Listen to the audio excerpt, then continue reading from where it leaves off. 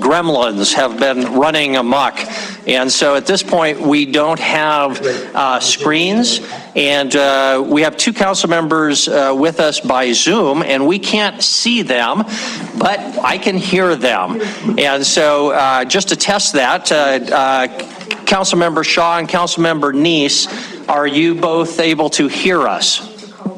Yes, I can hear you. Can you hear me? Yes, we can hear Councilmember Shaw. Councilmember Neese, how about you? Yes, I'm here. Can you hear me? Yes, we can. So we apologize for the technical difficulties, but what that means is that at any certain point that you want to comment, you can wave your hand all you want, but it's not going to do you any good. So what you're going to have to do is just at a time that you think is appropriate, interrupt and just say, hey, can I say something, or however you want, and we'll try to come back to you periodically to make sure that you're connected. Apologize about that, and that's how we'll have to do it. And for members of the audience, this is a work session, so fortunately our procedures are a little more informal. Our procedures are a little more informal, so at a work session, we don't make binding decisions for the city except to potentially give instruction to council. Also, we've got some very important items on our agenda this evening, including item number 3, deals with our public safety mill levy dollars and marijuana dollars, and so we'll be a little bit flexible on certain rules like our 3-minute limit, but we'll get into those details when we get there. Again, apologize for the technical difficulties. We do have some hard copies instead of video presentations available. And before we jump into public comment, and then item number 1, I'll just ask our city administrator, Chris, is there anything that you want to say in the way of preliminaries, especially given our technical challenges this evening, I guess? Chris.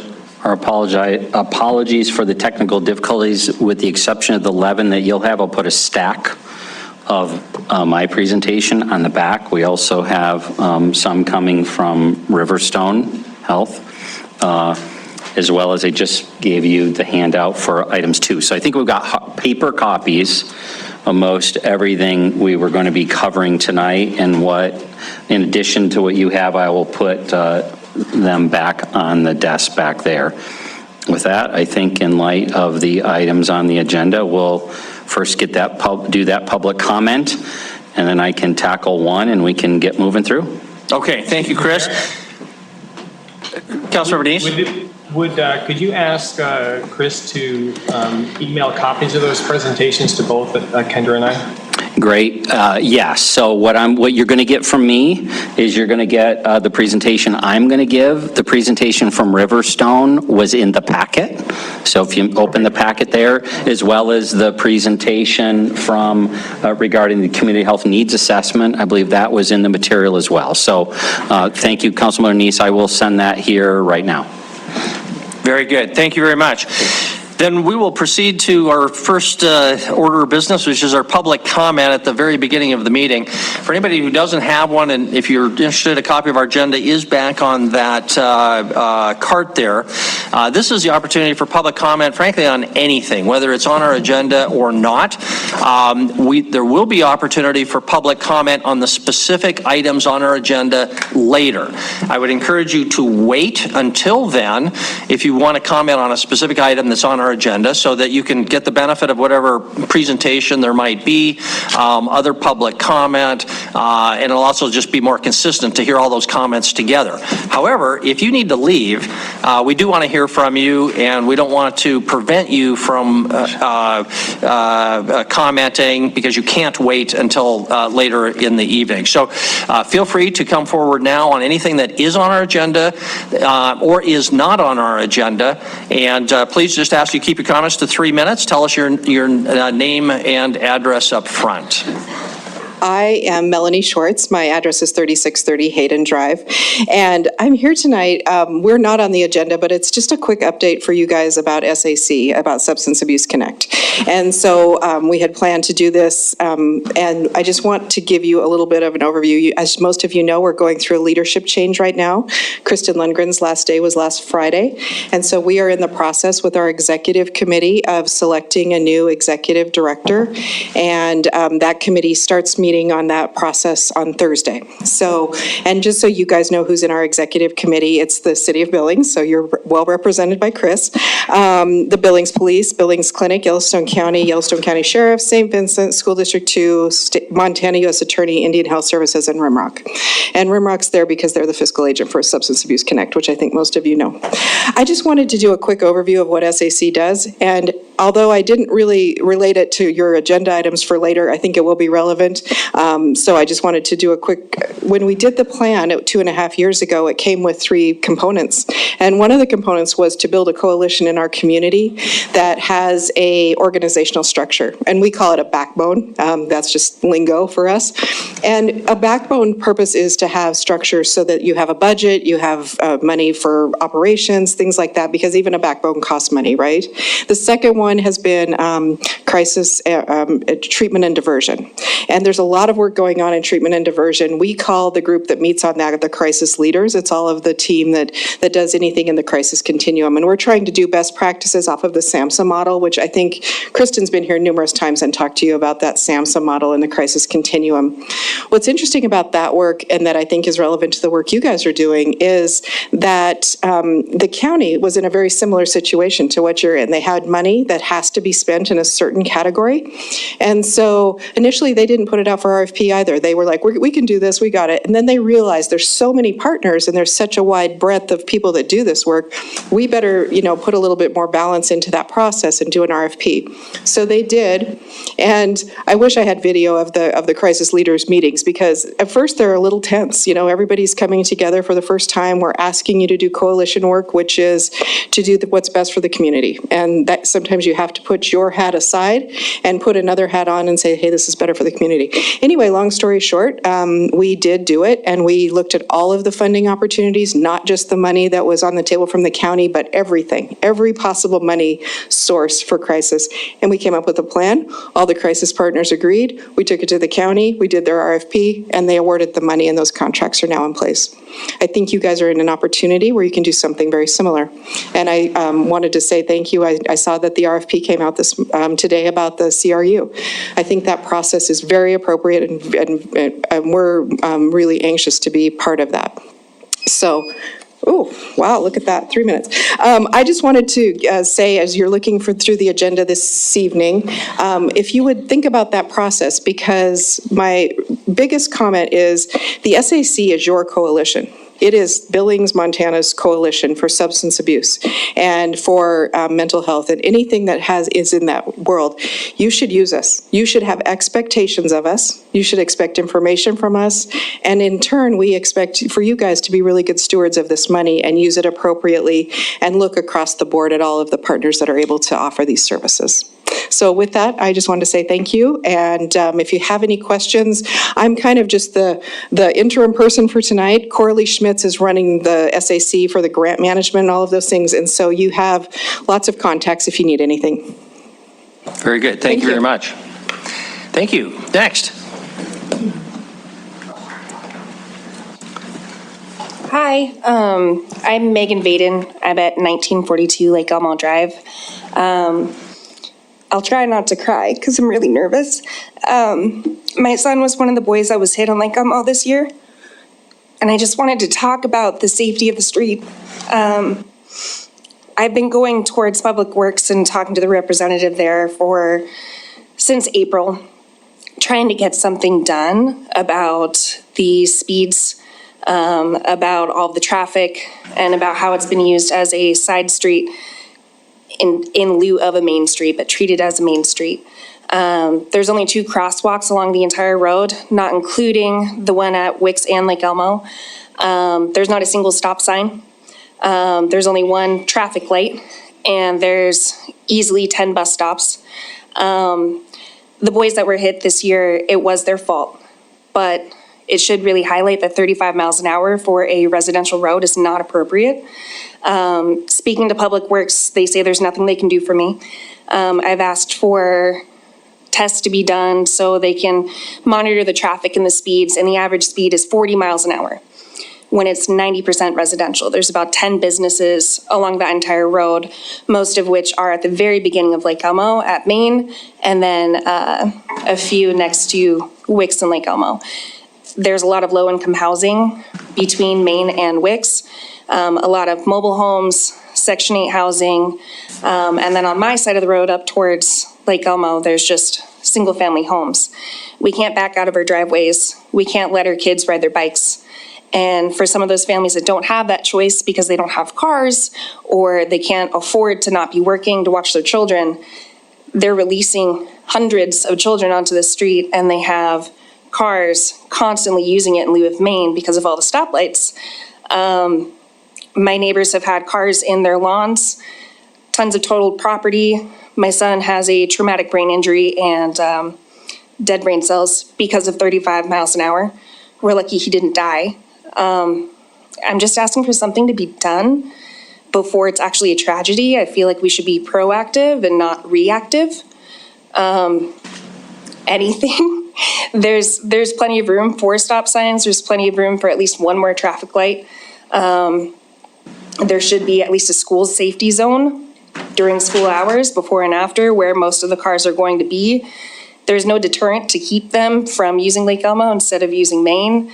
I know this is a similar problem on Bench, although I'm not aware of anything that's happened there, but I just would rather not see my child almost die again directly in front of my house, and I was there. So it wasn't a fact of I wasn't there, I was watching my child and he forgot his coat. So I don't know what else to ask for when I've gone through all the processes. Thank you, Megan. And Chris, there are traffic calming techniques, so maybe this is something we can follow up with in the future, but some discussion. Next. Amber Dunn, Dorothy Lane. First, I'd like to say thank you to all of you guys, yet again, for us being here.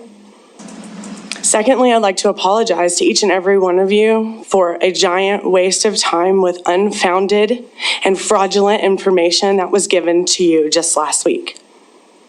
I am appalled at the information that was in this, blatant lies and unfounded information that was given to you guys to waste your time.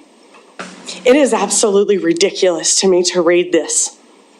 Since we last saw you, we were caught in the crosshairs and we've had property damage as to someone who's angry at the drug-related house on the neighborhood.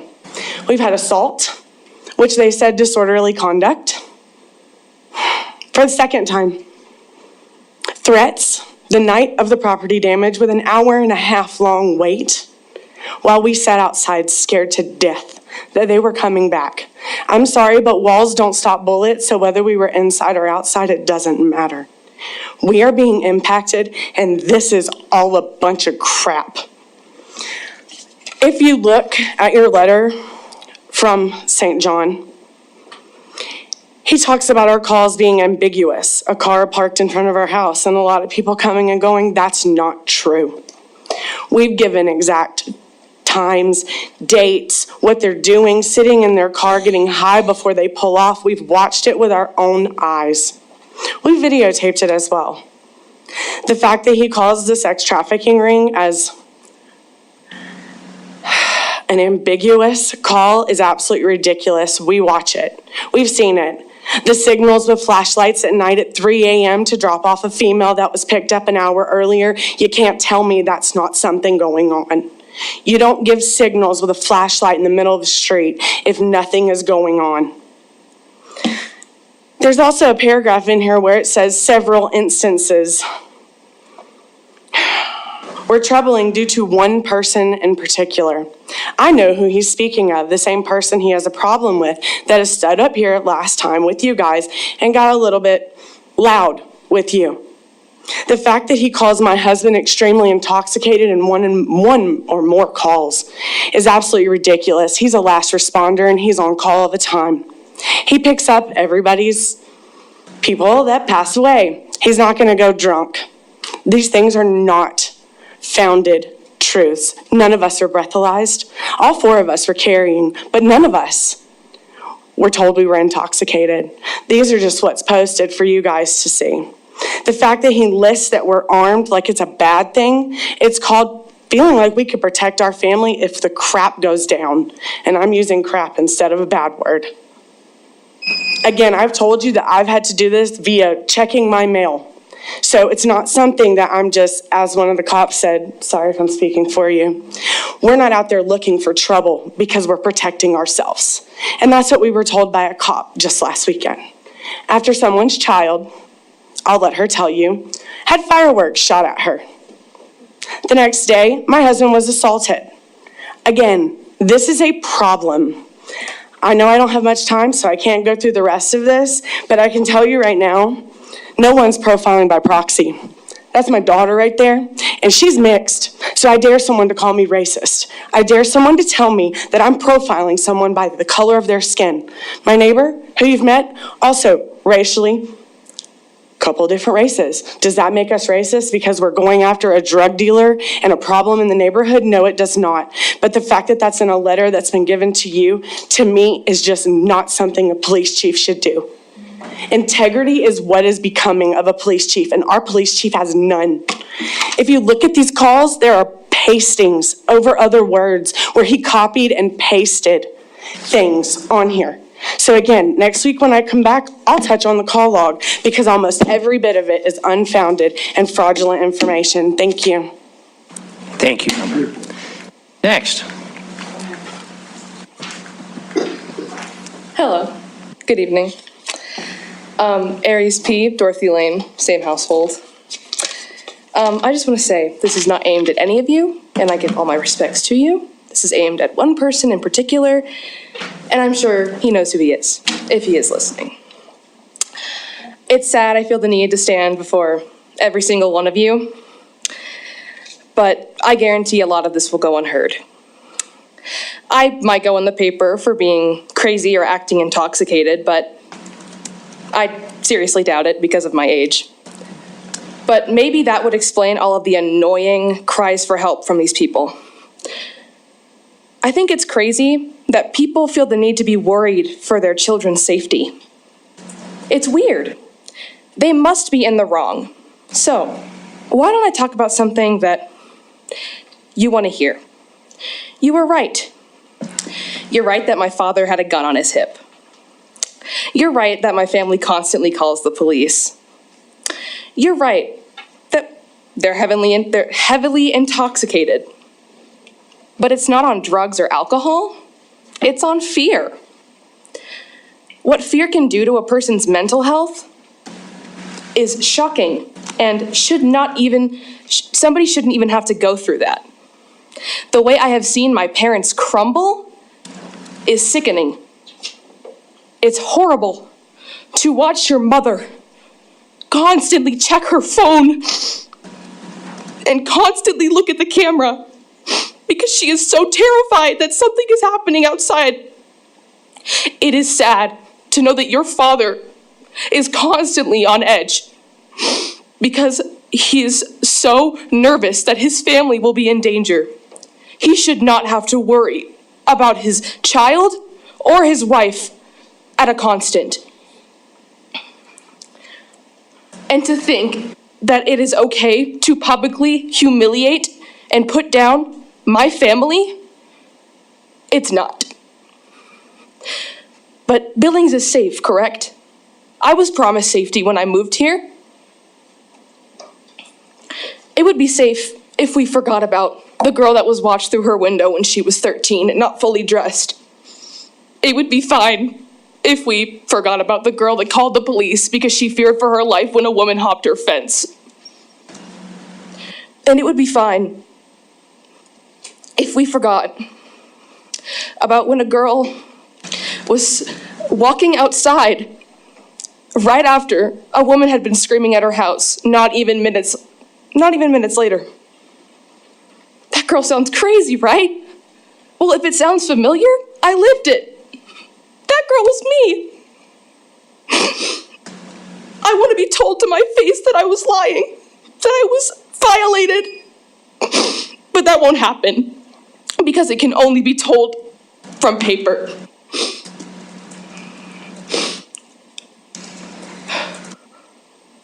And maybe I won't have to live like this anymore.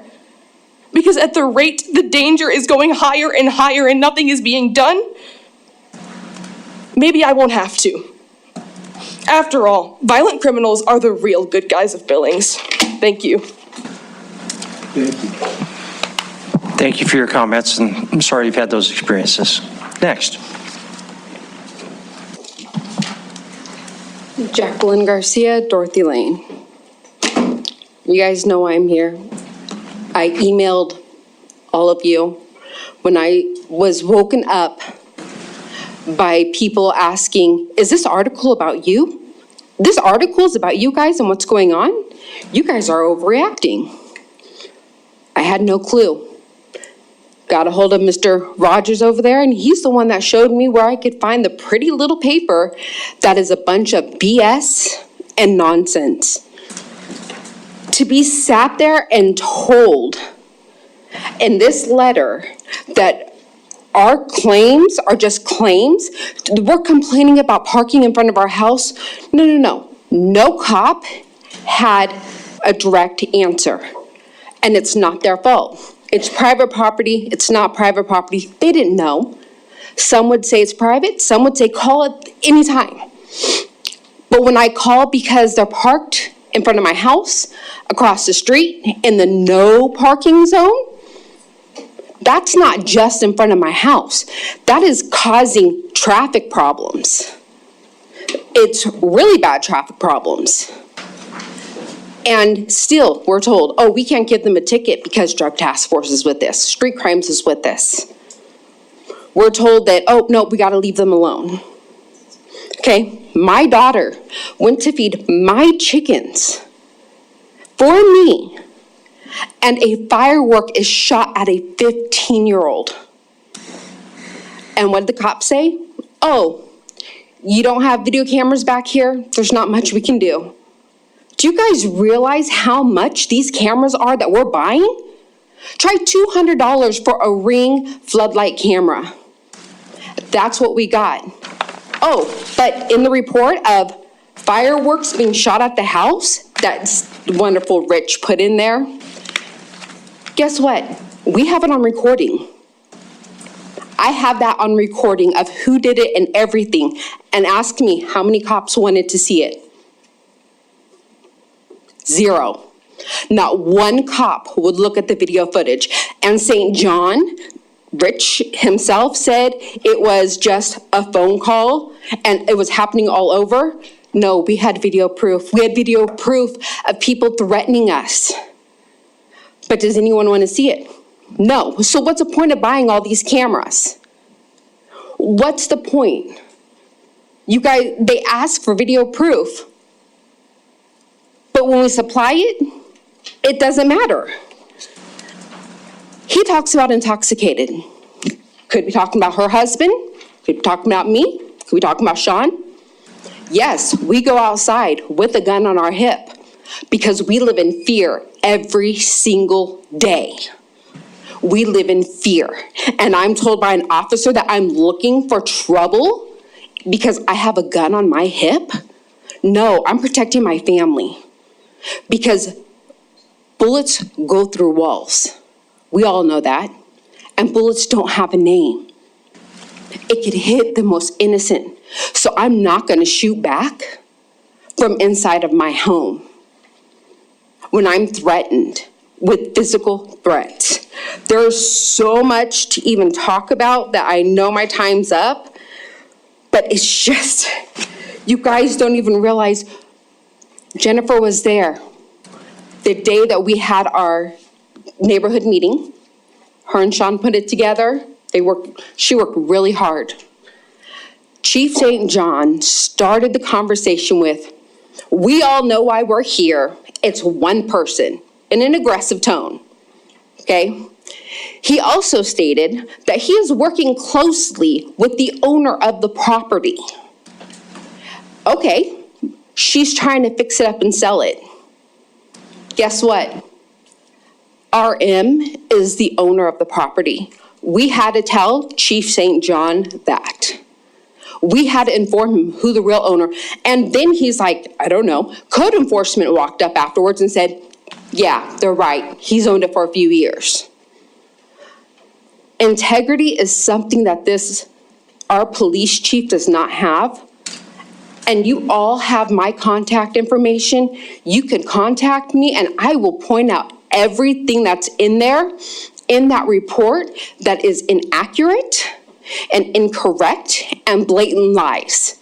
Because when we have proof that there's fireworks shot at our house, that there's rocks thrown at our house, that people are screaming, leave RM alone, when we have this proof, when we have video proof that there are kids at the house, that he says that there's not, that is a blatant lie, because we even gave video proof to the cops that night of a guy saying, I'm just coming to pick up my kids, that threatened our lives.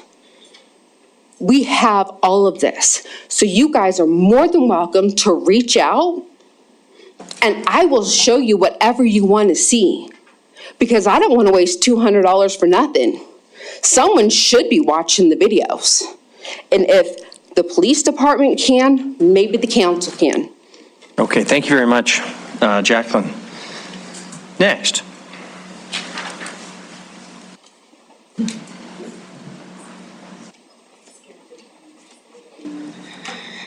Thank you, Mayor and Council. My name is Patty Webster. I live at 4432 Vaughn Lane. I'm the grandma of the second child who was hit by the bus this last week. And so I come to you asking to see if there is a way for the city to do a task force or something with the school district where maybe we could apply for some safety transportation funds together. If you go to Lake Elmo in the morning, Megan isn't lying, there's hundreds of children. The bus only picks up on one side of the street. I might bring you a map if I could. If the bus picked on both sides of the streets, there would not be an issue. Those kids have to cross the street to get to the other side of Lake Elmo, and none of the streets are lined up. That's why there are no crosswalks. Because there are no crosswalks and the kids stepped out, there's no protection for them. No citation to the driver, no insurance to help with medical costs for the kids. This is wrong. We need to do something for safety for those kids on Lake Elmo. It's incredible. I didn't believe it. I'd never actually witnessed the lines of, it's hundreds.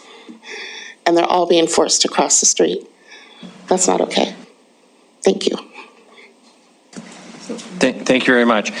We'll close, and then if you get some, or did you have a question for Patty?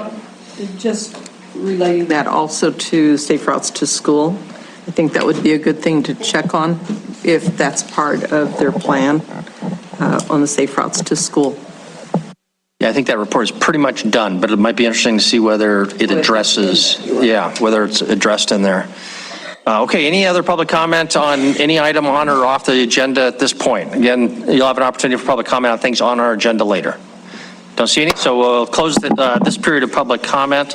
Obviously some important issues there that we are listening and do not intend to just ignore. We'll move on then to our first item. It's kind of an exciting opportunity for one of our battalion chiefs. Chris, you have any way of an introduction on this item number one? Well, it'll be the introduction. The packet material says it all. I mean, it really is a neat opportunity for Battalion Chief Lyon to be selected one of 5 to travel to Israel for this training. But anytime anyone travels out of country by ordinance, it has to be approved by the council. So we wanted to provide you the material in this work session. It'll be added, unfortunately it was not in your packet, it'll be added to the consent agenda for this coming Monday. our hope tonight was if you had any questions that weren't covered in the material, we'd be here to answer questions for you. So that really is it. Didn't see any emails, and we're here to answer any questions. We don't have a presentation for you, but here to answer any questions if you have them, in addition to what was outlined in the packet material for this training. Okay, do we have questions for the battalion chief or Chris or anybody else? Councilmember Purington? Well, since you're here, Yeah. maybe give us a short synopsis of, for the rest of the community of what you're doing. And the only requirement I would have is that you deliver your comments in Yiddish. That'll be challenging, sir. Or short. Okay. Honorable Mayor, Honorable Council, Mr. Kukulski, thanks for this opportunity. I guess I'm coming before you to ask that the council approve outside the continental U.S. travel for me to travel overseas to assist the Department of Homeland Security and various other agencies in validating part of FEMA's new curriculum that they're teaching to first responders on how to deal with certain types of terrorist incidents. This is a pretty unique opportunity that came out of the Montana Regional Hazmat Team's recent use of grant dollars to travel to federal training facility where they were teaching this curriculum to departments all across the state and in fact all across the nation. At the end of that, because of how our teams are viewed nationally, they said, would you like to be part of the team that comes over and validates this internationally? And it's a once-in-a-lifetime opportunity. You've seen probably in the packet what I think are some of the advantages of doing this. First, and most importantly, it's all funded with grant dollars that the city has received from the state and federal government for things like doing this, so it does not impact our already tight budget. I know that's a utmost concern. Secondly, every other department that's being represented on the first responder piece of this are from major cities like FDNY, Miami-Dade, LA City. And so for there to be an opportunity for a small to mid-sized city to participate in something like this is largely unheard of because mostly, they look at threats as being in those cities, but we look at threats as being agnostic, that it doesn't care whether it's LA or anywhere else that's smaller, bigger, because those type of threats can be perpetrated by a variety of national or international players. And so, unless you have specific questions, which I'd be happy to answer, of course, that's kind of the synopsis of it. Okay, Chief, it's a great honor for the department and for you to be considered for this. So kudos to you, and it's great for Billings. So to especially have our perspective from a community that is not New York or LA is I think adds real value. So anything else? And council members Neese or Shaw, if you're still with us and you've got any questions, you should feel free to chime in as well. Any other comments or any other questions? Don't see any. So, Chief, very good. We'll look for this item on our consent agenda next week. Thank you, Mr. Mayor. Thank you, Council. Thank you. Okay, thank you. Okay, that concludes item number, well, we do have an opportunity for public comment. So if there's anybody with us who would like to comment on that item, this is your opportunity. No public comment then on item number 1. So move to item number 2. The community needs assessment update. Chris, I know you're going to kind of introduce this, and we've got a representative from Riverstone with us, so however you'd like to kick that off, it's up to you. So as Eden comes up for the presentation, I did put in front of you a handout that she gave us, and then you had the packet material that I think included the presentation. So again, our apologies for not having the technology in front of us. We'll have to go the old-fashioned way with paper. So with that, it's exciting kind of kickoff of the community health needs assessment and our partnership with Riverstone Health. So, Eden. Thank you so much, and good evening, Council. My name is Eden Sowards, and I work on behalf of the Healthy by Design Coalition. I'm the Community Health Improvement Manager. And so I was just asked to come give you a brief update of just kind of where we're at with the Community Health Needs Assessment and how council members can get involved, as well as just our community. And so we first like to start out with a land acknowledgement. So we just like to give thanks for the tribes for the opportunity to provide public health services on their traditional homelands. And so since I don't have the slides up, I'll just read the tribes that we're acknowledging. So we have the Assiniboine, Blackfeet, Northern Cheyenne, Crow, Gravant, and the Sioux. And so just to give you a brief history of this collaboration for our community health needs assessment, it is actually collaborated with our Healthcare Alliance. So we have Billings Clinic, Riverstone Health, and St. Vincent Healthcare, also known now as Intermountain. And so this Healthcare Alliance has worked on several community efforts to improve the health of where we live, work, and play. And so just a few that I'll name off are the Community Crisis Center has been a collaboration, the Unified Health Command, Healthy by Design Coalition, and the Community Health Needs Assessment, just to name a few. And then our work is for this needs assessment is more than just the Healthcare Alliance that's involved. Actually, the City of Billings has a seat on collaborating on that process. And so Laura Maddox has been sitting with our work team to help give guidance on how we carry out this process through this year. We also have a partnership with the Rehabilitation Hospital of Montana, and so that's a joint effort between Billings Clinic and St. Vincent Healthcare to also just have that process there as well. All of our health entities are required of having a community health needs assessment done, and so it's a nice joint effort to do it all together instead of everybody doing them singly. So there's less work that's done. Everybody collaborates together and everybody gets to use that community health improvement plan and the data from our needs assessment. And so the process of after that needs assessment, we then create that community health improvement plan, and that really does guide the work that we do. And so we're coming up with that plan collectively of how are we going to carry out, what are the themes, what are the focuses based on that data that we're receiving, and then we have that plan for the next 3 years. And so since we're in the collecting data stage right now, that new community health improvement plan would start in 2023. And so why do we complete an assessment? It really is to provide comprehensive information about the community's current health status. So it really is a wellness check for our community to really say, where are we currently? Are we improving in one area? Are we struggling in another area? Are we leveling out in certain contexts? So it also creates an opportunity to engage broader community. And so we're able to work with other organizations in our county to really figure out, okay, if we're going to focus on this one area of health, who do we need to bring to the table? So this data really is for anybody in Yellowstone County to use, and then they can create their own projects and grant writing and whatever they might need for their work. It also justifies how and where resources should be allocated. So like I already mentioned, grant writing and other decision-making that might be needed for improving health. And then supports the development of coordinated community health improvement plan, which I already mentioned. I already mentioned a lot with collaborating with other partners, so we do want to leverage that collective impact and instead of all of these organizations that are focusing on one area, let's say mental health. We don't want all of them working singly on one project or even competing with each other. We want to find ways for them to collectively work together in order to support each other's work and to grow and move that forward. So it really is a nice way to move a lot of the work.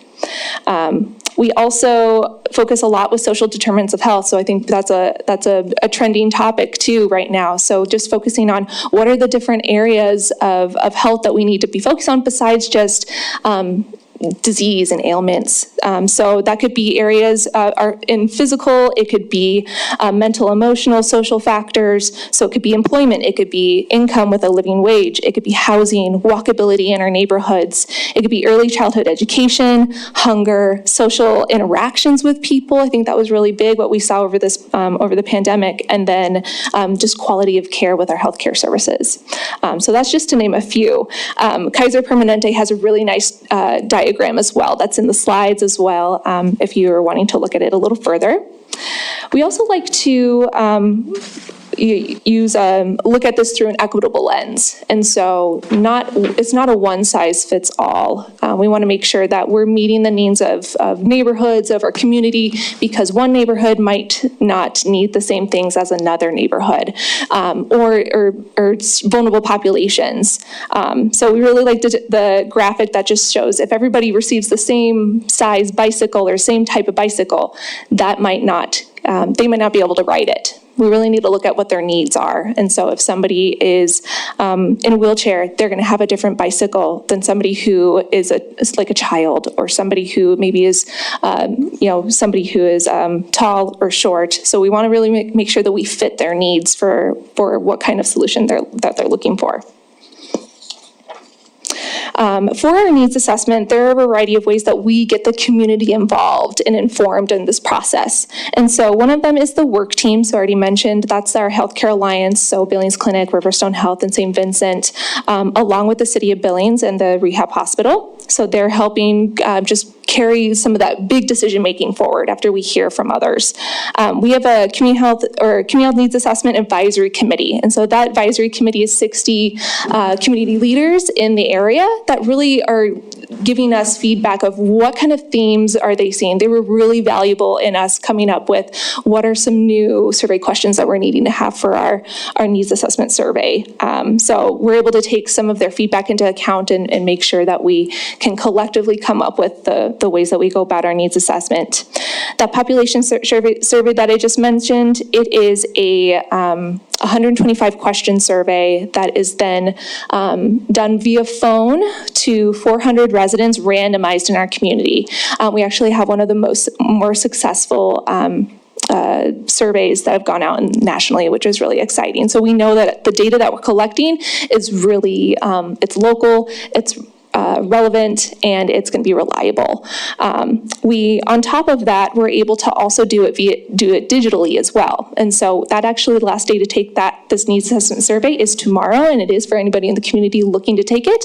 But our real goal was trying to get some of those more vulnerable populations to have access to that survey. People that might not always get the phone calls, might not have opportunity to answer their phones. And so that is a nice, another opportunity that we're putting out there to just get even an sample of our data, so we can use as much as we can.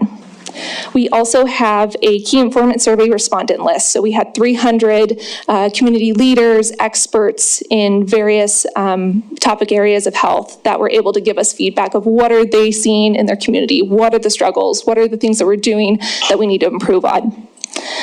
We also have a public forum. So I'm going to give you a little bit of information about that in a minute, but that forum is really an opportunity for anybody in Yellowstone County to come listen to the data that was collected and analyzed. And so then they can see what's their community currently look like. And I think that's going to be really important after the last 2 years of this pandemic. And so seeing where are there certain areas that we're struggling even more in because of this.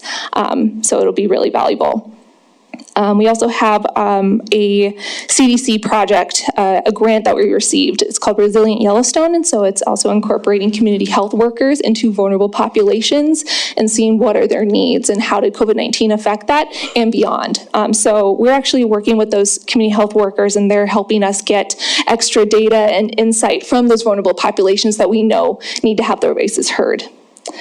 And then we also have some other examples of just certain data points that come through. So you do have some in your packet, a few different, we have age disparity, gender disparities, and income disparities fact sheets. And so those are just examples of ways that we pull that data from our needs assessment and then how we try to communicate that to the broader community and to experts and to people that we want to listen and know more about it, because that's a little bit more digestible than a 300-page report. So, but there's also some data that we pull for even perceived safety in neighborhoods. So people who are taking the survey are able to tell us how are they feeling in their neighborhoods.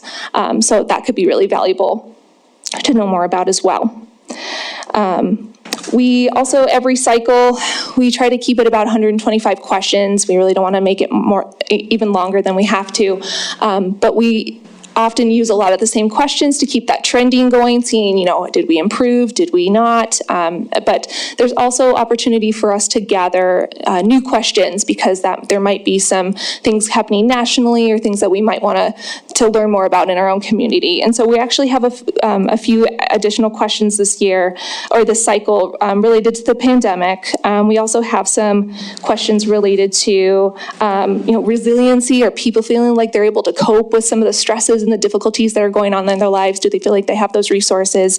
As well as just questions related to perceived discrimination. Are people feeling comfortable around others? Do people feel like they're being discriminated? So we feel like that would also be really, really valuable as well. The last part is just inviting you to our community forum. So like I mentioned, it is an opportunity for anybody in our public to come and listen to that data. And so that's going to be November 18th. It is a Friday. The time is to be determined. It will probably be around the lunchtime. It's about 2 hours long. So more to come on the time, but it'll be at the Billings Hotel and Convention Center.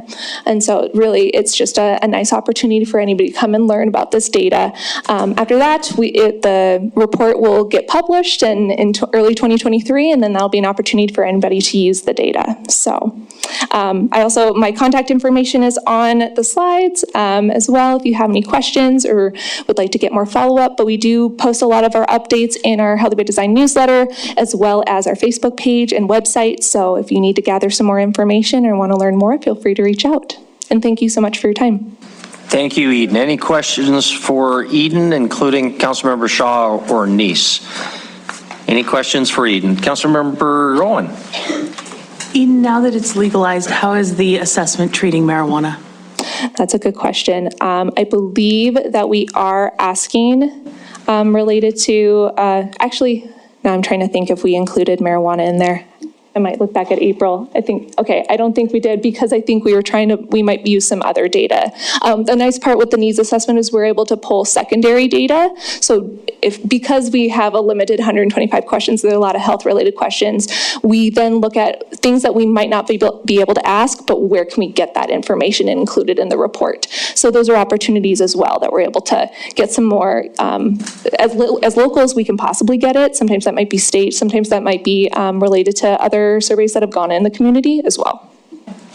Thank you. Any other questions? Councilmember Gulick? Yes, thank you. I'm looking forward to the report. I guess I haven't seen them from past years. Are there recommendations as well in terms of how the analysis of data collecting, some analysis, and then recommendations as well? And is that something that is brought back to the city council?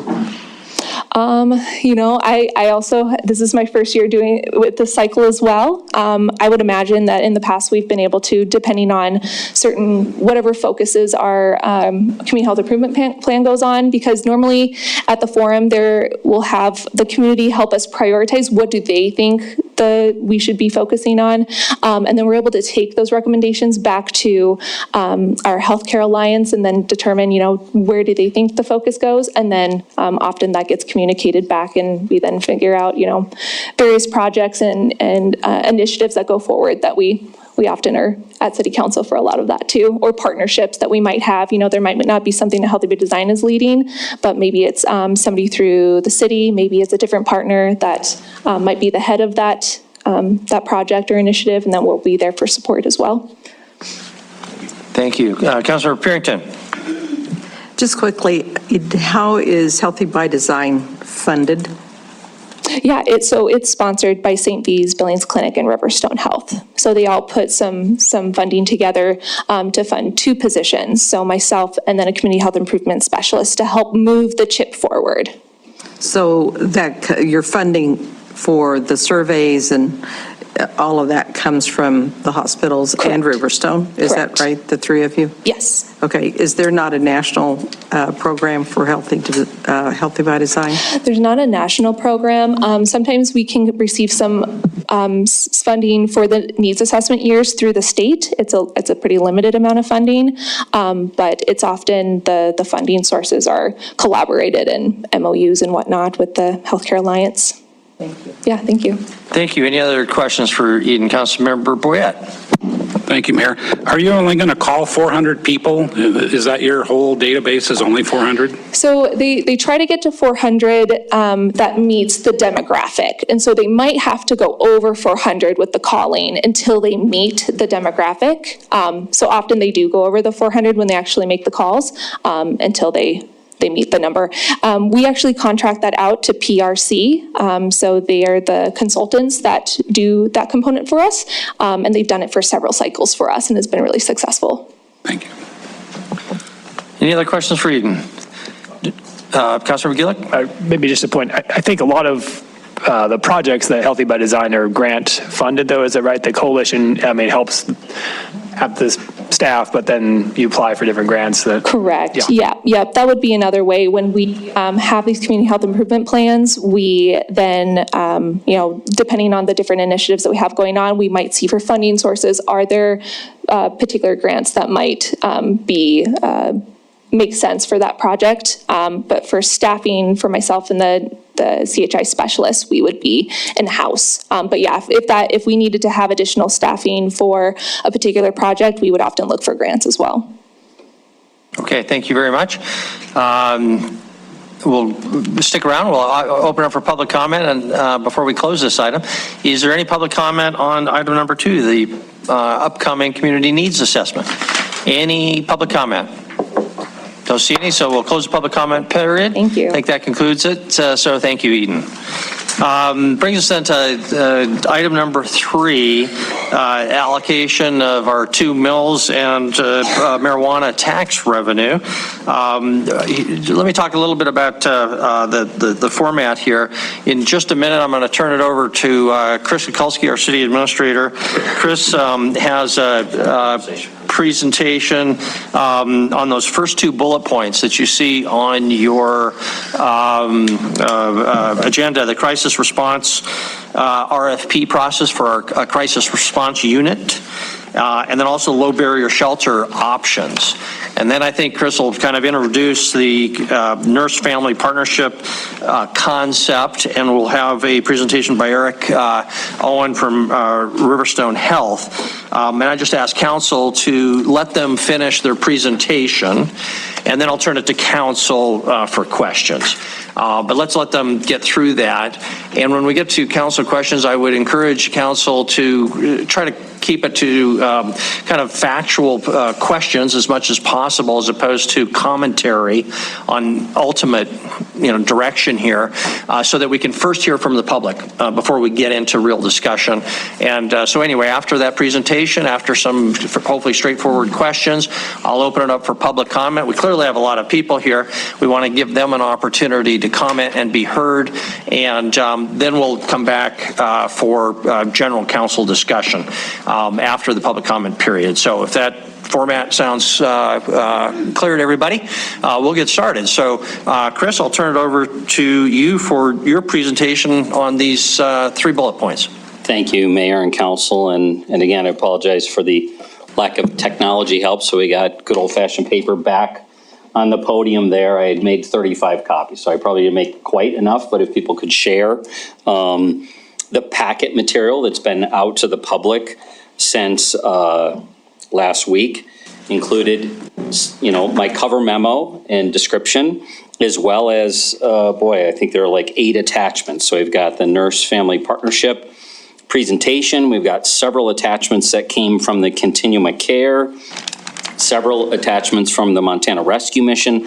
Both of those kind of buckets of information were relative to the low barrier sheltering. And then tonight's presentation will be myself and then Riverstone Health on what I think is an exciting prevention program to be considered. So if it were on the screen, as the mayor said, so the first page, and yes, is duplicated on the last page because I intended for it to be up on the screen, was kind of to help keep us working through, our goals for tonight. So the goal tonight was to discuss crime prevention as a critical component of an effective public safety strategy. I mean, I can't tell you how much I have been learning and how, and I'm the least qualified person thereabout probably in this room. There's so many folks behind me. This issue of improving the safety of our community is extraordinarily complex. If I were to try not to offend the engineers in the room, I used to use that. You ever see that old commercial? It was a Super Bowl commercial with the flying 747, and they're building it while they're flying. Well, frankly, engineers and other people can figure out what the elevation could be, exactly how to put those rivets on, and probably build that plane in the air, compared to the complexity of trying to truly improve the safety of our community, especially as you learn about what the root causes are. So we want to get into prevention. I wanted to be clear about what our estimate is on the revenue between the 2 mills and the 3% local option marijuana tax, about $865,000. I wanted to let you know the request for proposals for the crisis, the mobile crisis response units goes out tomorrow, so it hasn't gone out. Will go out tomorrow.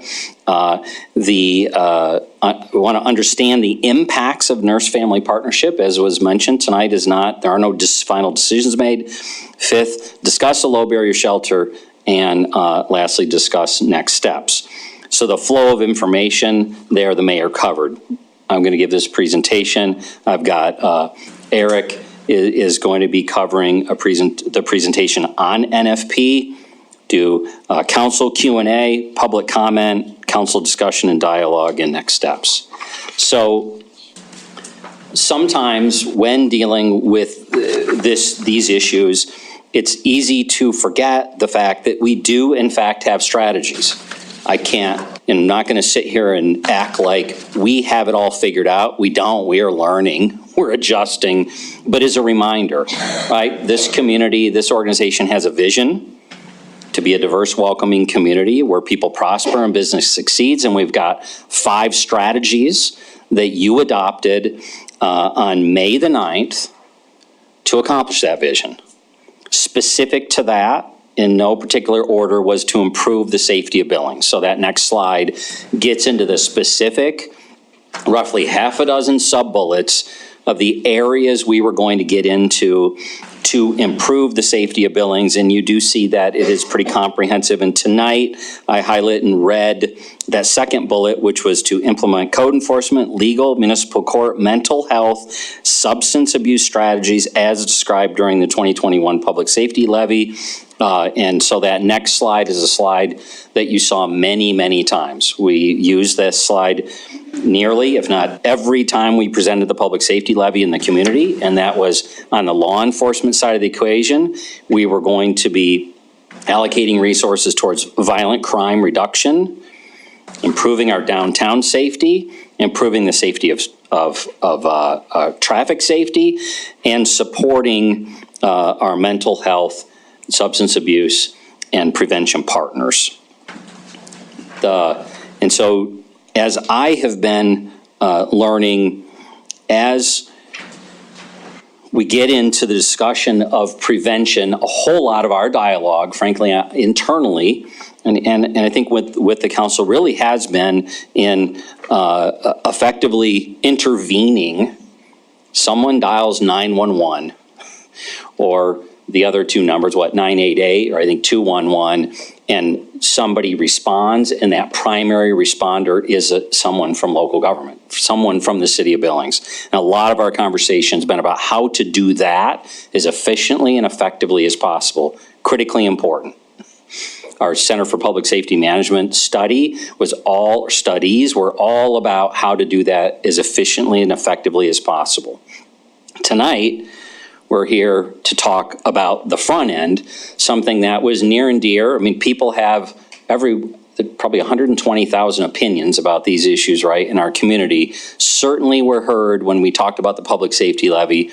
I heard people say point blank, if you don't deal with the front end of these issues, if you don't start doing something on the prevention side, I'm not just going to fund more and more police officers. We know we can't arrest our way out of this problem. It's an important component, but it's not the total solution. So tonight, we're here to talk about some of those and start to formulate more clearly, where do we want to go? Well, part of the learning that I've had, thanks to some of you in front of me, as well as some behind me and others in our community, put me in touch with a couple of resources that we've been sharing information with the council for, 4, 6, 8 weeks on information about nurse-family partnership, on this Deepest Well study and research. It's been described by some, the Adverse Childhood Experience Study, as the single most comprehensive piece of research done on the effects of childhood adversity and predicting the nature of how that trauma affects adult illness, disease, criminality, and victimization.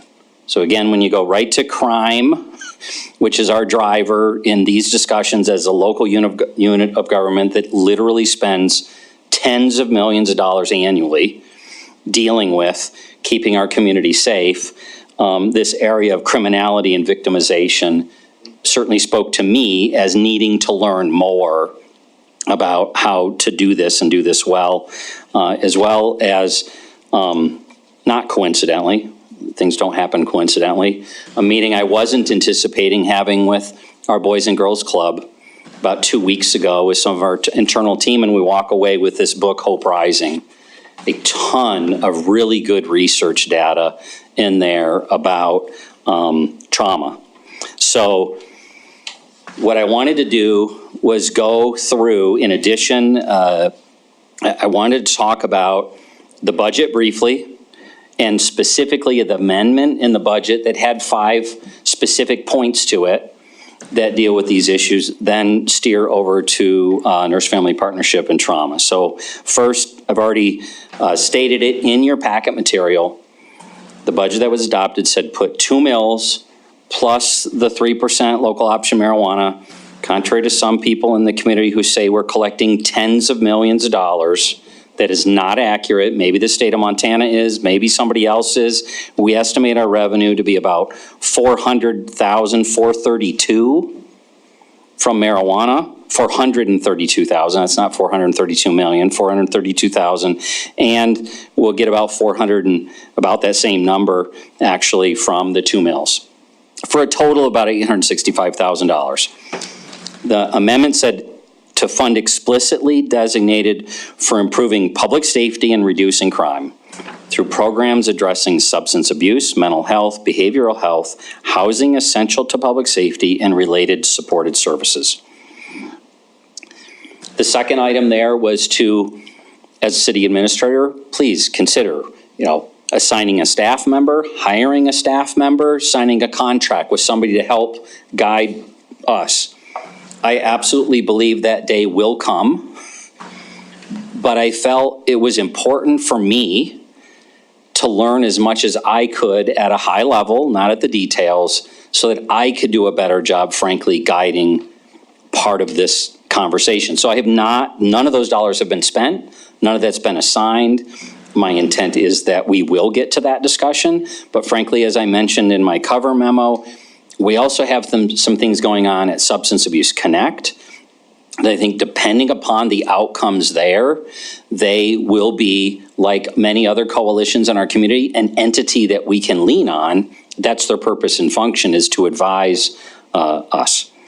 Third item was to solicit proposals, frankly, for the mobile crisis response units. As I mentioned, that proposal, you received that RFP last week. My due dates on it were wrong. So I did confirm what you'll see advertised going out tomorrow. We'll have the due date of September 30th. We've confirmed with a potential partners that is not rushing them too much. Why? My October 14 original deadline, you don't have another council meeting until November the 14th. So we'd have lost a whole 30 days from that. So we just moved things up a matter of days to keep that process moving forward. We do expect, it is an estimate. I put 250 to 350,000 there. When we were working earlier, it was closer to 2. So that is an estimate. We won't know until we actually open those bids and proposals. And the goal there is to come to you October 14th with a recommendation, provided we get a proposal for a partnership. Fourth, it was to have this conversation about low barrier shelters. We have not issued a request for proposals on low barrier sheltering. However, we did receive 2 written proposals from our 2, I think, most likely partners in the community. There's another partner, Off the Streets. I did have a conversation with Off the Streets, and they said to me in no uncertain terms, they are not here to do something a bit in this low barrier sheltering this season. They support the continuum of care efforts. They are working towards a longer term solution, was what was quoted to me, and it's my understanding several of you have met with them to that effect. So I know we've got folks in the audience here tonight who will, I'm sure, give public comment as well as answer questions about their proposals and ultimately where we go. Just about ready to turn it over here. The last item was to provide you updates. That's why we're here tonight.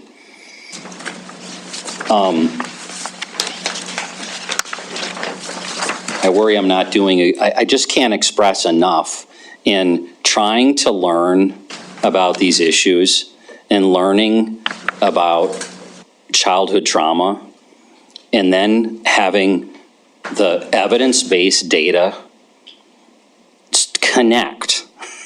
directly connect what are too many of children in our community are experiencing, connecting them with then repeating that cycle. It's not a surprise to any of us in this room, right? When you think about it, it's not a surprise. When I read about it, I had to admit I was not, it was very eye-opening. To learn, as you've heard when we went through the public safety process, why did the federal government, the FBI, separate strangulation for domestic violence? And then when you learn that the data shows over and over, if you're a man, and all due respect, mostly these are men, if you're a man who strangles your partner, the probability that you're going to murder her and that you're going to be involved in an officer-involved shooting go up exponentially. If those things don't speak to our need to get serious about trying to do something truly at the front end, I don't know what else will. So, as I said, as we worked, we've been having conversations, as you well know, for several years with the school district. Of recent, they have gotten more and more direct about the challenges School District 2 faces with kindergartners, with the behavior of kindergartners, with the lack of preparedness of kindergartners. So I'm excited Greg Upham has been in each and every one of these conversations with me. We started in a conversation with mental health professionals in our community. It was set up by a former council member, the first meeting formally. Out of that, several of us met.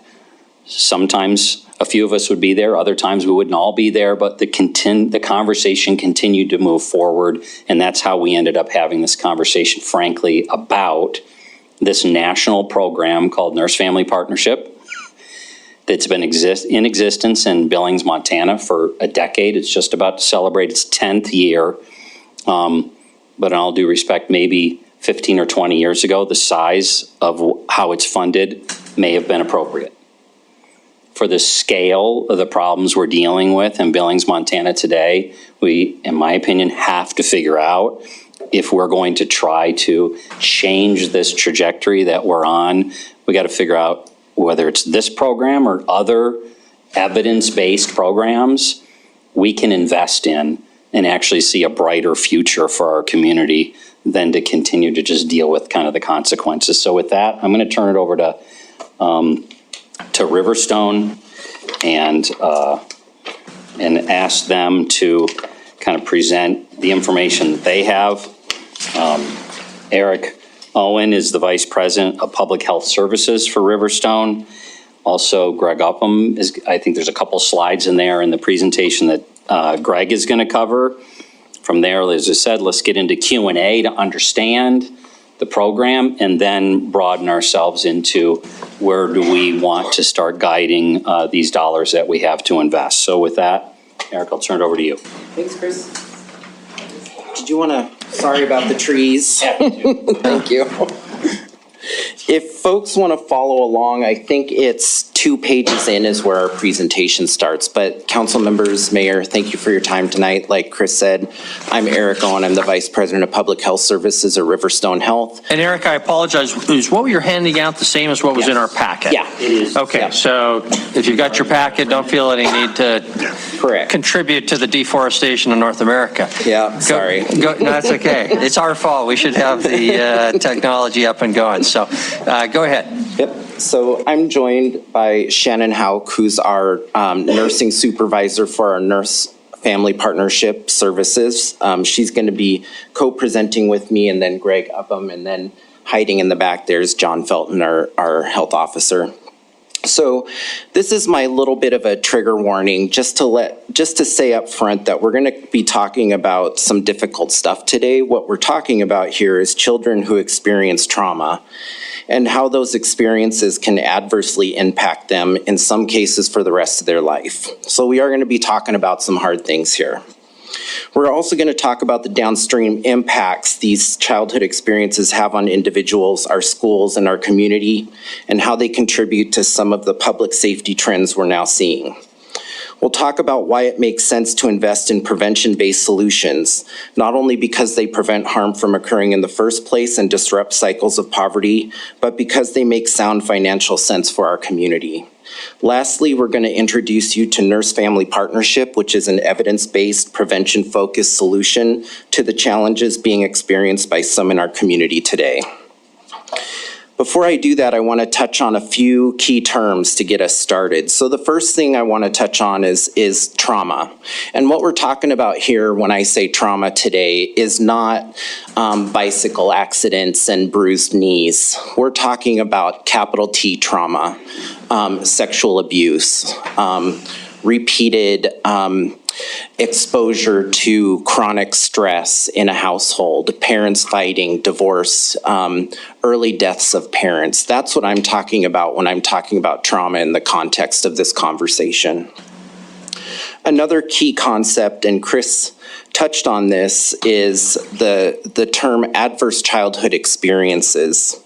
So those are traumatic events that occur before a child reaches the age of 18. And these experiences can interfere with a person's health, opportunities, and stabilities throughout their lifetime. And they can often affect future generations as well. And the last kind of key term I wanted to touch on is toxic stress. And this is exposure to trauma and stress on a repeated and ongoing basis. So, ACEs and toxic stress can have lifelong impacts. They can disrupt childhood development, resulting in cognitive, social, and emotional and behavioral deficits. According to the Centers for Disease Control, there's a large and growing body of evidence that indicates that ACEs and toxic stress during childhood can harm the nervous, endocrine, and immune systems. The developmental impacts of the brain from ACEs and toxic stress can affect things like a child's ability to pay attention in school. It can affect their decision-making. It can affect their ability to learn. And it can affect their ability to control impulsive behavior, regulate emotion, and respond in productive ways to stressful situations. The following is a quote from a CDC report, and I don't want to do long quotes, but this one I felt was particularly important to make that tie between what happens to people as a child when they're experiencing ACEs and chronic stress, and how that ties to crime later on in some cases. Absent factors that can prevent or reduce toxic stress, children growing up under these conditions often struggle to learn and complete schooling. They are at increased risk of becoming involved in crime and violence, using alcohol or drugs, and engaging in other risky health behaviors, e.g. early initiation of sexual activity, unprotected sex, and suicide attempts. They are susceptible to disease, illness, and mental health challenges over their lifetime. Children growing up with toxic stress distress may have difficulty forming healthy and stable relationships.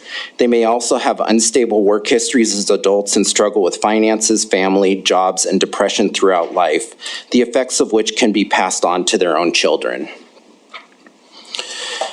On the next slide, this graphic is really kind of meant to show in visual form the cyclical nature of this, how kids who grow up in environments where the parents had high levels of ACEs can themselves experience ACEs and then pass that cycle on to their children. So also according to the CDC, children experiencing ACEs are more susceptible to disease, illness, and mental health challenges over their lifetime. Children growing up with toxic stress may have difficulty forming healthy and stable relationships. They may also have unstable work histories as adults and struggle with finances, family, jobs, and depression throughout life, the effects of which can be passed on to their children. So, what's the magnitude of this problem that we're looking at here? So in a study of 23 states, about 60% of adults reported at least one ACE, experience with one ACE.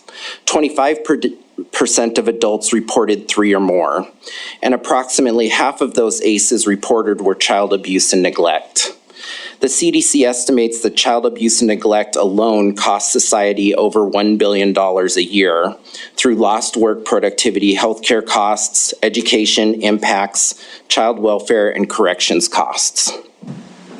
The next two, I have to say, surprised even me when I started looking into this. I had heard that Montana had a high rate of foster care use in the state. And when I looked at this, it was pretty alarming to me.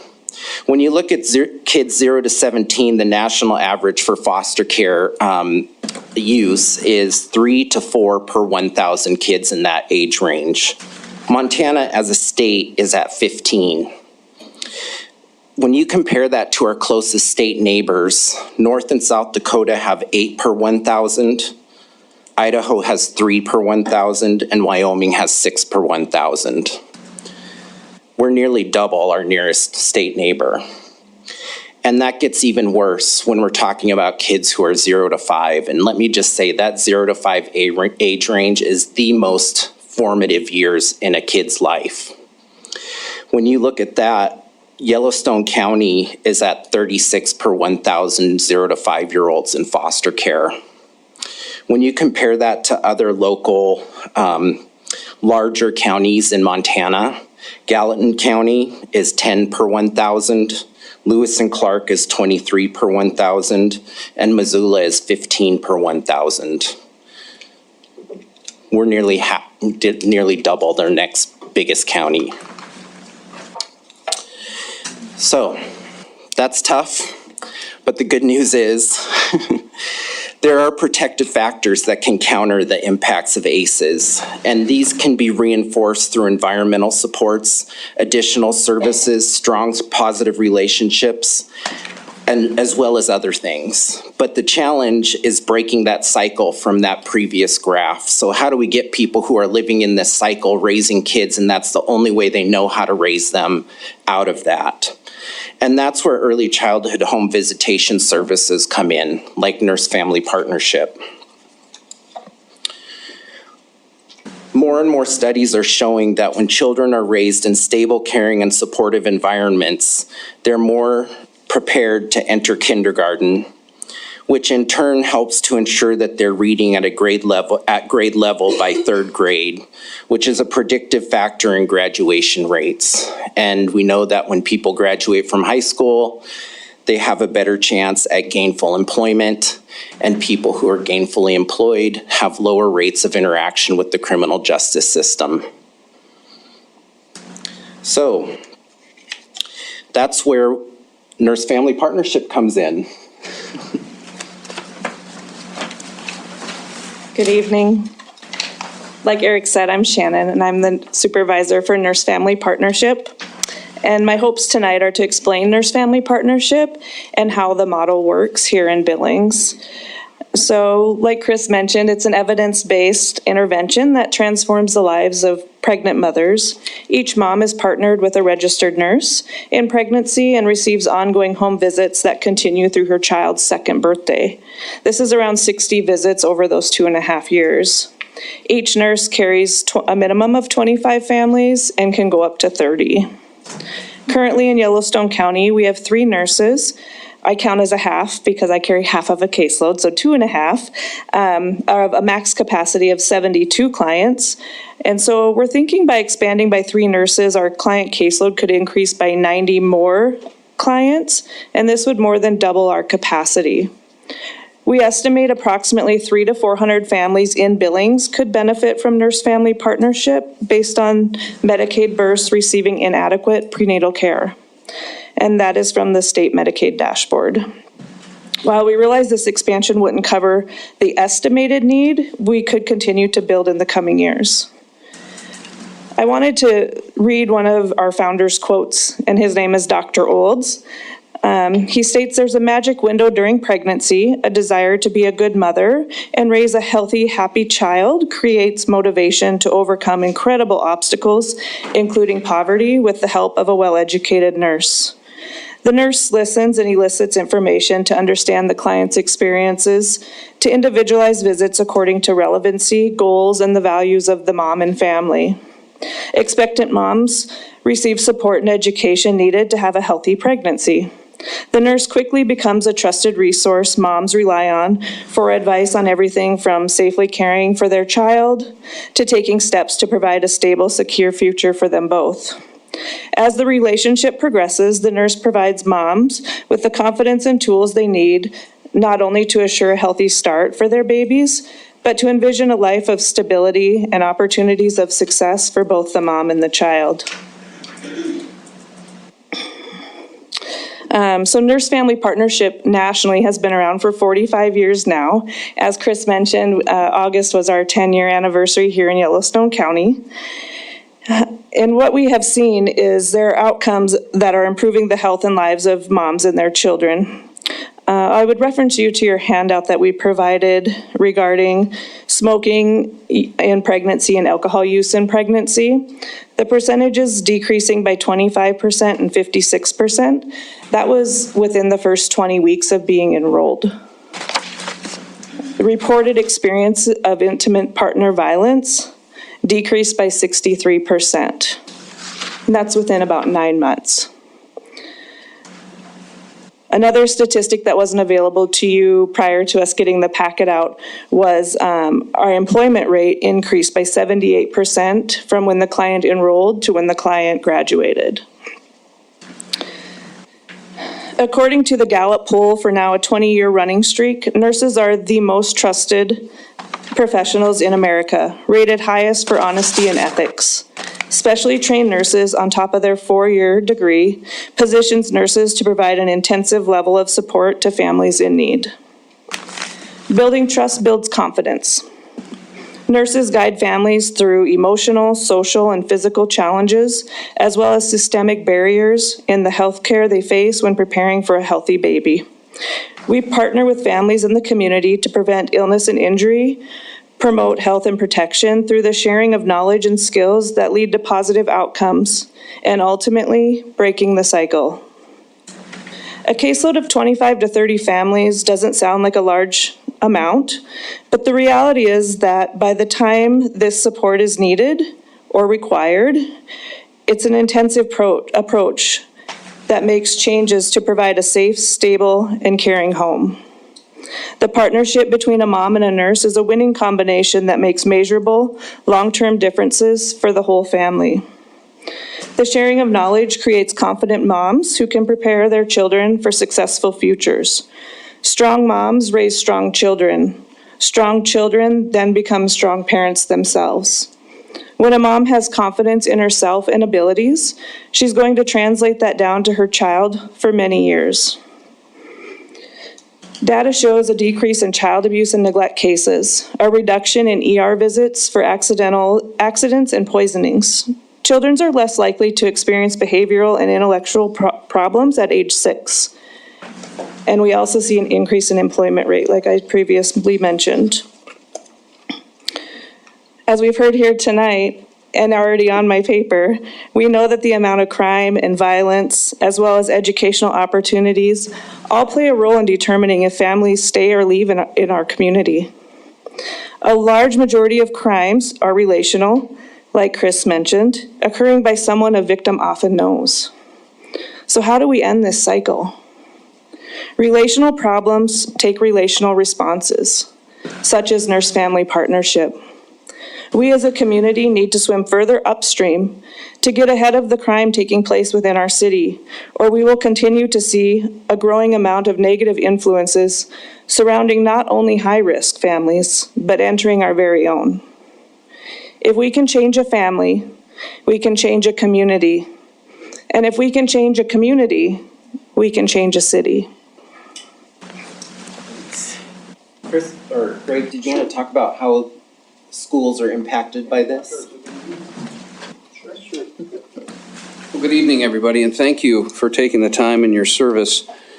I think there's a lot of statistics that have been given to you. Let's just have a conversation, because we can keep listing the ills. There's no doubt about it. And so things have changed. So what's changed so much? How did we get here? How are we in these situations? And I think from an educated perspective of 36 years and having a wide array of experiences in high poverty areas, very wealthy areas, those types of situations. It isn't one simple thing. There's a breakdown in the family structure, and there has been for a period of time.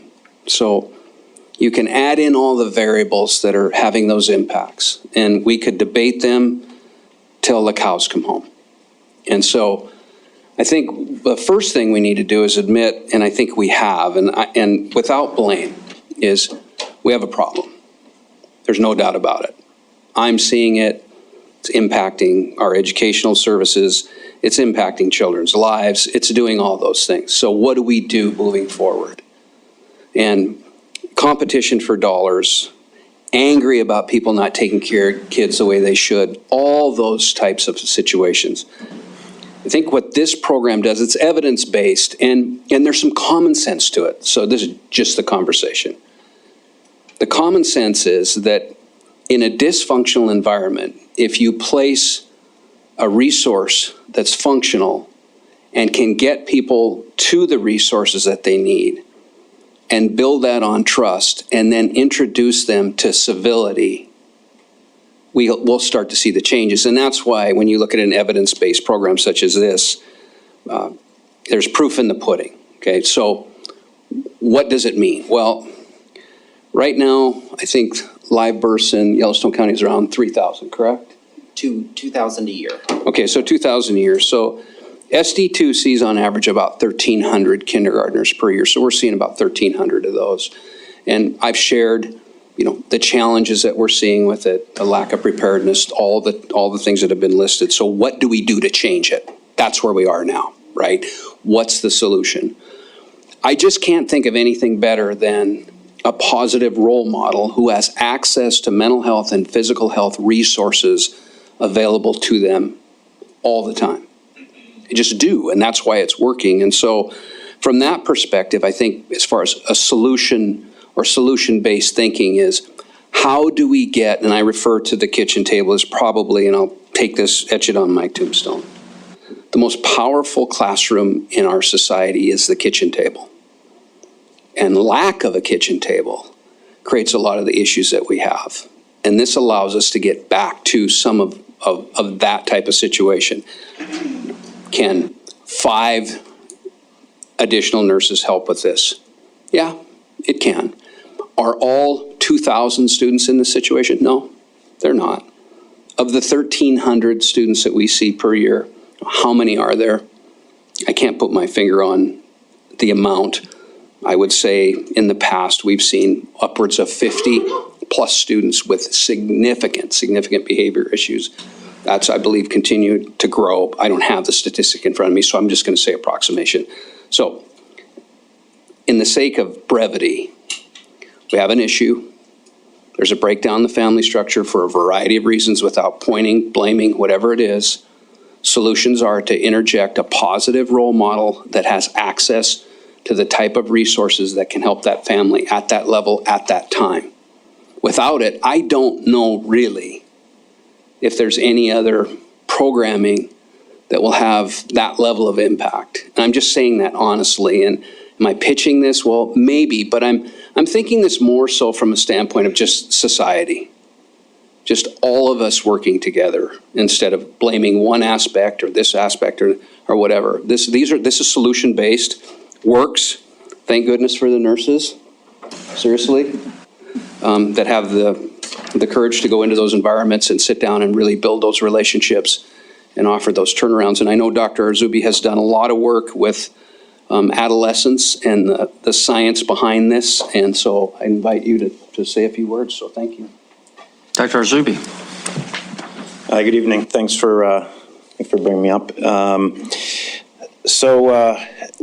don't know, John, if you remember, we started actually doing this work, educating the community around ACEs. I think it started back in 2015. It was a HRSA grant to try and teach the community about the impact of adverse childhood experiences. So this is, sadly, it's research that's been around for well over 20 years, but Billings is not the only community. I mean, most communities have been really slow to kind of start paying attention to this. And Dr. Arzubi, maybe you could tell us a little bit about yourself and Sure. what your connection is to all of this. Sure. So I'm an Aries. I'm kidding. So I'm board certified in child and adolescent psychiatry as well as general psychiatry. I've been in Billings, Montana since 2013. I'm on the faculty of the Yale Child Study Center, which is the child psychiatry program at Yale, and continue to teach there. I was chair of psychiatry at the Billings Clinic for about 5 years. Led the creation of the residency program for psychiatry there, as well as the psychiatric stabilization unit. So I've been busy. And now I run an all-virtual psychiatry practice. It's Frontier Psychiatry. We're a telepsychiatry practice serving Montana. And that's what I've been up to for the last 2+ years. So I continue to serve in this capacity and seeing kind of the front lines of what's going on when it comes to mental health and the impact a lot of the things that we've discussed here today continue to have. It's not pretty out there, but again, this is happening in a lot of communities. I mean, I was a little bit it's unfortunate. Last week I think that statistic came out where Billings has the highest levels of depression compared to other cities, and that's not an awesome statistic that'll bring people to Billings. So I think all the more that plus all the other things we've been talking about, the reason to really kind of address this head on. And what I really want to emphasize is I don't think we have a mental health crisis anymore. I think we have a system breakdown. It's not a crisis. A crisis in my mind means that we have a kind of a time-limited issue, we kind of solve it and we're through the crisis. It's not a crisis anymore. We got a system breakdown. So we can either try to keep incrementally adjusting kind of different program here, a program there, a little program there, and hope it works. It's not going to work. It's not, because we've seen, if we keep doing what we've been doing, we're going to be here 20 years from now having a discussion like this, unless we really start thinking differently about this problem. And I really encourage anybody that's thinking about this problem to think about it that way. Let's not think about sort of incremental ways to kind of play defense. And that's what we've been doing, is playing defense instead of playing offense. And what a program like this, Nurse-Family Partnership, does is play offense, right? Because all the discussions, I think, or many discussions that people continue to have around crisis service, substance abuse treatment, and all that stuff, absolutely critical, important, and we need to address it. But we can either keep playing defense and wait for people to be in crisis or to struggle, or we can try to move upstream and start preventing some of these things. And we know damn well that adverse childhood experiences are one of the biggest, if not the biggest, source of a lot of these problems. And the way that was discussed here, I think, makes a lot of sense. The way I would invite us to think about it is adverse childhood experiences are risk factors, and on the other side of the ledger, we have protective factors. So you can't get rid of all the risk factors, but what we can do is start building up protective factors. And something like the Nurse-Family Partnership, what I love about it, there are a couple of things. You're intervening early, way early, right? And forgive me, I stepped out for a second, but it happens. You're really looking to engage first-time moms when they're pregnant, right? And if you think about adverse childhood experiences, what are they? Well, there are 3 forms of abuse, 2 forms of neglect, and 5 forms of family dysfunction, right? And if you're able to start, and a lot of this happens because of the strain and stress experienced by parents who don't have the physical or emotional, financial resources to be able to be a parent. For those of us who have been parents, even if you think you got some of this dialed in, it's still rough, right? So imagine you have all these other factors that are making it that much more difficult to be a parent. Well, what does that mean? Well, as a parent, you would hope that in a good enough situation, if your child is experiencing some sort of distress, you would model some behavior that would keep yourself regulated and then help the child regulate so that you both can feel more regulated and calm and model that behavior. But as we know, I definitely don't do that every time. And I thought I should know better. Well, and again, not that I'm this sort of shining example, but I think all of us have realized that sometimes we get dysregulated, and it's hard to kind of re-regulate and self-regulate. But the problem is, for people who experience multiple adverse childhood experiences, it becomes that much more difficult to stay regulated. And if you can't stay regulated when you're trying to parent, that's when you start facing problems and challenges. And that's when you have a lot of these outcomes that have been discussed here. The other thing about this program is that there's a clear return on investment. They've done the numbers, right? So you can either come at this from, say, oh, God, we want to help people, let's do it, great. Or you can come at this from financially and say, well, we can save money. So either way, what we shouldn't be doing is worrying about kind of the 6-month or 1-year budget cycle. Like, we should be thinking about long-term investment here, right? Because we're going to keep having this conversation 20 years from now. So let's not do that, right? There are outcome studies here that show that these programs have impact 20 years out. And you see that the return on investment is very real, in real dollars and cents. The other thing is, by investing in a program that exists already, you don't have to worry about startup costs. Well, you're at a program that's up and running, they've got the infrastructure, beef it up. And you're playing offense. And again, what you're doing is you're affecting a family system, right? So yes, on the one hand, you're kind of targeting an individual by targeting kind of that first-time mom, and you're with that mom through until the child is age 2. But you're affecting a family system now, right? So you're actually impacting little systems, little family systems. Instead of just targeting just one individual, you're actually having an impact on a system. And that's going to have ripple effects. And it's going to have long-term effects that's going to affect the outcomes, actually, of the mom and the child. There's research came out last year that shows that the mom who participates in this actually is more likely to be employed and go to work later. So again, I think there are a lot of reasons to support this. This is one of the most robustly studied programs you're going to see. You're going to see very few programs that have been studied this robustly. Very few. And I would encourage you that no matter what you invest in is make sure you're looking at something that's been studied really over the long haul, and some robust studies like this one, which are randomized control studies. And actually, I didn't know, but I mean, I was going to come here and talk about kind of national numbers, but I didn't know we had Yellowstone numbers. So they stole my thunder, and these numbers are better than actually having something that's kind of more vague. But this has had a real impact on Yellowstone County already. So why not beef that up? We know that something works; it's working. So scale it. Like, invest in it, make it bigger, have bigger impact. That's all I got. Thank you, Doctor. Oh, sure. Okay, thank you very much. Anything else from the Riverstone folks before we invite questions? Nope, that's it. Okay. Okay. Very good. I think he said it better than I could, so I'll just leave it at that and just say that, you know, we're excited at the idea of partnering with you guys. We're looking at wanting to expand 3 additional RNs over the next 5 years. You know, we know that that's not meeting the full need, but we feel like that's moving us forward in a way that's sustainable, and gives us an opportunity to look at other ways that we can find additional funding to support even more services to people who need and want them. And then I do just want to say one last thing, and that is that, you know, prevention efforts are not a one-size-fits-all solution. And it, you know, kind of sounds a little corny, but it takes a village, right? So there's different services that meet the needs of different people. And in addition to nurse-family partnership, we believe in it strongly. You guys have heard a lot about it tonight, but we also encourage the council, to consider additional investments in prevention efforts in our other community coalitions, Substance Abuse Connect, Best Beginnings, and Continuum of Care. It takes all of it to make it work. So that's Okay, it. thank you very much, Eric, and thank you for all of our presenters. A little bit of a preview for especially people in the audience and council. It's now 7:15. Traditionally, we try to take a break at about 2 hours in, which would be about 7:30. We'll have an opportunity for some questions. We want to make sure we get public comment. We give an opportunity. So we'll see how long questions from council go, and we'll open it up for public comment. Again, council, I'd encourage us to try to keep these questions fairly short to the point, factual as much as possible, so that we have plenty of opportunity for public comment and we don't make people sit there too long. Realistically, our questions are probably going to take us up to the break, so anybody who's listening, I apologize. We're probably going to have a break before we come back for your public comment, but that's just a prediction. I could be wrong. With that, questions.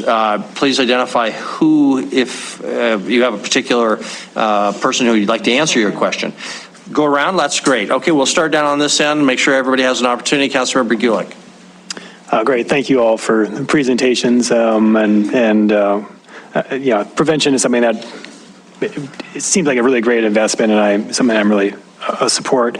And it clearly has program benefits a lot of entities throughout our society downstream, right? And I guess I'm interested, how is the program currently funded right now? And I could see, perhaps the city being a part of it, but a lot of other entities, the school district as well, could benefit from this. Other entities, just curious how it's funded now, and maybe other potential funders that come to mind too. Thank you. Currently, we're funded by the Maternal Infant Early Childhood Home Visiting, which is through the state funding, through DPHHS, and then they answer to HRSA. And that funding is chronically always being decreased. Is that federal funding? Federal funding. Federal. Yep. You're saying it's chronically being decreased? Yes. Okay. Councilmember Shaw, you're actually on the end of our table, even though we can't see you. Are you still with us? And if so, did you have any questions? And then we'll go to Councilmember Neese. We may have lost Councilmember Shaw. Councilmember Neese, are you still with us? I am, and I do have some questions on that. I was we were following up on the funding question right now. Do we know how many of these, I think it was mentioned, 70, 75 currently in the program, something like that, are city versus county? And just answer that, and I have some other questions if you don't mind. Can you guys hear me now? Oh, yes, Councilmember Shaw, now you're with us. Come back to me. Yeah, we will do that after we get Councilmember Neese's questions. Thank you very much. Shannon, did you have a question or an answer to that? An answer. So currently through the McVie funding, we are limited to Yellowstone County. Okay, but I'm sorry, but how many of those are city residents versus county residents? Do you know? I don't have the breakdown, but I can get it for you. Okay. And then I don't know who to address this to, but I'll just ask the question. I think it was mentioned that the important age of this is between birth and 5 years old, and this program goes through 2 years. What happens to those 3 years between 2 and 5? How does this program help make sure that there's not a lapse or some other issue that's going to cause this to fail? And so in part of our program over the 2.5 years, we really work on the client building self-efficacy and advocacy for herself and her child. If they need to be roped into those resources, we walk them through it. We don't do it for them, so that they have that experience and they're putting the work into obtaining those resources for themselves. Once they do graduate, there are other options for them to utilize, such as parents as teachers, another home visiting program that can see them actually from birth to 5. But often if our clients are still needing that extra level of support, they graduate from nurse family partnership and then they transition over to parents as teachers.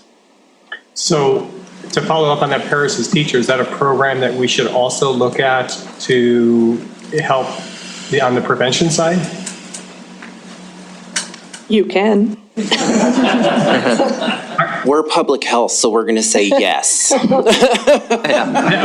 That would be a concern of mine, is to not drop the ball if we're working on prevention, is to help this throughout the whole process. And so, Councilmember Neese, Greg Upham has some experience with this program, and he wanted to comment on that issue. I think not the program so much as I think we should give ourselves permission that if the program hasn't been built yet, or if there isn't a template for it, that we allow ourselves to think to maybe we're the ones that implement some changes. Maybe we're the ones that look for solutions past if there's a gap. I know that I could say as a public educator that the state of Montana needs to implement preschool. Okay, that's a factor. But it doesn't mean that we can't not do anything. Use double negatives, that's always good for a school leader to use that. Because it hasn't been done before. So if there's a gap from this program to 3 to 5 and we can't find it, then I think we're all smart enough to start to implement some of those types of thoughts in addition to what we're seeing, because this issue is in front of us, and I just don't want us to stop thinking because there isn't a program there. Okay, thank you very much. I agree. Okay, so thank you. We'll go to Councilmember Shaw. Councilmember Shaw. Oh, I'm sorry. Dr. Arzubi, I think, also wanted to comment on the age 3 to 5 issue, maybe. I'm sorry. Thank you. So a couple of thoughts. First of all, this is not a linear problem. So in other words, brain development happens at its most rapid pace early years, right? So 0 to 2, brain development is happening much more quickly than it is 2 to 3, 3 to 5, right? So you're getting a lot more bang for your buck in keeping sort of a safe, regulated, predictable, loving, nurturing home during that time per year than you are later on. So again, I think that's one of the things, just speaking from the biology of it, that's something that's important to keep in mind. The other thing is the research that's been done has been done on the nurse-family partnership, not on stringing together a bunch of things. And then finally, I would hate to dilute the focus by this, let's sprinkle a little bit across all these different programs. Again, we're going to be here 20 years from now, and I'd rather see us focus on one thing that's going to make a big difference. Thank you very much. Councilmember Shaw, you had a question? Thank you. Yes, I also had a question about the continuum, so I really appreciated that, the continuum kind of care in this regard. So I appreciated that extra information. And I'm hoping that, and I'm thinking maybe council just needs to become a little more educated, all of us, myself included, on what those options are that already exist beyond 2 years old. Because I thought of Head Start, and a few other things, but I don't know enough about that. So I actually would like to learn more. If there's somebody in the audience who could send us that information, I would personally very much appreciate it. My question, and I'm not sure who can best answer this, is about the nurses' training. So somebody mentioned they have kind of some specialized training. So I'm just curious if that's above and beyond a nurse's degree, or kind of how many years of experience have they had? Kind of who are you looking for to fill these roles? Yes, so in our job description, it's required that a nurse has maternal child health experience, pediatric experience, and potentially some public health experience. If they meet those requirements, then they are often sent to Denver, which is where the National Service Office lives, for Nurse Family Partnership. And there they undergo some different training over a couple weeks of time, not all at once. And then they are ready and prepared to take on new clients. And then there's it's ongoing for the first 9 months to a year, where we also become certified with lactation certifications as well. Okay, thank you very much. Councilmember Shaw, is that, yeah? Yes, thank you. Thank you very much. Councilmember Owen? Thank you, Mayor. Dr. Arzubi, would you mind answering a question for us? So one of the reasons I really like Nurse-Family Partnership is I believe it very specifically targets the very specific criminal issues that we see in our community. Domestic violence, right away. Child abuse and neglect, right away. Mother's substance use and mental health issues, right away. And buffers the children themselves against substance abuse, mental health issues, and juvenile delinquency in the future. But I worry sometimes that when we talk about trauma, it's too easy to write trauma off as a series of behavioral choices. And it is the case that behavior and your choices matter.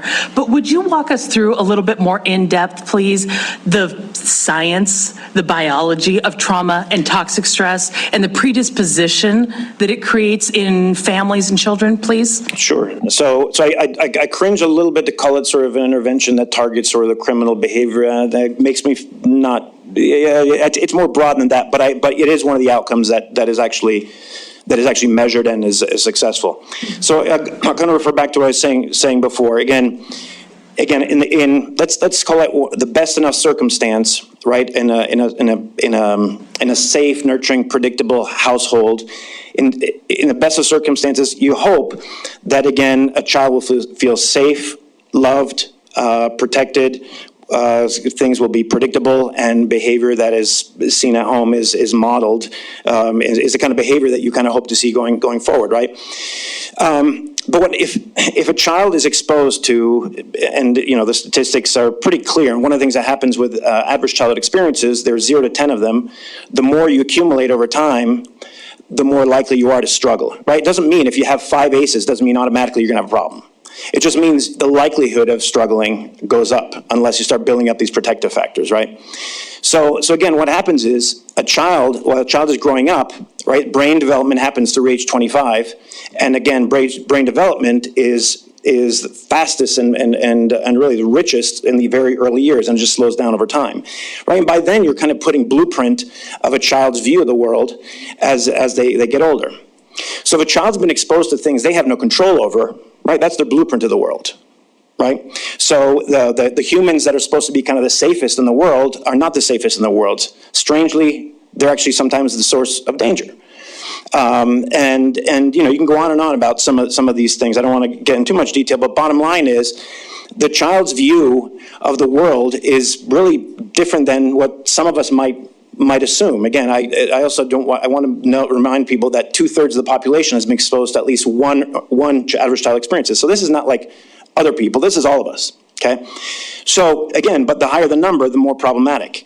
So if a child is not exposed to an environment where they can learn to kind of self-regulate, they're going to stay dysregulated. And if people stay dysregulated, you make bad decisions. Not because you want to make bad decisions, but because you're just trying to survive. Right? So a lot of these children who, let's say in the higher ACE households, they're just being programmed, their blueprint for life is to survive. That's their job, is to survive. And so again, the decisions they make later are a result of this blueprint that was stamped early on during childhood development, early on, even before they're verbal, this stuff has impact. So again, these are not things that over time they choose to be this way. No, they're toolbox. Right, we're all kind of born with these tools in our toolbox for self-regulation. Some people like to dance, some people like to run, some people like to smoke, some people like to drink, some people like to do drugs, right? So we're born with different tools in our toolbox. So the better tools we can give our children, right, the more adaptive these tools will be, the better they will fare later on. And otherwise, if we don't give them those tools, they're going to resort to tools that they've seen around them. And sometimes those aren't the healthiest. Thank you, Councilmember Joy. Thank you, Mayor and Council. I have a very mixed feeling. I feel so very, very sad to hear about all the children in our community that are experiencing these ACE events. And at the same time, I feel a little bit hopeful because what you're explaining are some possibilities to have some better outcomes for children who are very young and have no control, but better outcomes for their over life.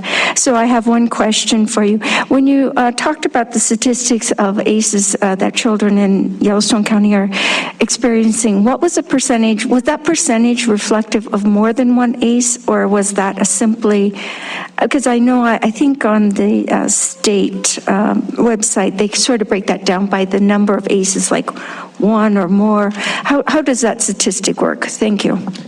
So that was actually a study that was done of adults across 23 states. And so I don't have my presentation in front of, Greg stole my presentation. I think it was 56% of folks said they had had at least one, and somewhere around 25% had had 3 or more. So that's adults kind of looking back retrospectively. The other stuff was foster care rates. And I think we can safely assume that most of the kids, if not all of the kids in foster care, have had their fair share of experience with ACEs. And so if you just kind of use that as a proxy for, how ACEs are impacting that 0 to 5 and 0 to 17 age range, then that's rates per 1,000. So total population in that age range in our county, and that's how many of those kids in that age range out of 1,000 are in the foster care system in a year. Thank you. Okay, thank you. This is a question for anybody who wants to answer it of the presenters, but certainly Greg Upham. Excuse me for being a little skeptical in that we don't have a lot of money. We're talking about a very long-term solution with long-term results where it's hard to demonstrate causation between our actions and ultimate outcomes many years down the line. One way, though, and I'm not sure we're going to see the measurable results by adding an extra nurse or two, that the average person and taxpayer is going to be able to see and point to this program. That's just part of the nature of the beast. But one way that we increase those odds is if by contributing to the solution, we leverage that and contribute and motivate others to contribute. So the question is, in addition to what's already being done, are there other funding sources out there to bring us closer to the goal of whatever the short-term goal was, 5 nurses or something like that? And specifically, what about School District 2? Greg, is this something that School District 2 is looking to fund? And if so, to what level and when? Sure. We haven't had a conversation with the board regarding funding sources for something like this. That being said, they're fully aware of the issues that we're dealing with in the classroom. And I think it's a challenge to all of us as citizens of Montana to look at what's going on. We are going to have to partner. We cannot stay in silos. We can't, hey, the city, you're responsible for this. School district, you're responsible for this. Department of Health and Human Services, you're responsible for this. We have to connect the dots. I can't speak for the board where they would go. I would be in support of school districts getting some skin in the game with this. But at the same time, I think legislatively, we have to have this conversation because it's not just one entity that's being impacted. It's multiple entities. So as I've said it from the beginning of my tenure, we have to begin to approach these types of situations in partnerships specific to looking at the results of need. And so, like I said, I can't speak for the school board. I'm in support of entities supporting each other when we find common ground in something that's going to benefit all of us moving forward. But that's where I believe I would put the onus on the legislature too, to say, here's what we have. We have this situation. What can we do to bring solutions forward with it? So as far as if the nurse program is deemed best practice, which I'm up here saying it is, and one of them, then I don't know why legislatively we wouldn't look to support communities in this type of situation. Because here's what the reality in all of this is. If the school district says, no, not my issue, city says, hey, oh, not my issue, then what? I'm going to leave a pregnant pause there because it's the then what? If we don't approach these situations as community leaders or as school district superintendents or whatever it is, okay, then what? Then like Dr. Arzubi says, for all of us, In 20 years, we'll have the same conversation and we'll be more angry at each other. And we'll blame more. And so, to close, to answer your question, I can't speak for the school board, but they understand specifically what the issues are, what's impacting us. And what's impacting us in real life is we have people leaving the profession because the level of issues that we're dealing with are significant. And we need to start to turn this around. Okay, thank you very much. Mayor, could I just add? Chris, and then we'll go to Councilmember Tricky, and we're about halfway through the council with questions, so apologize. If anybody needs to stand up, take a break, go ahead and do so. We can also break now. I'm assuming everybody's going to have a question, right? So maybe we'll take a break after Chris. We'll give you the word, and then we'll take a break. I'll keep it brief. The idea was to do this introduction tonight, see the temperature of the council. If you're as convinced as I am, we will have conversations with any and all partners potential in our community. This is a community issue. That being said, I also have to emphasize, as your city administrator, at the end of the day, we have to take care of our own community. So yes, I hope the state of Montana steps up and helps. Hope the federal government does. But if they don't, I'm not prepared to sit here and say, I understand there's a good solution, but since other people won't step up, we're just going to look the other way, hoping it's going to get better. So I think I've emphasized in our conversation their desire to grow, double the size. I'm not interested in doubling the size of this program based on the magnitude of the problem that I see. Now, maybe I'm off. I'm going to learn stuff. I'm sure I'm going to learn a lot in the next several months and years as we go through this. But based on what I know, the program needs to have 12 to 15 nurses. And we can't get there overnight. You couldn't scale that up in 1 year. But I think if we determine this is a smart thing to invest in, we want to scale up there in a couple years, not a couple decades. Thank you. Okay, thank you. Apologize to anybody who's in the audience. You're going to be here a little bit longer. We'll come back. We'll finish up with questions. We'll limit it to this round and then go to public comment. So it's 7:34. We'll try to get started at 7:40, or as close to that as we can.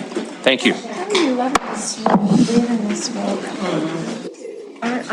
I'm taking a later.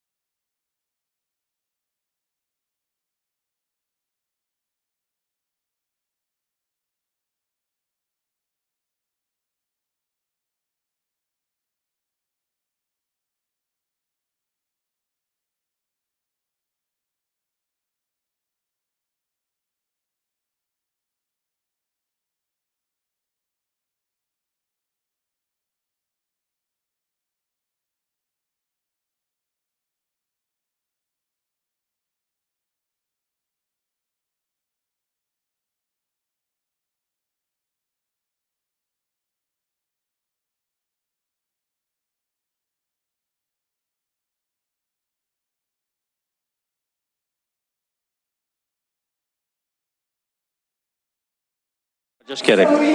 What's going on with our...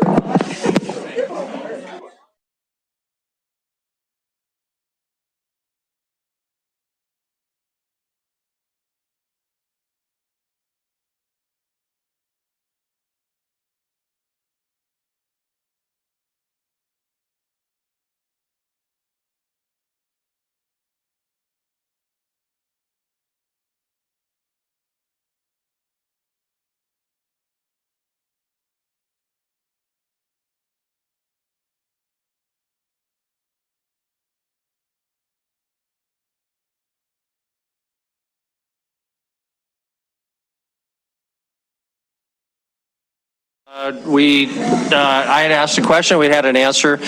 So that brings us then to Councilmember Chiriqui. Councilmember Chiriqui, do you have anything for us?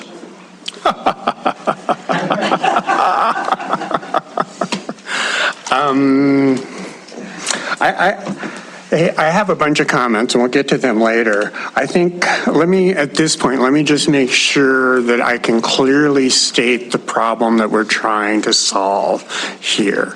So we have this cycle, intergenerational cycle that's going on, and the traumatic experiences that children are having because their parents are totally stressed out with the world that's going on there, and they don't have the tools in order to cope with that stress and those problems and stuff like that. And then they react, cause a traumatic experience to the children, and then the children, grew up very entertaining. So really the outcome is happy, healthy children, but the intervention is actually with adults. Go ahead. So it's both. It's both mom and baby, and that could be family as well. So we work with mom early in pregnancy, get those things going where that brain is expanding. Read to your baby, talk to your baby, even when baby's in utero. Then when baby's born, we talk about any questions you could imagine. Should I let the baby cry it out, or should I go and respond to that baby? You go and respond to that baby, because that's their only way of communication. So I should talk to my baby when I change their diaper, talk to your baby when you change your diaper. So those small things, because perhaps in some cases, these parents, this new mom, never had a mom to show her how to be this mom. So she is winging it. Right. There is no book. So that's where we come into the home. Visits, whoever wants to be at the visits can be at the visits, whether that's a support person, the father of the baby, a grandparent, a friend. And we work with their current issues and concerns. Yeah, but the specific thing that you're trying to do, the nurse is trying to do, is to make the parent, both parents, better parents. Yes. Responsive, consistent, persistent. Yeah. Caring, loving. What I would argue what you're targeting are the relationships. You're not targeting any one person, you're targeting the fabric, right? The relationships and the ability to have space to develop relationships. And the other thing I would also bring, it was brought to my attention during the break, and I love that it was brought back to my attention. We're talking about moms here, but dads aren't excused. Okay, so dads aren't excused here. So I just want to be very clear. And unfortunately, a lot of times when I get kids come to my office or now over video, unfortunately, a lot of times I just see a mom who's there and involved, and it would be great during these interventions. What happens is that's why nurses are going to the home, because they want to bring in the whole family unit and involve everyone, because it shouldn't just be the mom's job to be doing this, right? So just want to. Very good, thank you. Councilor Chiriqui, we'll move to Councilor Tidswell. No questions, but I appreciate you coming. I appreciate what you're doing with that program. Thank you, Councilmember Purington. Thank you, Mr. Mayor.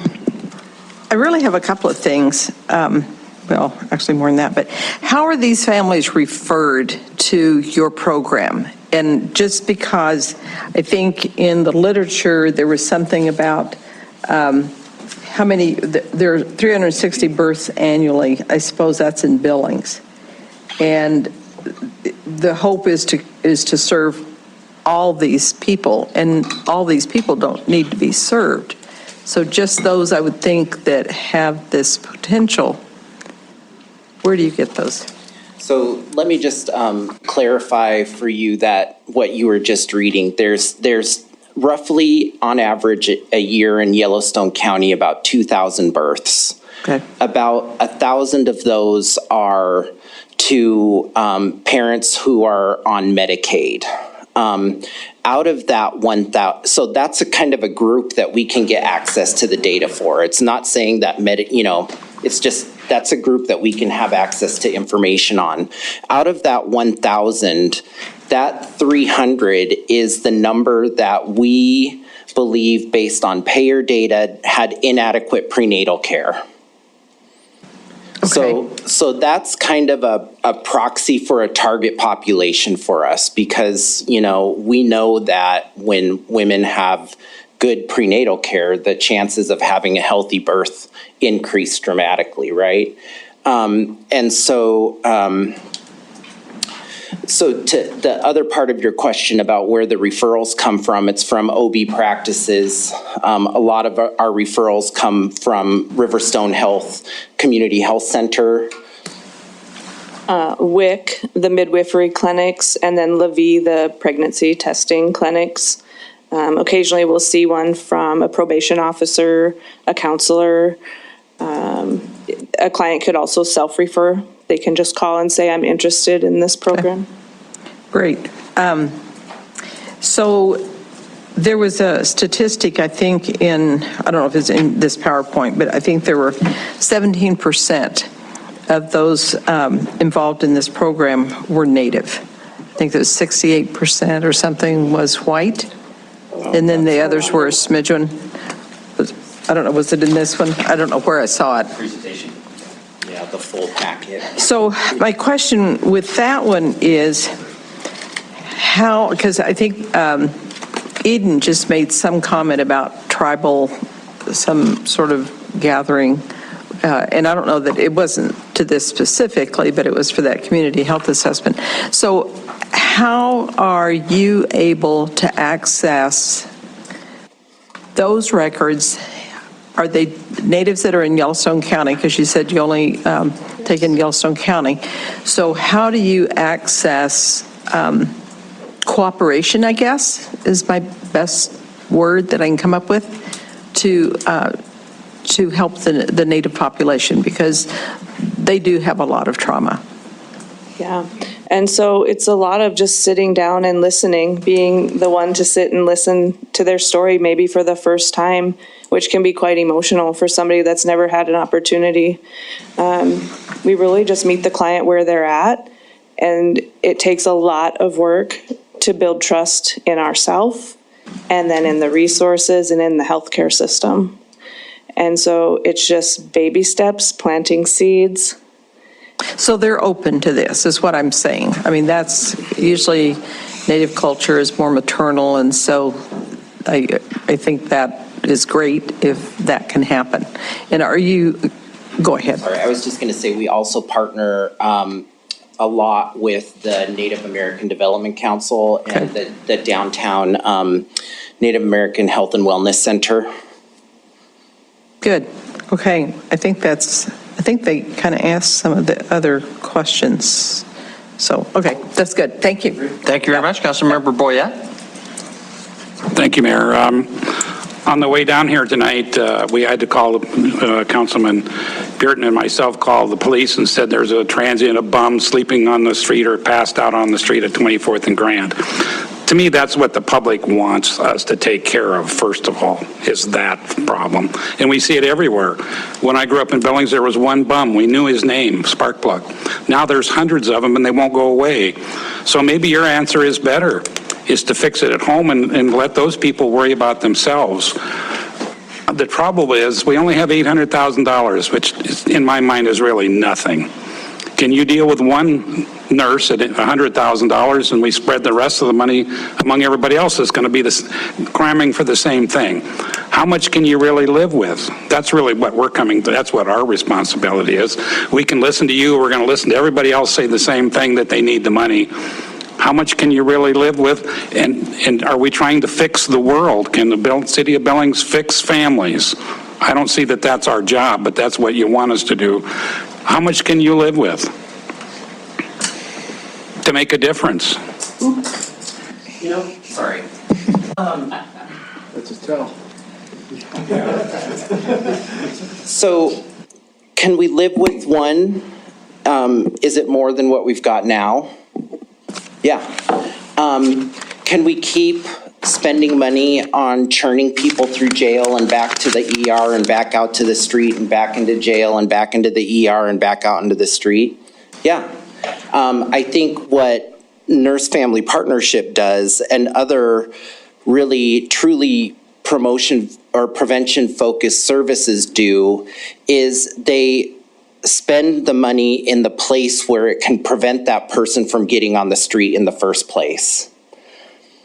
There's a slide in the PowerPoint that kind of hits on the costs of letting people get to that point. And it's on page 9, it's slide 18. And it kind of lays out all the different costs associated with someone who's struggling with substance use disorder, unsafe behaviors, criminal justice system involvement, CPS placement of a child. And when you get down to it, in a conservative estimate, you're looking at $60,000 plus for one person to, have their child involved with child and family services, have law enforcement intervene every time $1,000, every time a cop goes out $1,000, court costs for that person to go to jail, the incarceration costs of $36,000 for 1 year for that person to go and sit in jail. That's conservative. Outpatient residential treatment can run upwards of $60,000. Whereas over the course of 2.5 years with the mom, Nurse Family Partnership on average costs about $8,500 per family. And for that $8,500, you're preventing that person from hopefully on down the road ending up being that person that you had to call the police on to spend $1,000 to come out, to spend $5,000 to have them go through the court system, to spend $36,000 a year for them to be in jail, to spend $60,000 a year for them to go to residential treatment.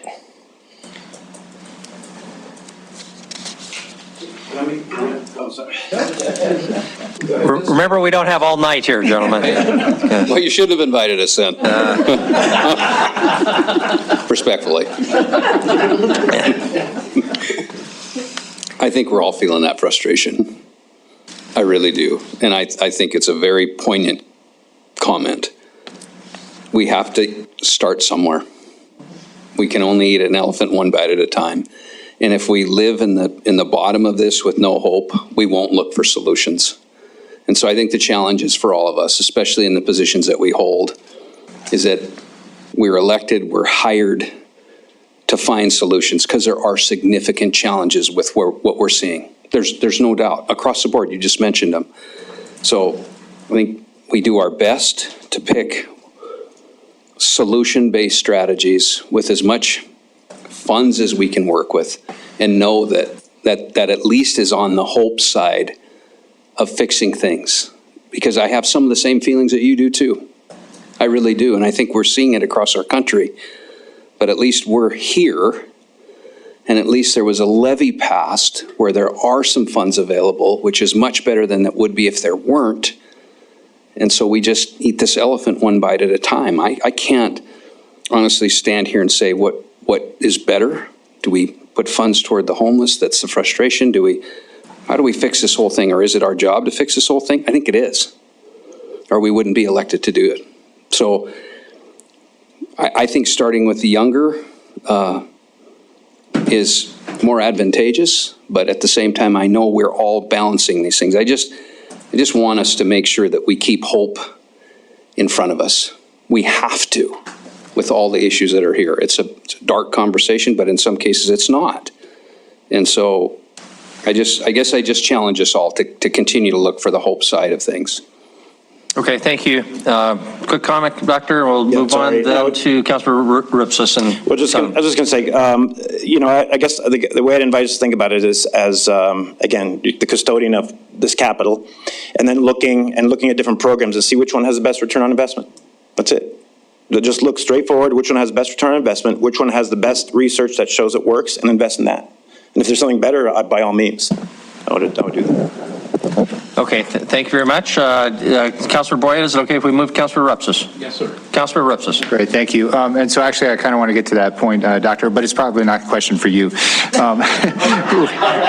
We met a month ago to talk about this, and one of the things I asked about is this a program that's been active in Yellowstone County for 10 years now. So really, our first families should be third grade or so.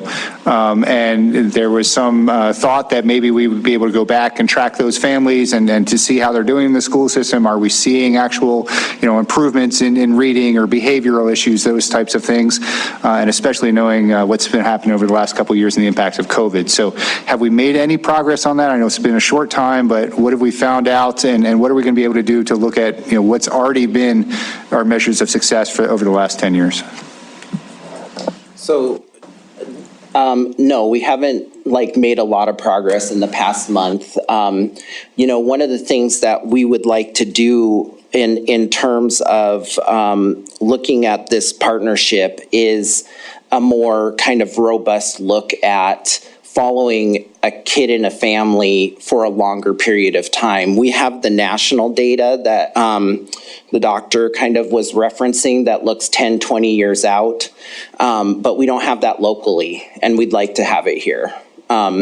We have, part of what we would be bringing to the table is the infrastructure to manage this program, the supervision, the training, but also the use of our kind of analytics and data resources to do exactly what you're talking about.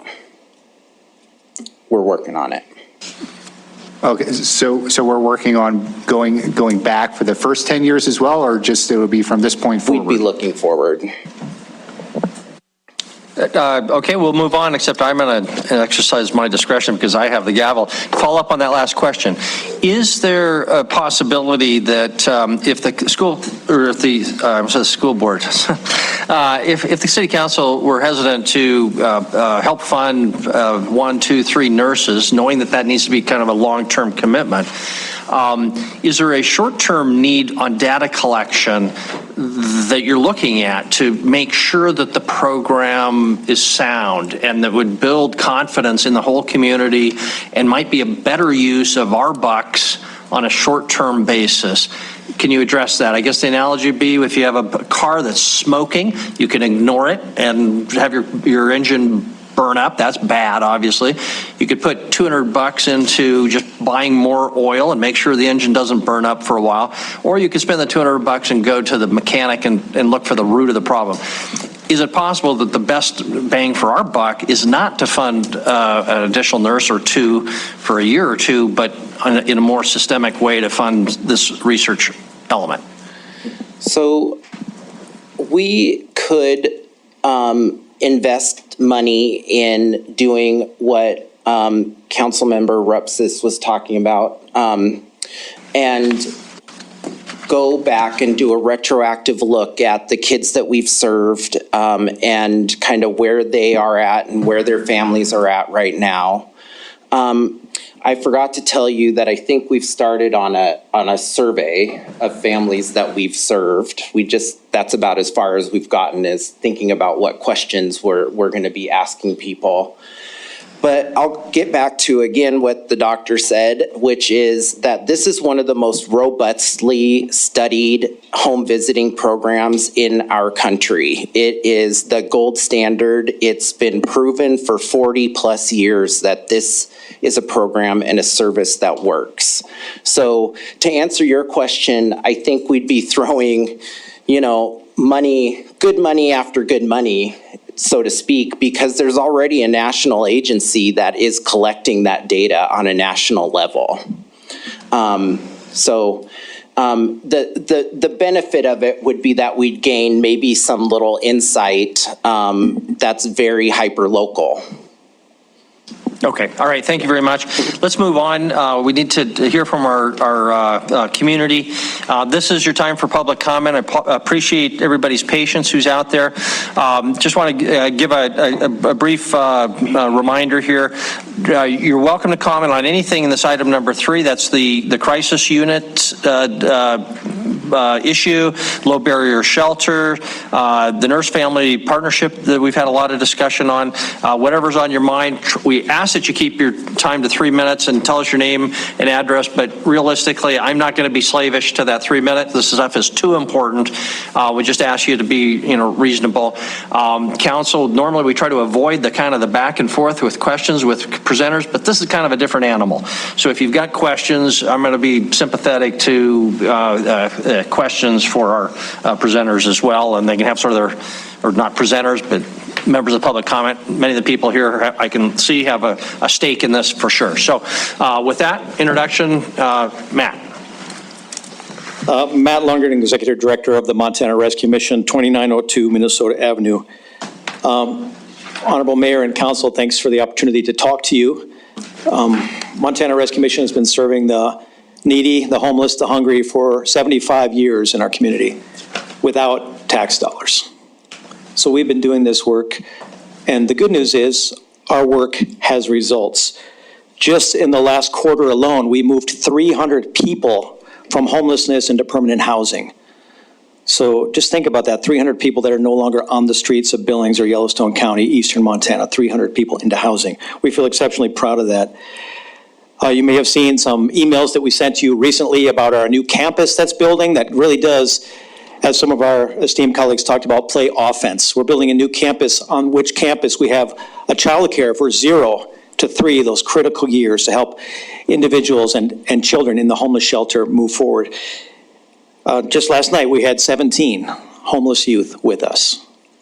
This is truly something that the community needs to be aware of and something that we have been and are addressing. You may have seen our emails in regard to this discussion about what we call an emergency shelter. We recently expanded our hours on our emergency shelter so that we're open now from 5 p.m. till 7 a.m. We also have started again, thanks to the pandemic slowing down and outstanding staffing, we've started our outreach program, and in one night alone of outreach, we moved 30 people that were sleeping in doorways or on the streets around our community into our emergency shelter. So we're out there doing the work. Our work has success as we're moving people out of homelessness and into housing. I know it says tentatively in your notes you're looking for a proposal between $250,000 and $300,000. Frankly, out of a budget of almost $4 million for our work annually, that would be a small percentage, but we welcome any help we can receive from the taxpayer to help make a difference and moving people out of homelessness. You see our RFP there says maybe $510,000. We had originally had a proposal for about $400,000 for year-round emergency shelter, not just in the winter, because when it's 100 degrees, people need shelter too, not just in the winter. After meeting with Councilman Ripsis and Administrator Kukulski, they said, well, why not put a data piece in there? And so we bumped that number up so we could do more data collection, which is obviously important to talk about our success. And that's why that number stands at 510. You've asked before, what could you get by with? Well, for 75 years, we've received 0. So we could get by with anything you could help us with, and we'd be very grateful because we're going to continue to keep doing the work that we do. Because of COVID, the economy, inflation, we've seen a 70% increase in our numbers. 70%, that's a staggering number of how many more people we're seeing on a nightly basis. The reality is we're poised to deal with that because we're building a whole new campus. Many of you were at our groundbreaking. It's coming out of the ground now.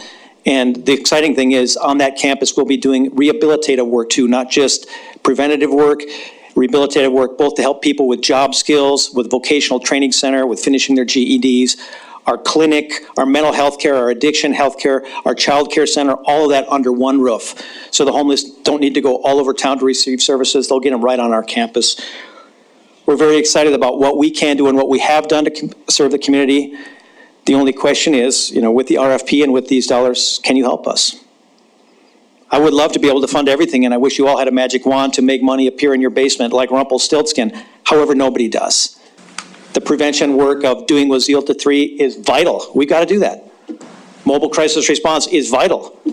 And also caring for the existing issues today, the opportunities to move someone from a doorway to our shelter to housing within 3 months. That's vital, and we can do it. But I pray you all have the wisdom of Solomon as you discern how to best spend your funds. And we at Montana Rescue Mission are going to continue to do our work, and we hope that we can count on you as a partner to help us. Thank you. Okay, thank you very much, Matt. Thank you for your service and your crew's service. Councilmember Boyette. Thank you, Mayor. A couple of years ago, we were at the crisis center, and then people would come in, they would talk to the people and figure out what's going on, and then they would move them over to off the street. Do you work with the crisis center in that same regard, that somebody could go into there and say, I need a home, and they would bring them to you, or do you go get them, or are you part of that? Yes, people can come from the crisis center to us. As they make referrals, we can receive people, and we do on a regular basis. We also have, like I said, started our mobile outreach where we're going out into the street and inviting people in, which is really remarkable. Like I said, 30 in a night, that's a big number. And I feel excited and proud about that for what we can offer to the community and what we've done for our donors for the last 75 years. Councilor Purington. Thank you, Matt. So you mentioned that you house 300 individuals, families. So where did they go? Because housing is such a critical issue here. Where did they go? That's a great question. We have arrangements with landlords, with tenancy. We also, some people, to house them, it meant that they need to get a bus ticket back to Ekalaka to get back to live with mom, right? So we tracked 300 people that we housed, and many of them were here in Billings. My program director, Oksana Zakarchenko, is here, and she could speak more to this, but truly we found housing for all of them, whether it be here locally in Billings and outlying communities such as Laurel and Lockwood, or back home, wherever that may have been for them. So follow up. Sure.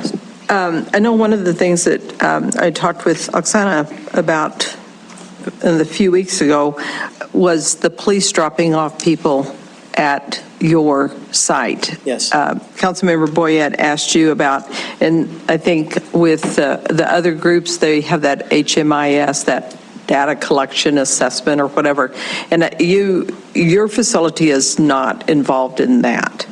Is that correct?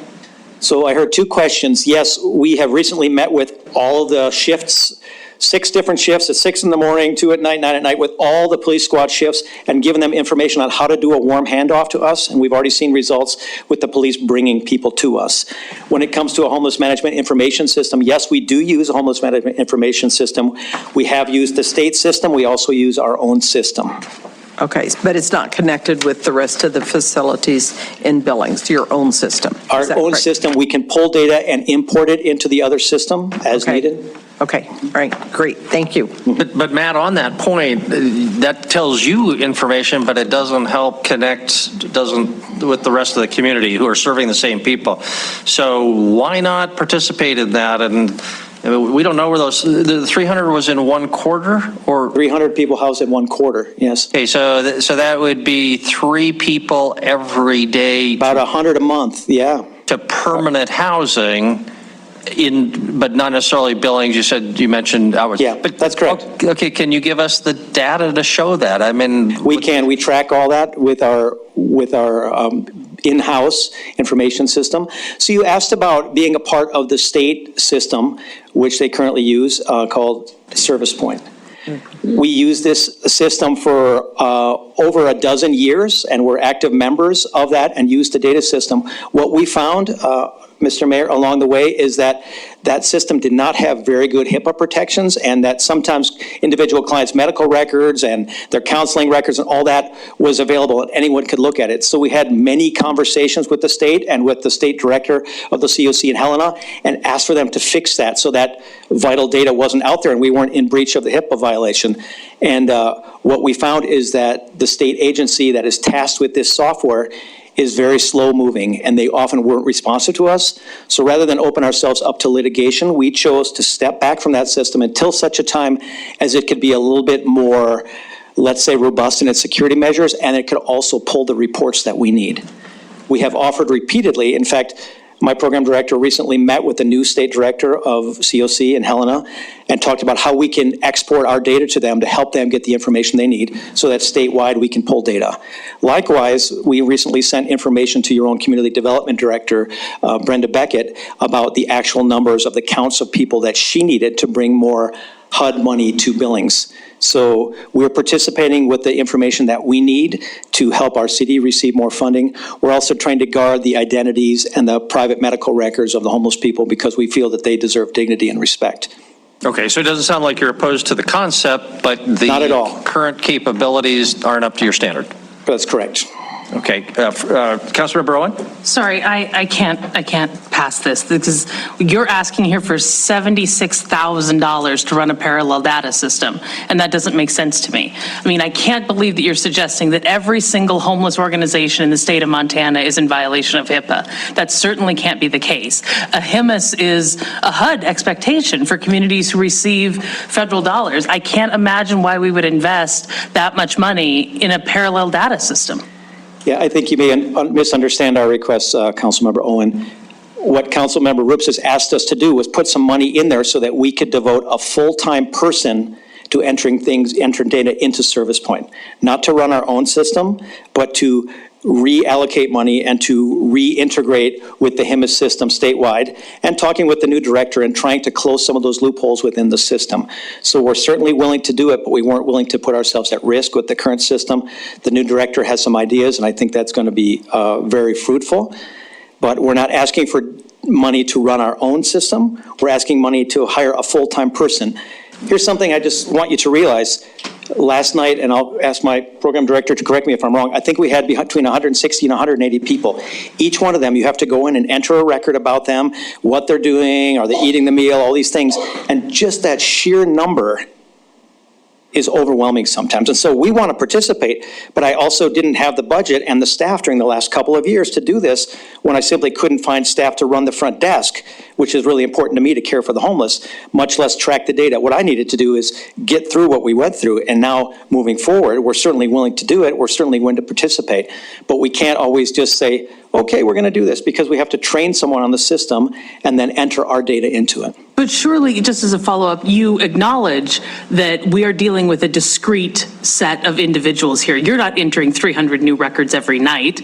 Once someone is in HIMAS, you simply update the contact, the intervention, the service provided. I mean, we're not adding a new record every single time a person comes into the system. You would acknowledge that, right? So it's not a new record for that individual, but mind you, as I said earlier, if we housed 300 people last quarter, that was 100 records a month. So I need a full-time person just to do the data to keep up.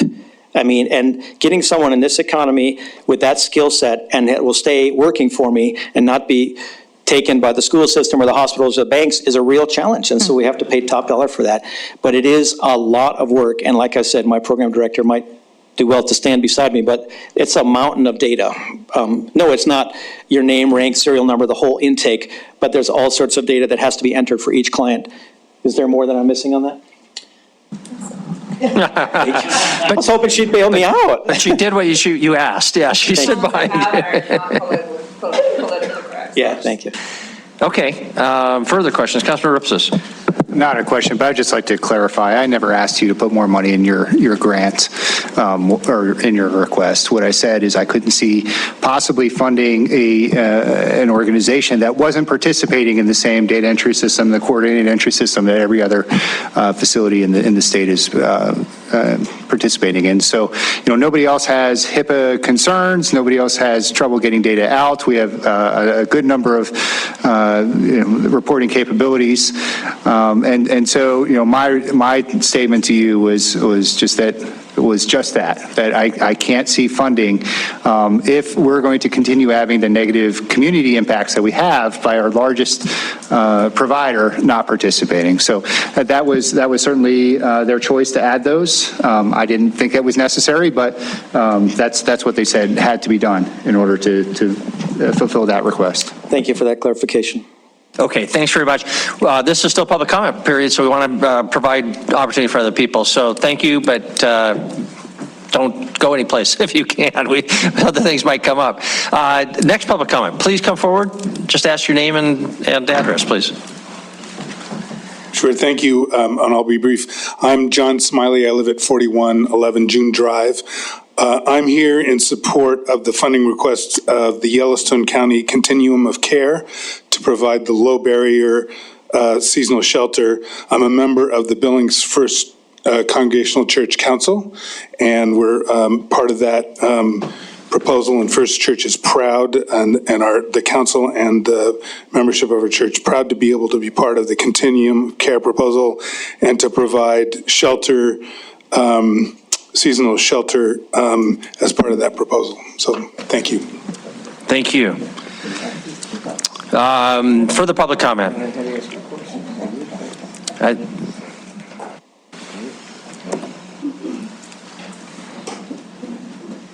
Mayor, there's a hand up online as well.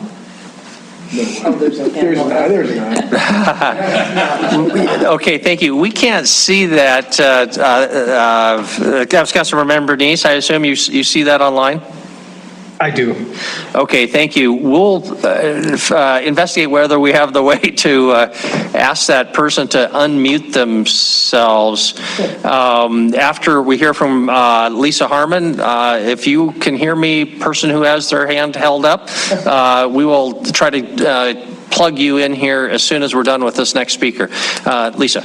Thank you. Good evening, Mayor and Council, and good evening, City Administrator Kukulski and those online. Thank you for allowing me this time to share. Billings First I'm Lisa Harmon, 156 Rolling Meadow Drive, pastor of Billings First Congregational Church, the big brick church right across the street this way. Billings First Congregational Church strongly supports the Yellowstone County Continuum of Care in its funding request to the City of Billings. We believe the low barrier shelter and care coordination services recommended by the COC, the Continuum of Care, will provide a valuable benefit to our community. Billings First Congregational Church has a long history of serving the Billings community, especially the underserved and marginalized populations. We have a long-standing relationship with Family Promise, serving homeless families in our building since the founding of Family Promise in 1980. I'd like to give you a little bit of background about the heart that I and my congregation bring to the issue.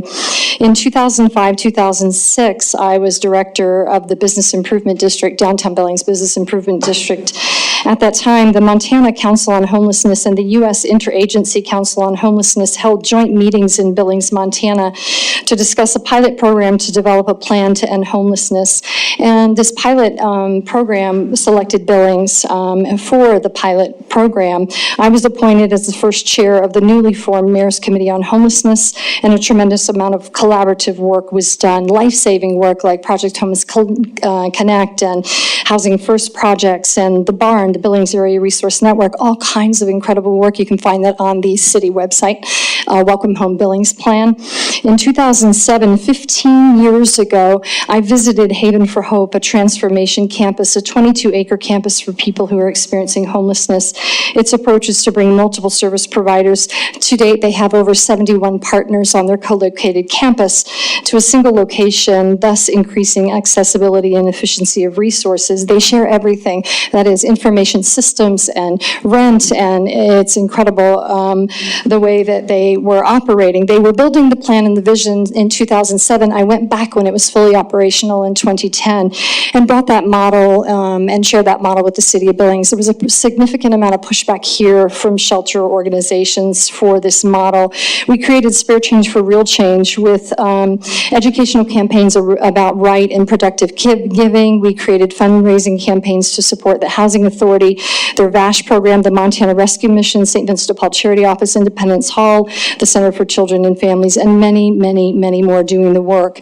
Around that same time, the BID, the Downtown Billings Business Improvement District, property owners created and invested in the Downtown Officer Program and the Resource Outreach Coordinator position, modeling after trips we made to San Diego, Reno, Nevada. We created Community Innovations Map.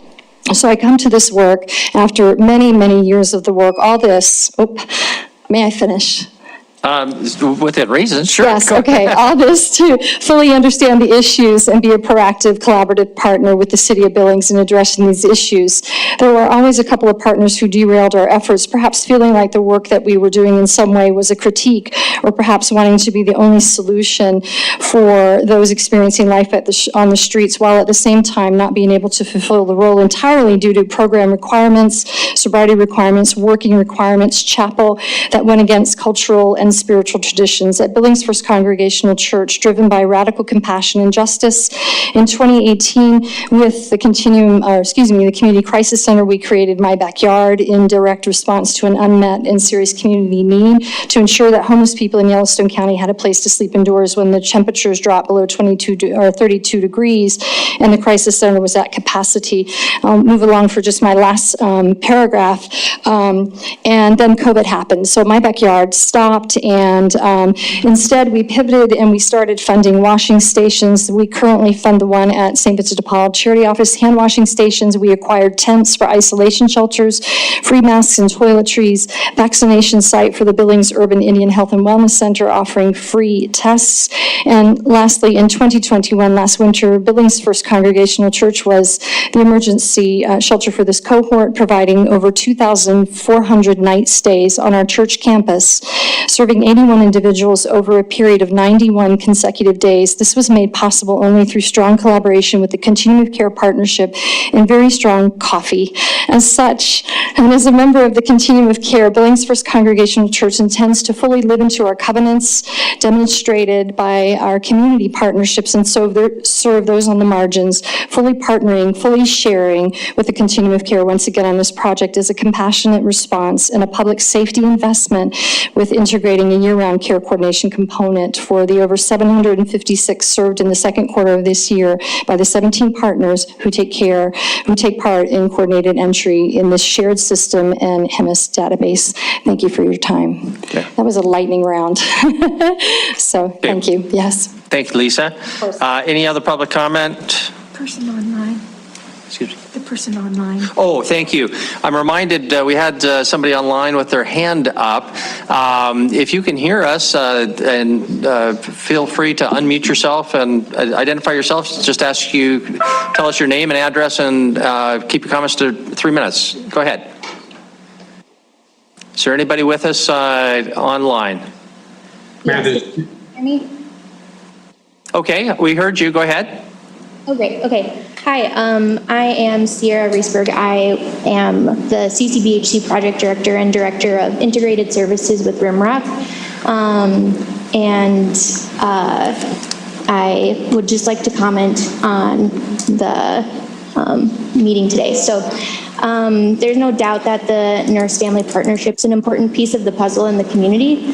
However, Substance Abuse Connect City Council, Continuum of Care have spent the better part of this year building a crisis coalition that addresses the community's overwhelming and very immediate needs to serve chronically homeless, transient individuals, as well as those who are high utilizers of law enforcement and emergency services. However, I struggle to understand how the nurse family program, which would serve an important but sliver of the community, would tangibly impact the immediate concerns, such as reducing law enforcement time spent on behavioral health crisis calls, reducing the amount of emergency room visits for routine and non-emergency services, reducing the burden of our overcrowded jails, and reducing chronic homelessness. All of us can present data that shows how effective our programs will be, but in reality, it's a group effort. We have to work together to do what we do best within our target specialty populations. So serving families with young children, but also serving people who struggle with suicidal ideation, who call 911 every day, but have no children. Middle-aged people whose adult children have lost all hope of having a meaningful relationship with them. It's important to spread these funds across many partners in a coordinated effort in order to start somewhere for all people needing crisis services and not just for the select few. Okay, thank you. I apologize. I missed your name again. Could you just repeat that slowly? Yep, my name is Sierra, Sierra. Okay, Sierra, what's your last name? Riesberg, Riesberg. Thank you very much. Appreciate it. Next, go ahead. I just wanted to clarify some of these service point questions that keep coming up.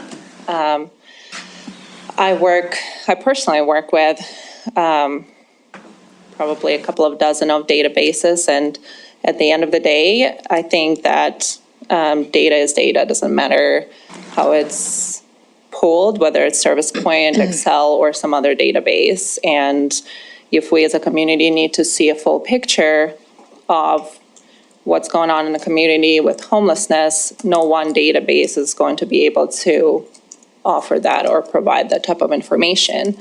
It will take an actual person to collect all of that information, to look at it, and to analyze that information. And all of that can be done through pooled Excel sheets, not necessarily through Service Point. Not that we are completely opposed as far as using Service Point goes, but it is very time consuming. It is not user friendly.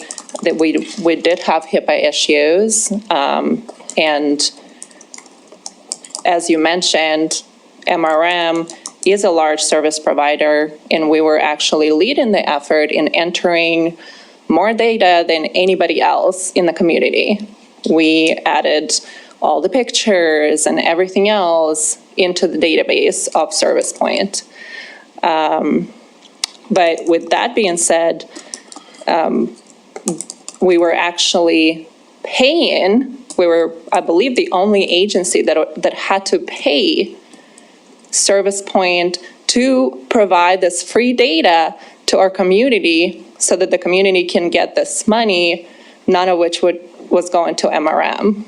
And some of these HUD funds or federal funds that everyone is referring to, it would take us about an hour to do one assessment with a person.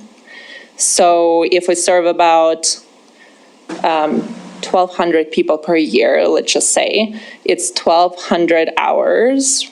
And yet, most of our people wouldn't qualify for those funds. So my team and I would spend all this time entering all this data and doing all these assessments, and yet our homeless folks would not be able to utilize that. And I find that concerning, and I find that it's a lot of time that we could be spending on actually serving our homeless folks, right, and actually helping them get out of homelessness. Yeah, thank you. But if you have any questions or concerns specifically on how we collect data, feel free to reach out to me as we work with different entities and agencies and donors, and nobody has an issue with us providing accurate data to them, Service Point or not. Okay, thank you, Oksana. I guess I have a question for you. You raised a really important point that because of the scale of people you deal with, large costs, but no direct benefit to you, or very limited, but benefit to the community as a whole. I'm wondering whether one thing that the council should be considering is to compensate rescue mission for some of those costs that benefit the rest of our community. As one way of kind of, quote, justifying it, I assume you would not turn down money to cover those costs in exchange for a commitment to invest those in the services that the rest of the community thinks would benefit the rest of the community. Am I being presumptuous, or can we assume that you would potentially be open to such a deal? We would be open to that as long as the company that manages this database is willing to work with us and address the issues that I personally have brought up over several years. So yes, absolutely. Okay, all right, thank you for that. Okay, I think next. Mayor? Yes, Denise? We have another person who has their hand up on the Zoom meeting. Her name is Okay, well, we don't want to lose that person, so if you are on the Zoom meeting and you have a hand up, go ahead and unmute yourself and identify your place, yourself and your address, and please keep your comments to 3 minutes. Go ahead. Mr. or Mrs. Hand, are you with us? Tess Besaw. Yeah, she's not unmuting, it looks like. Okay, maybe we'll have to come back to her. Okay, Mr. Felton, you've been patiently waiting, coming forward, going back, coming forward, going back, but this. Good evening, Council and Mayor. Thanks for the opportunity to discuss this. I'm John Felton, President and CEO of Riverstone Health and the Health Officer for the county. I'm not going to talk to you about COVID, so you don't need to go into cold sweats. That's all good news. What I really want to do is reinforce something that you've heard, which is there is not a silver bullet out there. All these folks, Substance Abuse Connect, Continuum of Care, the mission, Off the Streets, Low Barrier Shelter, prevention, all that's part of the solution. What we talked about today and our staff talked about today in terms of prevention, that's a brave thing for you to talk about, because prevention doesn't give you an immediate return. When we say we reduce the number of the chronic homeless population, for instance, from 90 to 70, that's something that people understand. When we talk about prevention, we're talking about something that you may not see all the results for a long time. Now, some of those results we think nurse-family partnership you'd see quicker in terms of the achievement in school and things like that. But it's not a particularly politically appealing approach to consider, because there's not something you can make say, we spent this money and we got this result in that 1 year, 2 year period. I think of prevention as an investment. And I differentiate personally when I spend money and when I invest. If I go buy dinner for my family, I'm just spending money. I don't expect any return, any financial return. I get some interpersonal return and psychological return for spending time with my family, but I don't expect a financial return. When I invest money in my retirement account, it's an investment because I expect that at some point in the future, I'm going to get a return that's greater than what I put in. Let's hope, especially as we get close to retirement. But what you're talking about is really brave for a political body to be willing to talk about even putting a small toe in the water. Nurse-family partnership is one option. There's all sorts of prevention stuff out there. It's one option that for this particular issue is really powerful. It's been around for a long time. There's lots of data. What I would really encourage you to do is perhaps be braver than you want to be. The question is it our problem to solve as a community? I believe it is. We can solve some of that through direct service delivery. Some of the things that Matt talked about, getting people permanent housing. The work that Lisa and her team and Continuum of Care are doing to get people into a safe place there, that's a valuable thing. There's also value in that investment. So I appreciate your bravery in being willing to talk about it, and I would just encourage you to be perhaps braver than you think you want to be. Thank you. Thank you. Councilmember Purington? Yeah. John, thank you, and thanks for being here. I do have a question for you since you're the head honcho guy. So do you have staff in the wings waiting to embrace your program? Do we have a waiting list of staff for this program? No. We'd have to go out and recruit. Okay. And how is recruiting going? We face the same challenges that I'm guessing the city does and everybody else does. It's a tough market. Okay. We're making some changes in our compensation packages to account for a lot of the inflationary pressures on the labor market. Sure. So again, this becomes that question. If you gave us X dollars today, can we open this tomorrow? No.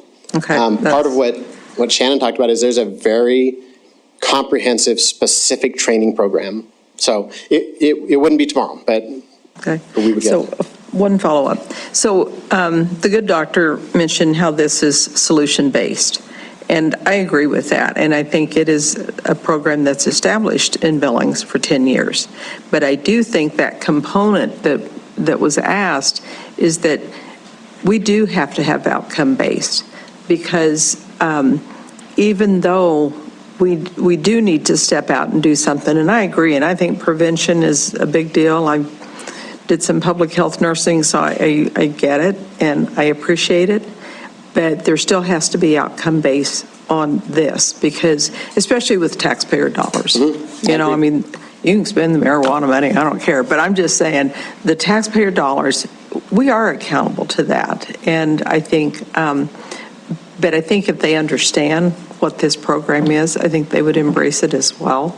Because I know, especially people that do have kids in school, I think they would agree with Greg, and teachers as well, what's going on in the schools today. So I would just encourage you to, don't wait on that and rely on national data. You need local data, and I think that's something that's really important to have. Yeah, when Chris asked us to have a conversation about nurse-family partnership, one of the things we talked about was some of the data are long-term, okay? So if we start with a mom when she's pregnant, one of the key questions is, does that child graduate from high school in 12 years? Well, we're not going to know that till that kid's 17 or 18 years old, right? But there are things that can be more immediate. Domestic violence, the placement rate in foster care of these kids. It's a small number, so we're going to have to be a little bit careful with that. But there are some things that happen more quickly. But again, I think part of this is how we as a community, and you as leaders and us as leaders, frame this for our public, that yes, there are things we need to work on right now. Again, my colleagues in the housing, the Substance Abuse Connect, Crisis Center, all of which we participate with, those are things that are addressing today's, but we need to figure out how to change the trajectory of the future. Thank you. Thank you very much. Your Next. Honor, can I ask a question of John? Please, Councilmember Shaw. Oh. Thanks. Mr. Felton, can I ask you a question about, so the proposal that we have for the nurse family partnership recommends a 5-year commitment from the city side. Can you talk a little bit about why that's important or not important, or what would happen if we shortened that or lengthened it? I'm kind of curious about where did that 5 years come from, and what would that mean for the program? Thanks. You bet, thank you.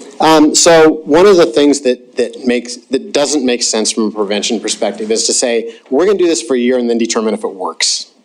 Okay, so we know, as we talked about, this could take a little time to staff it up. It takes 6 months of training for that nurse before he or she is ready to go out and practice it with fidelity to the model, which is one of the critical things about doing evidence-based work. But also, if you think about, let's imagine it takes 6 months to get that first nurse trained up. In a year, we haven't even gotten through the first 2 years of life for that child. So at 5 years, at least we've got a couple cohorts of people. If it's 10 a year on average, because if you had 30 for over a 3-year period, at least it gives us a chance to have an impact. Quite frankly, if the offer was we can do $100,000 once, we would tell you to use your money for something that has more immediate impact. Prevention just takes time. And that's how we came, if you wanted to offer us for the next 20 years, we'd take that too. But that's probably a little excessive. But that's the nature of prevention. If we do a really good job of convincing kids not to smoke, maybe 60 years later, few of them die of a premature heart attack or a stroke or those sorts of things. So that's the nature of prevention. Okay, thank you very much. Next public comment, please. Terry. Good evening, Mayor Cole, council members, Mr. Kokowski. So 135 Monarch, Terry Todd. I have a couple of different opinions on this. I come to you not only as someone who works for and founded a nonprofit in town, but also as a business owner. So I've got a couple of different perspectives on this. I did witness the mission. I was absolutely excited about the fact that they were out doing their outreach this week, and they were able to clean up some of the messes that really impact business on the south side, and for that I am super grateful. We were given a lot of different numbers tonight. And, $60,000 for a child to be removed from CPS and $36,000 for incarceration. But the one number that I know impacts the city of Billings and impacts our businesses is the 93 chronic utilizers who wasted $10 million in services. And so how do we know that they're going to be impacted? Well, with a low barrier shelter, with some case management, I believe that that is going to absolutely happen. So I can't speak for the other sober living homes in town, but I can tell you what ours did over the last year. We had 7 that we took off of that chronic utilizers list. They came to us as referrals from Riverstone Health, and they came to us as referrals from the HOT team from Rimrock, which is also an incredible community asset. So those 7 people, 4 of them are now in their own homes, and they are all 7 are currently working, and they are no longer taking money from the city. That doesn't mean that we do it right and that we're the perfect fit, but I think that you will find that there are a lot of community partners that are doing a lot of great things in this community. You're talking about evidence-based. We can produce evidence-based information for a lot of what we do. National Institute of Health in 2019 said that somebody who comes and lives in a structured sober living home for a minimum of 6 months, there's a net gain benefit to the community of $29,000. They're not taking from the city, they're not taking from the community, they're actually beginning to give back. And so in that way, I believe that in some of those sober living homes, you've got some great community partners. I think that funding mobile crisis response is absolutely necessary in this community. The work that Rimrock and that the DBA and that the police department have come up with is something that we need. I've traveled all over the country, and what they're trying to do here is vital, and I think it should be funded. When we talk about businesses that are impacted, I think that we have to do something with the homeless that are on the street. There are unhoused neighbors, and so how do we effectively do that? I believe that the Continuum of Care has brought to you a program and a project that will impact for the next 6 months. It may not be the long-term next 10-year project. It may not be what we do for the rest of eternity, but for the next 6 months, it will solve a crisis in our community. It will also help us so we don't have people freezing on the street and they have some place to go. Now, the mission can provide that. They are currently providing those services. I just know that we agreed as a group of, sent it out, and the Continuum of Care had an overwhelming majority that said that we would support this initiative, and that's kind of where that came from. As far as Service Point, we do not currently use Service Point. However, we have agreed to pay for it because I believe that that's part of being a good community partner is providing the data that we have. I have 64 beds every night. I do 30 to 40 vouchers a day through the store, so we're talking 90 different pieces of information that will have to be input. But that's what we do to be able to bring more funding and bring more things to the city. And so is it what I really wanted to learn how to do? No, but it takes me about 20 minutes to put the information in per person. And so that's what we've agreed to do. It doesn't align with the system that we currently use, and it's vital to be able to get HUD funding and to be able to get things done here in the city. As far as prevention, that's absolutely vital too. And I think that what they're talking about with the nurse partnership is great. But I think it needs to be a small component of what you do. If it was up to me as a member of the city, I would say that we should fund the low barrier shelter component. We should fund a portion of that, a portion of the nurse family partnership, and a portion of the crisis response team. Because across the board, what you're going to see is the greatest impact in the city from those 3 things. And it's just my opinion. Thank you. Thank you. Next, Marcy. Good evening, Mayor, City Administrator, members of the council. My name is Marcy Neary. 704 North 30th is my work address, and mostly my home address as well. So anyway, I stand before you tonight, and I am here in support of the local Continuum of Care collaborative proposal, not just as a shelter, but I really want you to consider that the piece that the local Continuum of Care really wants to make sure that y'all understand is that it is to also provide coordination of care for among our organizations.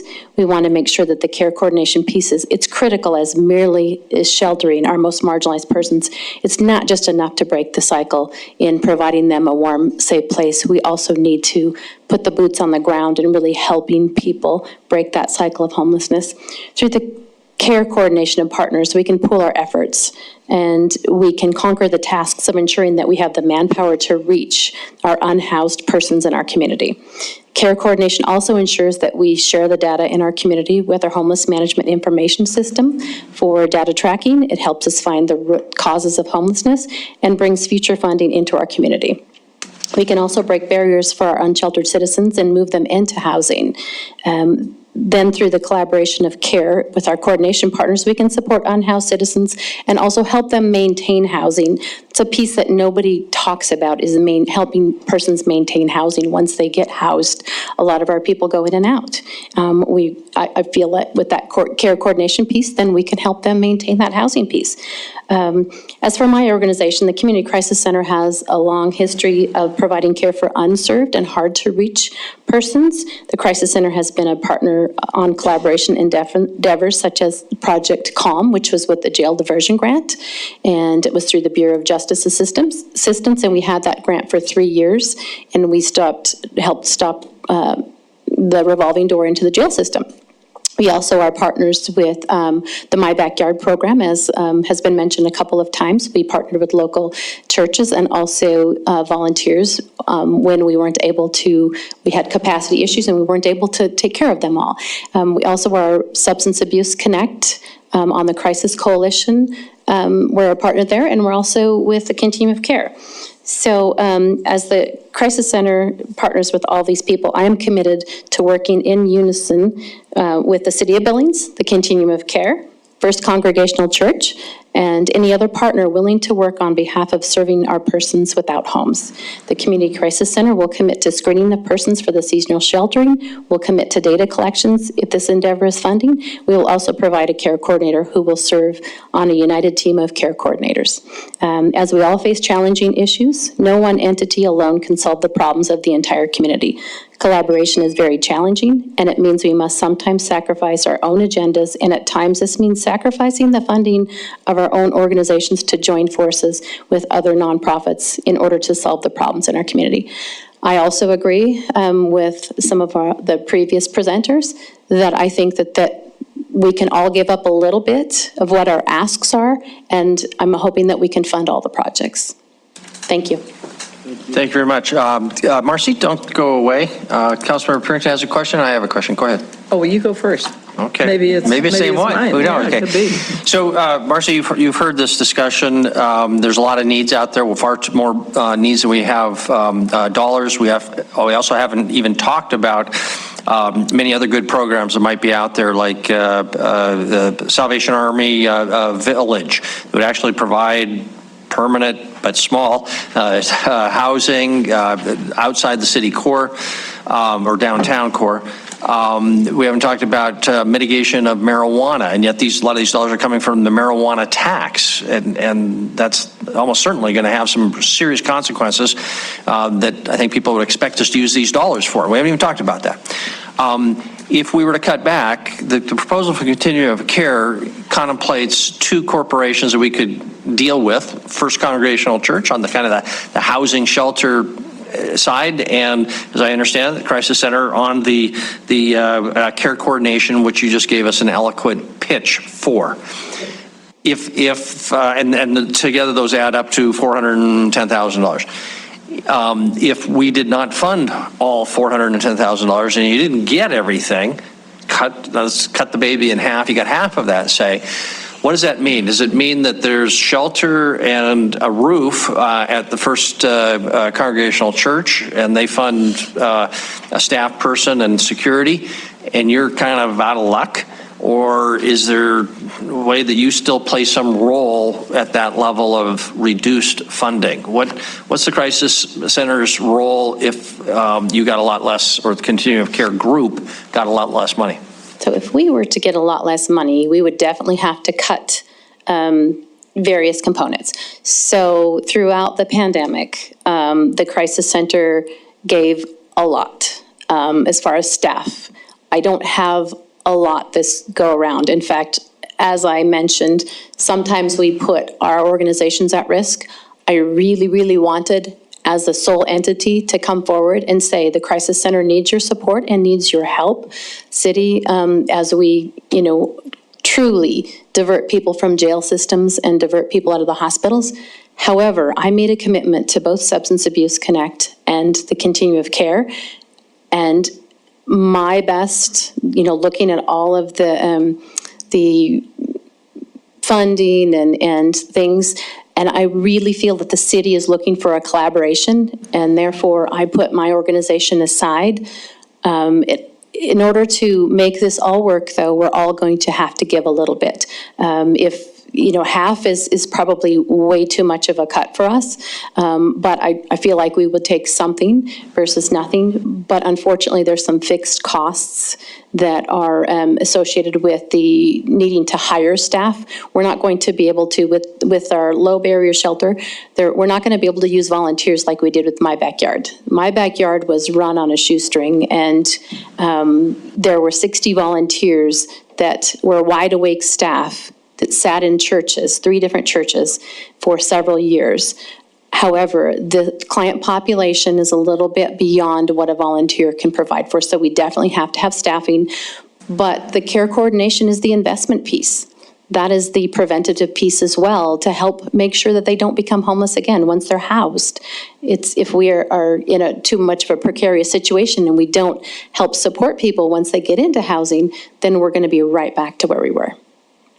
So I'm saying that there's definitely some places that I think that we can all cut on our proposals. I'm not just talking about the Crisis Center, I'm talking about all of the other organizations. Maybe we all figure out a way to give a little bit.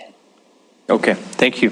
Councilor Puritan. So, Marcy, this is my dilemma with the Crisis Center, because it's my understanding that you get crisis funding. I don't know the term, but there is federal funding for your organization. We do not get federal funding. So our pots of funding are the public safety mill levy funding, mental health public safety mill levy funding.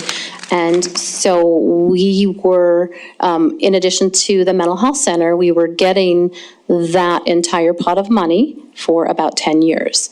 And so now it's more of a collaboration, and instead of the Crisis Center receiving $900,000, this next year we'll receive $365,000. The crisis funding through the state, the Crisis Center for another 10 years, we were pretty much the sole recipient of that, and the state proposals have all gone collaborative as well.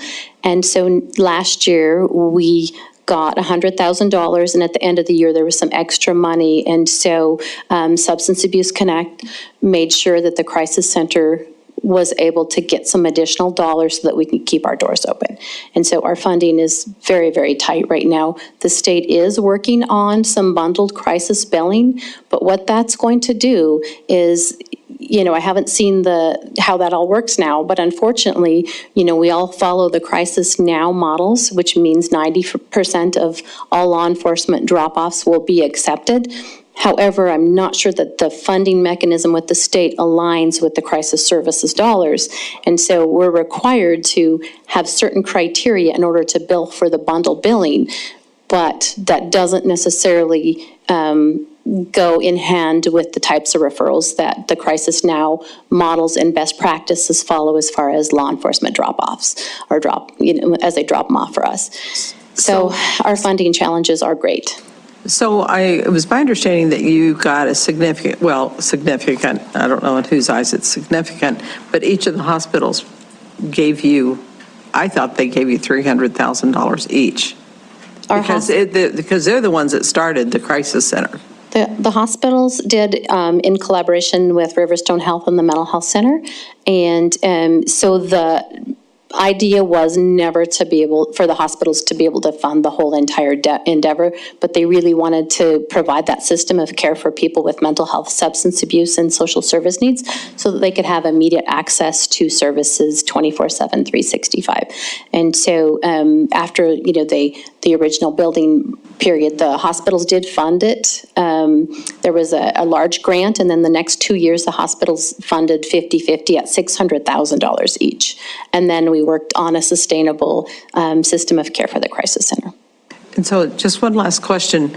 So it's my understanding as a crisis center that the mission of a crisis center should be to assess the needs of an individual, to de-escalate, send them, and then you send them off.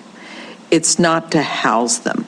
Correct. And are you actually housing people? I mean, that's not the goal of a crisis center, is it? Correct. We're not housing people, we're not a shelter. So we have up to 23-hour and 59-minute stays.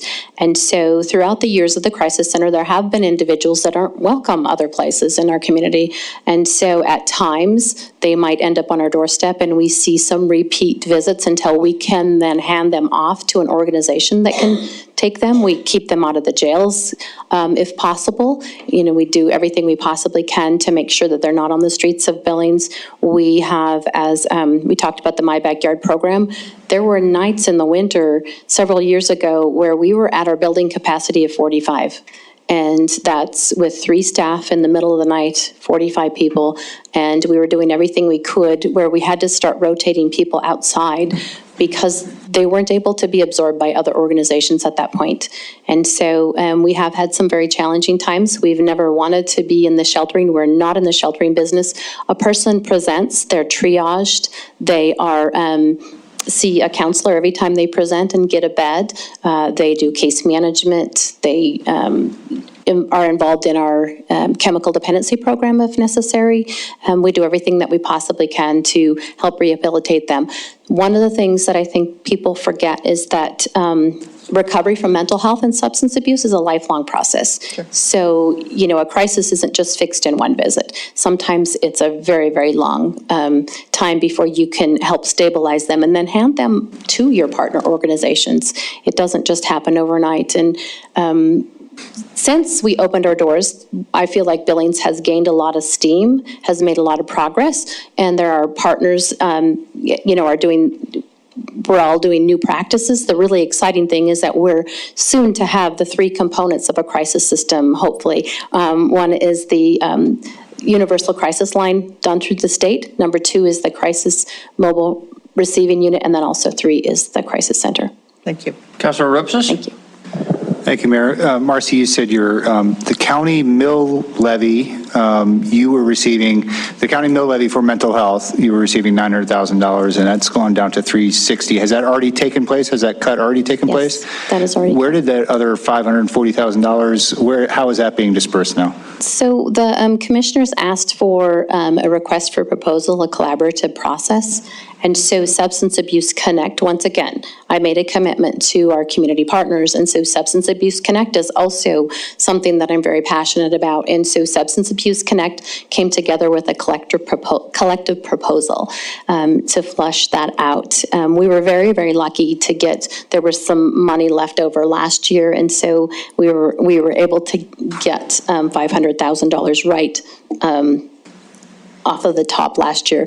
And then this next year, though, it looks like about $365,000 for the crisis center. But who are the other partners that are now getting money that weren't before?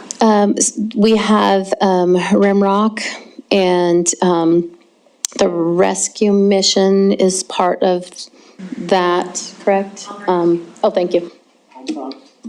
Yep. And then we also have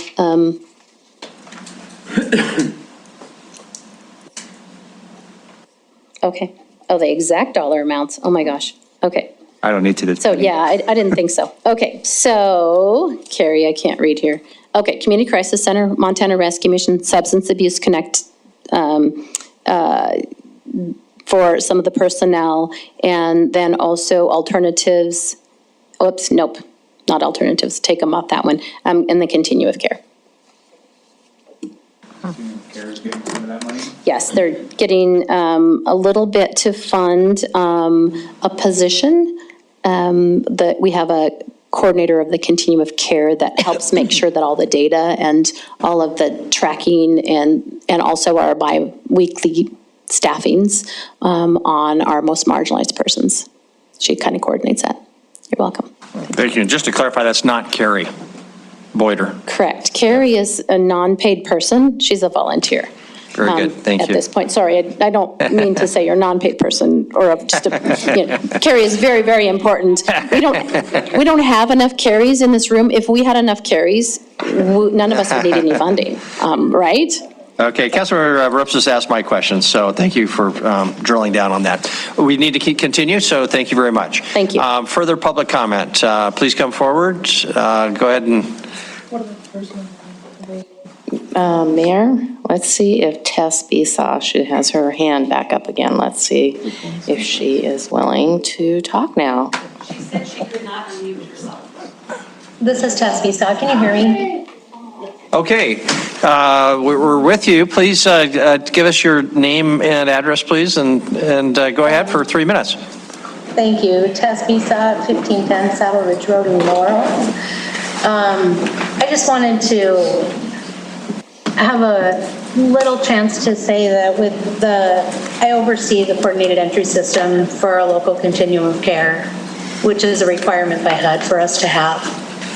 I also provide technical assistance to our HIMIS database users locally and provide all the report outs for those numbers of people that we help through coordinated entry as well as individual organizations in town.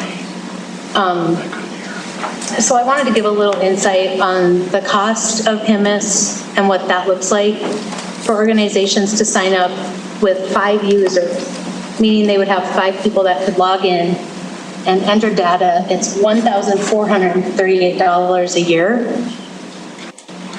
And then there's a one-time fee of $180 per user for the procurement fee for the license. So just to give some insight onto that, as well as the organizations that are participating in coordinated entry, a big part of coordinated entry is for us to come together as a community and provide a process of evaluating or providing assessments to people in need of housing. Those most critically homeless on the streets are then scored through that assessment and given the opportunity to be put on the by name list and worked with to find stable housing. Those partnerships include Tumbleweed, HRDC, Crisis Center, Salvation Army, Family Services, St. Vincent de Paul, Volunteers of America, the VA Health Clinic, Riverstone Health, Healthcare for the Homeless, and the YWCA, so the Domestic Violence Shelter. I don't have my list in front of me, but several partners are entering that data. What happens with that data is people are given kind of a one-stop interaction opportunity for assessment, meaning that if a 70-year-old person came to the door of Tumbleweed and identified as homeless, Tumbleweed has agreed to serve that 70-year-old person for the purpose of assessment. Knowing that their services don't meet that age group doesn't matter. When it comes to coordinated entry, everybody has agreed that no matter what door a person comes through, no door is a wrong door. So people being assessed at an organization, in this case, if it were a 70-year-old individual at Tumbleweed, there would be a warm handoff to an agency then that could take that person over and provide that case management. But it's truly a way for us to coordinate as a community to meet the needs of those most in need in our community. I have a few stats that I pulled up earlier in the day for just to review and look at. And in the last quarter, April, May, June, the coordinated entry system served a total of 756 individual people. Of those 756, 130 of them were children under the age of 18. Of those served, 39 of them were veterans. And I could go into extreme levels of detail on these numbers and outcomes. But what I do want to say is that through the coordinated work of community partners, we were able to house 39 individuals into permanent housing, and 18 individuals went into what we call temporary or transitional living situations, meaning that they're staying with or living with family members or friends, probably not on a permanent basis, but they have either chosen that as a housing opportunity for the time being, but they are no longer on the streets. So I just wanted to offer myself as a point of contact for any of you that are looking for more data, more stats, more information on what happens in coordinated entry. Please feel free to reach out to me. Okay, thank you. Thank you very much. And I apologize, can you repeat your name again more slowly? Tess, yep, Tess Besaw. It's Tess, last name is B as in boy, ESAW. Thank you very much, Tess. Okay, we'll continue. Next public comment. Don't see any questions for you, Tess. Thank you. Hello, Council. For those who don't know me, my name is Cody Christensen. Address is 1644 Front Street. And I'm a Pisces. So I don't know if that's a new requirement, but we'll throw it out there. I think it just means I have a lot of feelings. So first I want to also acknowledge the fact that I think that the collaboration between all of these projects is important. I think that it's great that we have Greg Upham here. I think it's important that School District 2 is involved in that project. I think we're all aware of the underpaid teachers in our community and that they might be the only positive impact in a child's life, and I think that's important. I was a CASA and PE teacher for kindergarten through 5th grade. So children are near and dear to my heart, and I think it's important for that early intervention. First off, I wanted to also extend that invitation out to council still about the meeting up to talk a little bit more about that. I know I reached out to a few of you. If we want to do a ride-along for downtown, that's still an open invitation anytime. The downtown cops would love to meet with you, the homeless outreach team, and you can walk around with us and see what we do every day. We have been tracking everything that we can for the downtown, where if the cops or the homeless outreach team are taking a client in somewhere and they're turned away for any reason, we are tracking all that information as well, so we'll have all that. We are updating our community impact study, so we'll have the updated numbers for this year as opposed to last year, and then comparing those two to see who is still on that list, who's moved on, who's gone into housing, where everybody's at, because we've been, again, tracking along the way. We know that we are trying to provide that data-driven approach, and that's why we are supporting the Continuum of Care project. We know that that data is important because we have people on the street every day that we see, and we're trying to figure out what the best trauma-informed approach is for them, because I think that's something that's also looked over a lot. There's not a one-size-fits-all model, and I think that that's something that we acknowledge, and that's something that everybody else needs to grasp, knowing that there's not one place that can solve this issue. Again, it takes a village. We have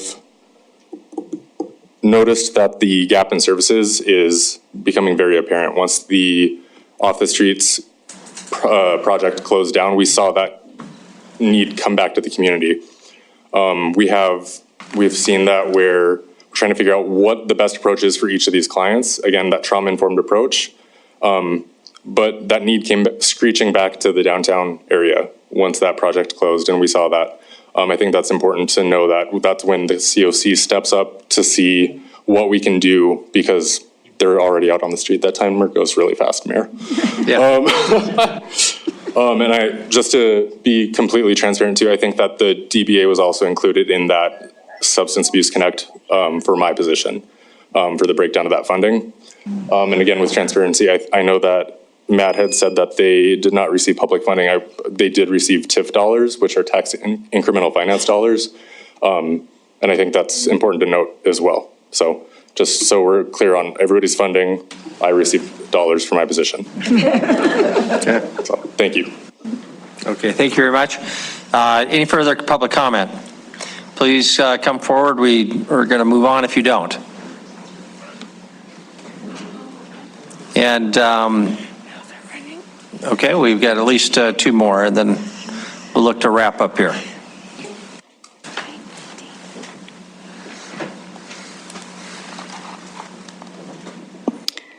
Catherine Card, 2815 4th Avenue South. I want to speak in support, of course, of the Continuum of Care sheltering project. One of the strengths that I see of that, of our proposal and of our organization, and some of you know this from being in our meetings, a bunch of organizations get together and they try to iron out how they're going to work together, and it's messy. But we've done it, and we've come a long ways. And it's people within the continuum of care that love the people that we're asking to serve by sheltering them this fall, and working out a permanent way to shelter them in the long run as well.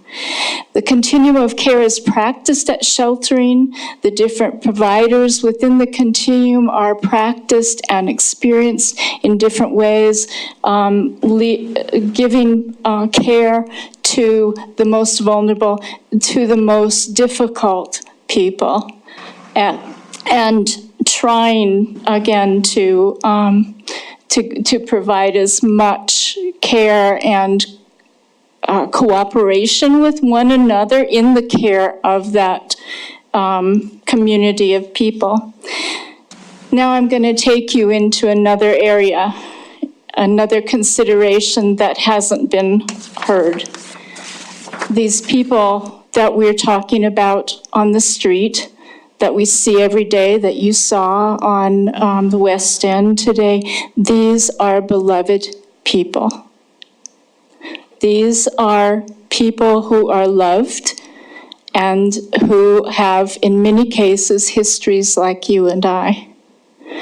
But I also see and ask you to remember, regardless of your faith background, that in a Judeo-Christian faith, those people, there is holiness in them. Not just looking at them and seeing how unclothed or how messy they are, but in serving them. There is an experience and a promise in Judeo-Christian theology that we will encounter the holy.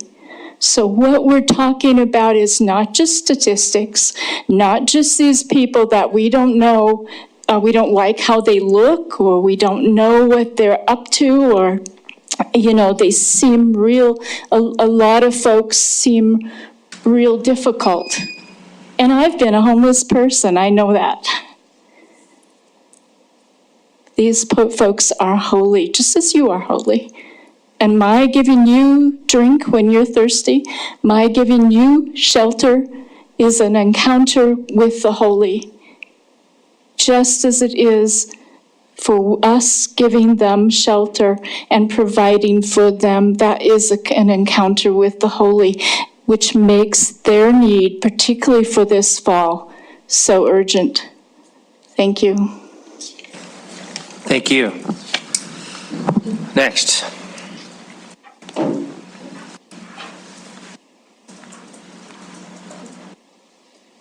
Good evening. I'm Ann Treese, 111 Burlington Avenue. Thank you for the opportunity to speak with you. I want to speak with you tonight just in support of the continuum of care. I've sent a letter of support. I think you have that, so I don't want to just read that to you.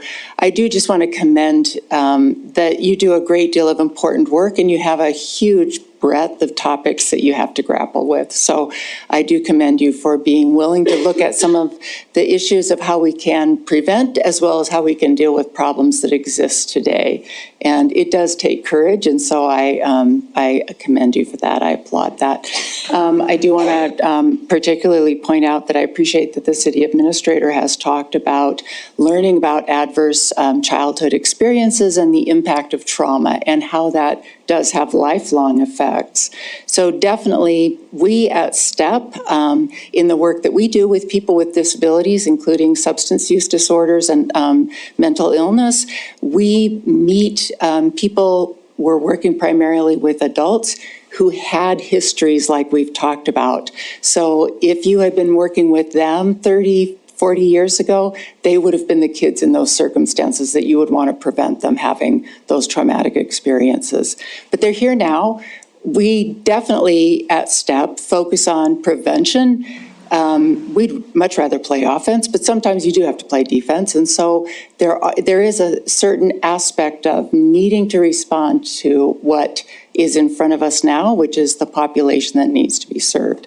We at STEP do case coordination, not specifically with people who are facing life on the streets, but we do know that care coordination works. We have seen where the relationship with the service coordinator or the care coordinator with the individual, just as we talked about the nurse with the parent, that the strength of that relationship can give the person some of the direction and the guidance they need to feel that they are worthy, that they are valuable, although they've had many, many cases now that they're on the streets where people have told them that they're failures, where they believe about themselves that they failed time after time after time. They can connect with a care coordinator and begin to believe in the possibilities, to begin to have that hope for their lives, for turning things around and changing things. We've seen that happen at STEP, and I know we can do more as a city with the people who are facing those circumstances now. So thank you very much. Thank you. Next. Hi, me again. Different hat this time. Patty Webster, CEO of Homefront. Homefront is the largest housing provider in the state of Montana, besides the state of Montana. We work hard every single day to serve people. We currently have 263 vouchers out on the street looking for housing. So kudos to you, Matt and Oksana, for being able to serve 300 people into housing. I don't think we can do that in a whole year, so I'm not sure what that's all about. But I want the message to be yes and. Every single thing here is so important. Today I was ready to come speak to the council in support of the COC project, and I still believe very strongly in that. Change in circumstances. Yesterday we received an email from MRM that they're all of a sudden going to do it, so I applaud that effort. It's hard to stand here and say I can fully trust in that because I want to. I want you to know that I want to. But the number of people that I'm seeing every single day in our work and the sacrifices our agency made in order to stand up the low barrier shelter, purchase the hotel. We have sold the hotel now, but we lost over $500,000 in that. We're not asking for anyone to make that up to us. We knew what we were doing was for the betterment of the community. Super proud of that fact. Tess could probably tell you all the numbers of everyone we served. Carrie probably could, but I want to say that I'm so thankful for the MRM. Oh, they left now. I'm so thankful for them and for what they've told us that they were going to do, but they just told us that yesterday. We all had to have all these projects into you well before that. So I'm conflicted because I really, really want to believe in what the MRM says they're going to do. But what they have taught us is that that is not the fact. Time and time again, our community coalition has been left to pick up the pieces. We were left to pick up the pieces with my backyard. We were left to pick up the pieces with off the streets. I don't want to be in that position again, and I don't think you all do either. So, Chris, the fact that you brought up trauma, talking about that, I was just back there going, yes, yes, so proud of you for that, thank you. Because it's so important. I have a card in my hand here that I'm going to give to Greg that says, let's build a cradle to classroom housing development together. Let's do that. Let's put the family nurse program in it. Let's do that. We can do that. This has been a great think tank for me. Been handing out cards all night. I really want us to be smart about how we invest these dollars. I'm not asking for the dollars. Might ask you for some land to build something on to serve these people, but not asking for dollars. That's another discussion. I think we need to pause. And I know that is not a popular thought in our coalition right now. But I honestly think we need to pause and just really think about and not react. Just because money is there, that doesn't mean we need to spend it. I would just really like to be part of a great solution for our community instead of a meal piece solution. That's all I have. Thanks. Thank you very much. Councilor Puritani, do you have a question for Patty? I don't really have a question, but I appreciate your let's stick with questions, and we'll have time for discussion later, but if you kind of raise your voice at the end, you can make it into a question probably. Yeah, you'll rush us out of here, I know you. So I will go with the question in what you were proposing to put it on, pause. What does your pause look like? My pause looks like an informed decision. Regarding how you're going to spend the money. Well, that's why we're here. So what are we pausing? It can't be just at this meeting. Correct. I don't know that we've reached out to everybody that can be part of the solution. I agree. And we know the work of the COC. We know they're rock stars. There's no doubt about it. I'm part of it. I think I'm a rock star. I'm also part of SAC. I've been on their leadership team. I'm on their crisis leaders team. Great work being done. It takes it all. Yes, and I want to be on the high road of things. I'm a believer. I'm a optimist. I want to say we can do everything, and I think we can. But I think we need to be smart. And so I don't think pausing is a bad thing. Patty, since we're talking about pause and we potentially have, worst case scenario, people freezing to death. When the weather gets cold, how do you respond quickly to prevent that from happening if you haven't laid the groundwork to prepare a low barrier shelter, for example? So thank you for that question, Mayor. The CLC has laid the groundwork. They have a plan. Carrie's going to talk to you about it. They're ready to go. Lisa's church, we already did that. Carrie and Catherine Card, I believe, did that in a weekend when the sewer backed up at the hotel. In a weekend. Keep in mind that the COC stood up an entire low barrier shelter and quarantine and isolation site in less than 60 days from first meeting to purchase to implementation. We've done it. We'll do it again. I want to quit being reactive. We need to be smart. We don't need any more of that. I really want to believe that MRM is going to do exactly what they say they're going to do. That email filled my heart with such gladness. It truly did. I want to believe it, but I'm going to need to see it to believe it. Okay, and even that quick response, though, may need funding. It will need funding. Where it will need funding, and this is what I would suggest, not funding anything for a little bit and just wait. Have it sitting there. If that happens, the reason they would be, Carrie's going to speak to it more eloquently, surely, than I can, but you have to fund security. That can't be done by volunteers. It's above the My Backyard volunteer capacity, if you will. Some of the people are not easy. You met them.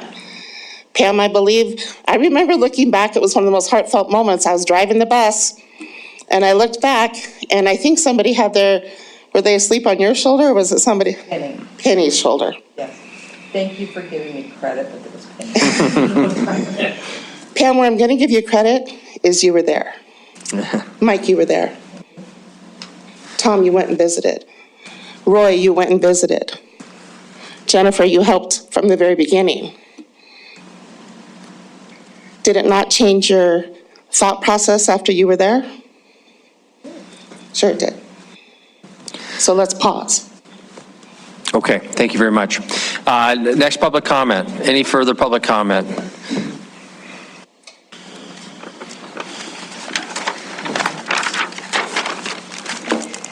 Good evening, Mayor, members of council. I will try to be brief and not repeat any points. I do want to highlight what Sierra Reesberg said about the incredible amount of work that has gone into collaboration between the Substance Abuse Connect and the Continuum of Care to build a crisis continuum that our entire community can benefit from. This has been a lot of time in the making to get us to this stage. So as Tess Besaw mentioned, we served 756 unique individuals in April, May, and June in the coordinated entry system. I just learned this myself, so I wanted to clarify for you all that all of those individuals qualify as literally homeless under the HUD definition. So these are folks whose primary nighttime residence is not meant for human habitation, or they are living in a shelter or temporary living arrangement, like Tess mentioned, transitional housing or a hotel or motel with a voucher. Or they are exiting an institution they have resided at for less than 90 days, and previously were living in a place not meant for human habitation. So when we talk about 756 literally homeless individuals, our 17 local service providers who are taking part in coordinated entry are doing the absolute best they can. They've given everything they have to give. They've dedicated staff time. They've dedicated time to case conferencing and data entry. And even at times we have up to 51 staff taking part in those case conferencing meetings. But even so, without the day-to-day tracking, outreach, oversight, we're assessing people faster than we can move them out of the system with the resources that we have in our community right now. So our inflow is greater than our outflow. And that's why we need a dedicated team of care coordinators who can help us manage this coordinated entry caseload and the growing volumes that we're seeing in our community. Now, we did give you a proposal in two components so that you have some flexibility here. The first component, which you're pretty familiar with, is the sheltering component for the seasonal 6 months of winter. And that's $200,000. A lot of those are fixed costs that we are having to put out in order to provide this service.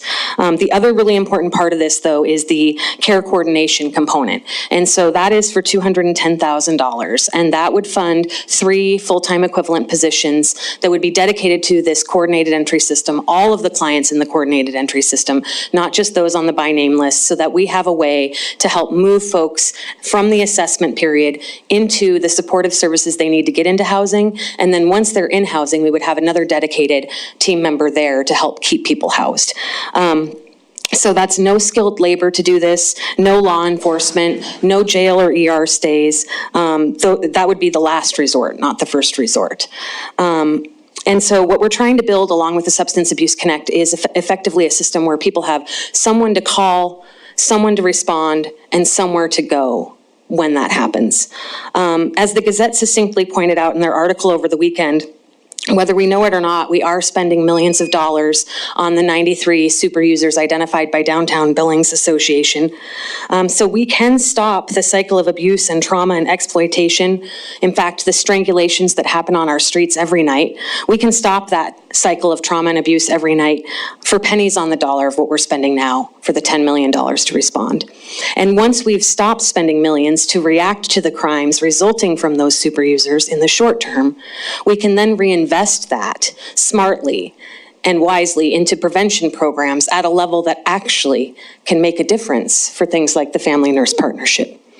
In the true spirit of collaboration, I know you all have asked, where could we cut our proposal in order to be able to help you all fund everything.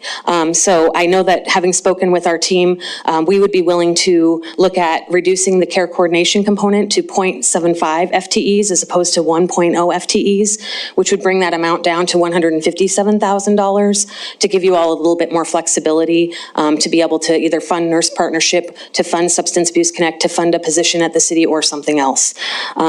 You know, we really do want to be partners here and we're willing to do what we can, but we cannot continue to do this work without any sort of partnership with the city. And we really value being able to do that moving forward with you all. The only other thing I wanted to point out is just because I was part of the public safety discussions, repeatedly testified to you all, and this slide that Chris has brought up with the 4 key areas that we all agreed to make an impact on. So for violent crime reduction, as I mentioned, we do stop that cycle of abuse and trauma, strangulation, crimes every single night. Improving downtown safety, this would obviously have a huge impact on improving downtown safety. In terms of traffic safety, it would have an impact there as well. In my ride along with the downtown Billings officer, we went to the former location of the hub, and as I had mentioned to you all, the gentleman who we moved along immediately walked out into traffic with a walking boot on his foot. So that's a problem for traffic, obviously. And then when we look at this photo of supporting mental health efforts, it's pretty clearly of a gentleman who's homeless. And that was part of what I saw told to the public repeatedly, was while the words said mental health efforts, the pictures were of homelessness. The discussion we had in the community was about how are we going to respond to our unhoused neighbors. That was what I heard loud and clear from the public they wanted us all collectively to address, and we're here to do our part to do that. So we want to help assist you all in delivering in the promises you made in the public safety mill levy. Thank you, and happy to answer any questions. Carrie, and Councilmember Ripsis has them, but I'm going to start with one. You heard Councilmember Boyette say, and I agree with him, that the other thing that the public really wanted was not to see people on the street. Now, you can argue that they just want to see the problem swept under the rug, but it certainly has an impact on downtown safety, economic development downtown. We all know those issues. How do we know that a low barrier shelter 1 block from Sky Point isn't just going to amplify the visibility of the problem in our downtown area?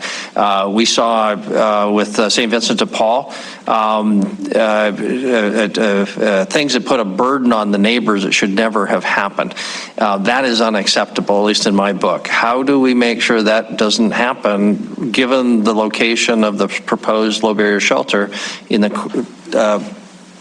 50 feet or 50 yards in that direction? Yes, absolutely. The COC is actually very proud of our record of working with neighbors to mitigate the impacts for not only our population, but also for the neighbors. So we have a proud record at our former low barrier shelter site where the chief of police has told you all that the number of calls that we had in that area actually went down after having opened that low barrier shelter site. So we only had 48 calls in the 14-month period that we operated in that downtown core. And previously, I don't know what the numbers of calls were in that area, but as reported by the Gazette, that number did go down. So we have really worked hard and stand proud of the work that we do to work with neighbors to help mitigate those impacts, to be sure that we don't have traffic flowing through if we can help transport people. What we would do this year is we have it set up so that screening would be on site rather than being at the crisis center, so that we're not having to move people between the crisis center and the church. They could go right to the church, be screened right at the church, and stay right at the church. So that's one way that we're looking to mitigate the traffic on foot, for example. Okay, thank you very much. Councilmember Ripsis. Thank you, Mayor. Carrie, so you said that the care coordination folks actually, as they exist today, are falling behind. They can't keep up. Your inflow is greater than your outflow. The low barrier shelter won't necessarily impact that, but the 3 new FTE, you were talking about 3 new FTEs. And so you were saying 3 new 0.75 FTEs? Is that how? Originally proposed, we asked for full 1.0, 3.0 FTEs. What we would be willing to do in the interest of collaboration is to bring that down to 3.75 FTEs, similar to Tessa's position. She's at 0.75. It doesn't do as much as we would like. We would love to have 3 full-time people dedicated to this caseload of 700 every quarter, but at 0.75, that's more than what we have now. And the key being, though, we want it in 3 areas of the crisis response system. So these case managers would not be located at a specific agency to serve those specific clients. They would be to serve the whole coordinated entry system. And so one would be on that assessment and diversion piece at the crisis center, because they're doing the primary bulk of the assessment and diversion. One would be providing the support services, and we're looking at housing that position at First Church, because there's a lot of different small nonprofits there who could benefit from that position. And then the other would be on the housing support end of the crisis response system. So that maintaining housing, and that would be through HRDC, because they have the bulk of the programs designed to help people get into housing and maintain housing. So we're really looking at building a team approach to addressing coordinated entry and augmenting that system. They would be housed at individual partners, but those positions wouldn't be dedicated to just that individual partner's clientele. Thank you. What I was trying to get to, very stumbly, was kind of, if we had to pick the shelter or the care coordination, it almost sounds like we would be better off to pick the care coordination, given the recent announcements from MRM, and as Patty mentioned, the hope that they actually follow through on that. Could we benefit as a community from increasing our care coordination efforts, using those 3 FTEs you said, and just kind of have the backup low barrier shelter option in our back pocket in the event that it becomes necessary, but hopefully not?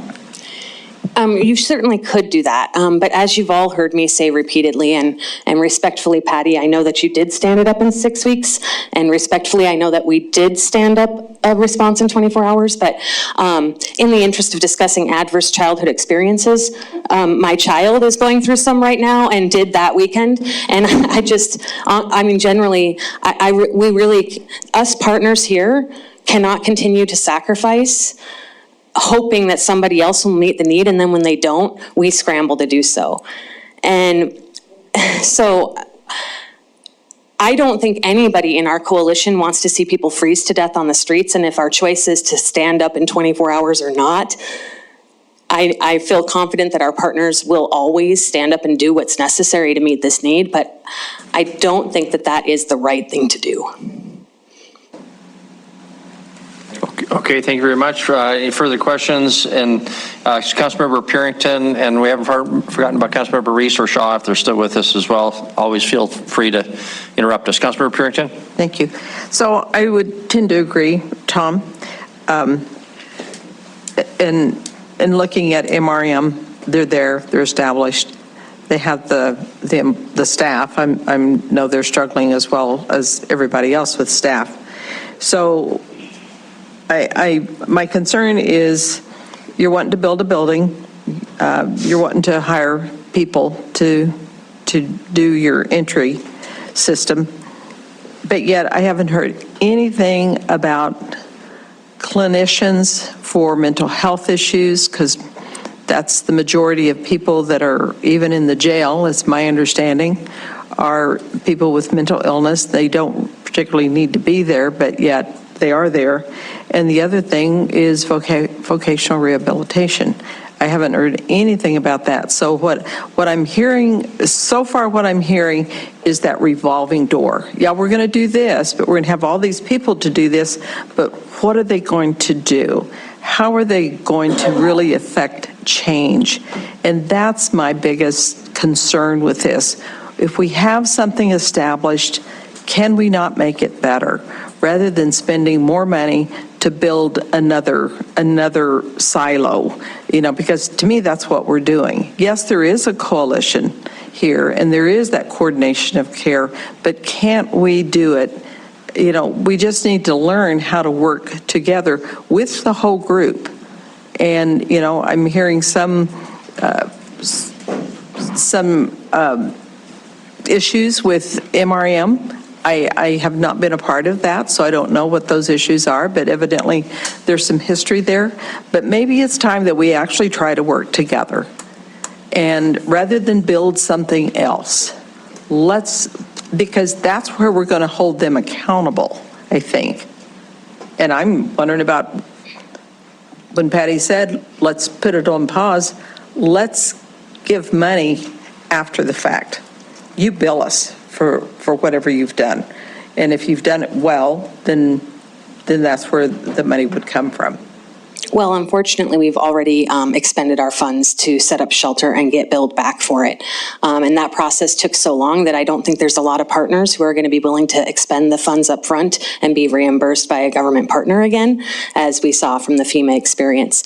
But what I would say is that you do have a whole lot of partners here collaborating very well. 17 of them in the coordinated entry system and 35 total who are members of the COC. When you see one partner who doesn't collaborate well, it doesn't speak to the rest of us, and I'm trying to keep the comments positive, so without focusing on the one partner who doesn't collaborate, I want to really highlight those of us who do. and we're all here very late into the night to make sure that you understand that this group here, we are committed to collaborating with each other. We can't make every single partner come to the table, but we've done an extensive amount of work on strategic planning. MRM was part of those discussions. We did an extensive amount of work on consensus building to create a shelter. MRM was part of that consensus building, as Jennifer Owen was there and can attest to.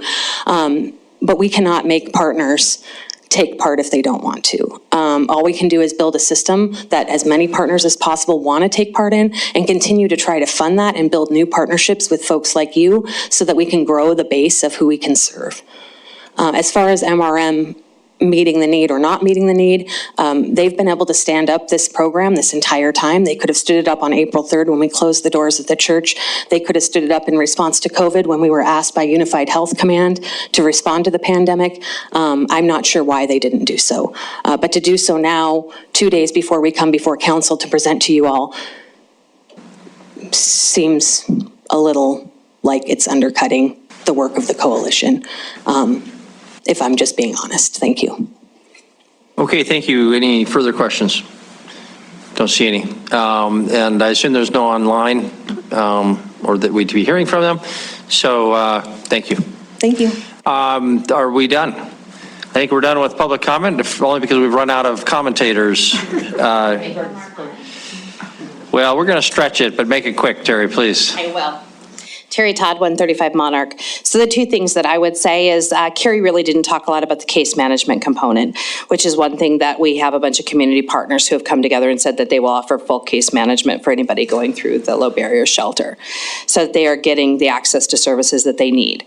And we have targeted and identified a bunch of the community organizations that are already in place that will come forward and work together to try to help people.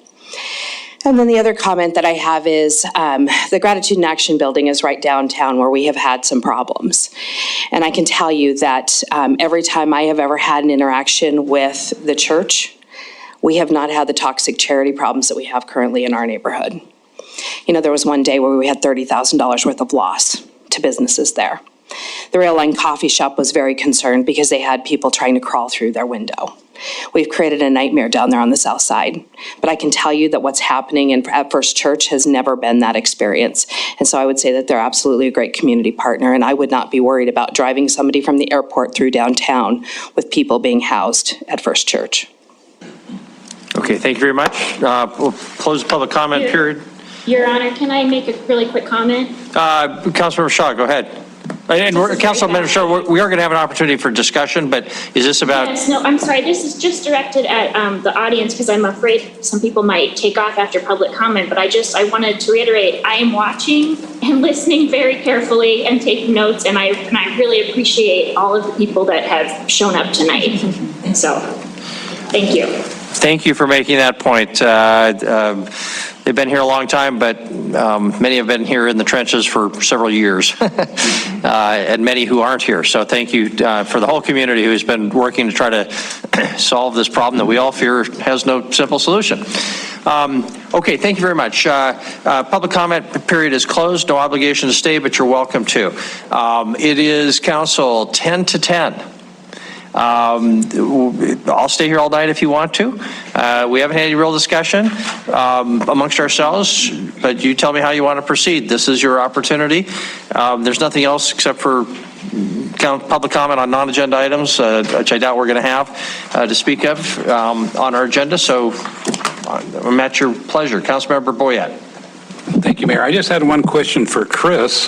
The mobile response unit, can you give us a ballpark of what you think that's going to cost if we do that? So the costs that were on the table in our prior kind of arrangement was right around $200,000 for that first year. I put in the memo 250 to 350, and admittedly, it was recognizing that we don't know what the bids will look like. But I think you're in that $250,000 plus or minus to start up. Over time, we're hopeful that that is not a permanent, ongoing, full expense. I think the little that I know and I'm learning, we will have some, but it's also anticipated that if we're providing services that are eligible for Medicare or Medicaid reimbursement, that is a part of a legitimate way of providing that service and minimizing, frankly, the concept of double dipping across various, entities. So to answer your question, that cost is what the startup costs are anticipated to be by, and I think we're a couple years into that. September 30th is what you'll see in the RFP tomorrow as the deadline for submitting proposals to partner with the city on that program. Lines us up for you in October, provided we get responses, to know precisely what does a partnership look like, with whom, for what cost. Tonight, I would say you should be thinking about $250. And Chris, if I can follow up on that, can you just tell us what goes into that $250? Is it 2 paramedics plus some equipment costs of trucks, but not an expectation that we're paying a partner? The partner Correct. is paying for their own mental health person. Our job is paramedic staffing and equipment. Is that correct? The staff, the EMT staffing is the majority of that cost. And then, yes, there were, what I recall is long-term equipment cost, although we had a grant and did make an application to utilize an SAC grant for the equipment. But with equipment deliveries these days, I can't tell you whether that thing's showing up in 18 months or when, so we are having to deal with equipment. The other area we're wanting is tracking. We wanted data tracking and reporting, and recognizing that costs some money to do that. Not a lot relative to the program, but we're trying to get better at making sure we figure those costs into these programs as we're all searching for data to make better informed decisions long term. Okay, thank you. Further discussion?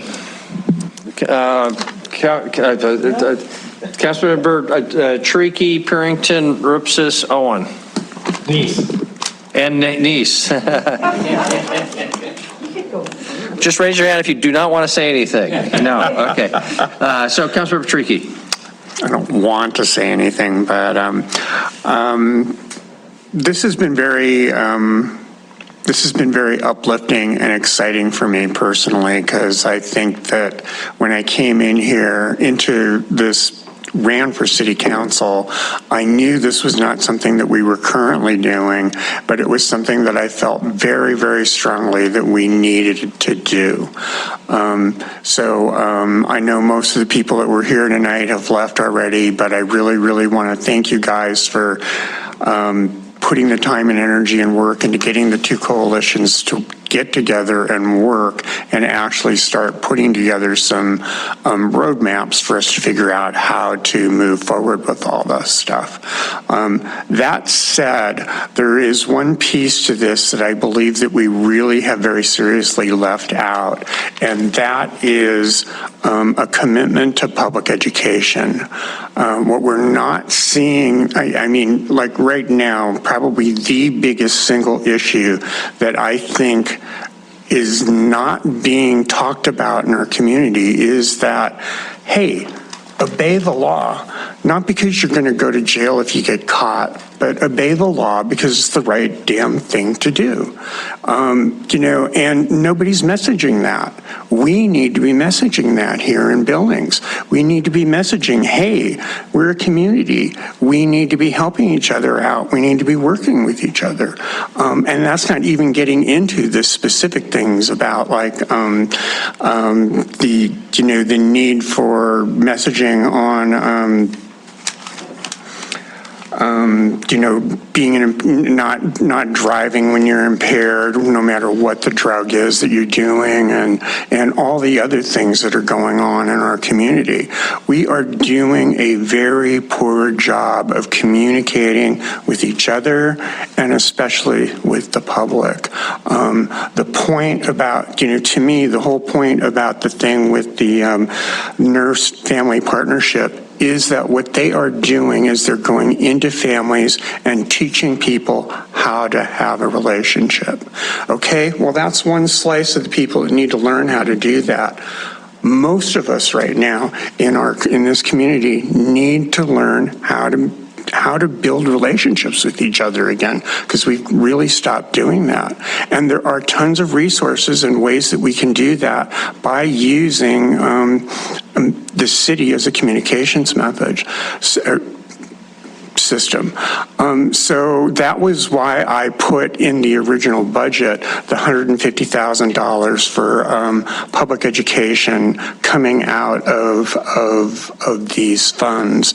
And I really, really believe that if we want to get a bang for our buck right now, right away, changing our community by telling people, the things that we told people in past generations, how to, just be nice to each other, among other things, we need to be doing that.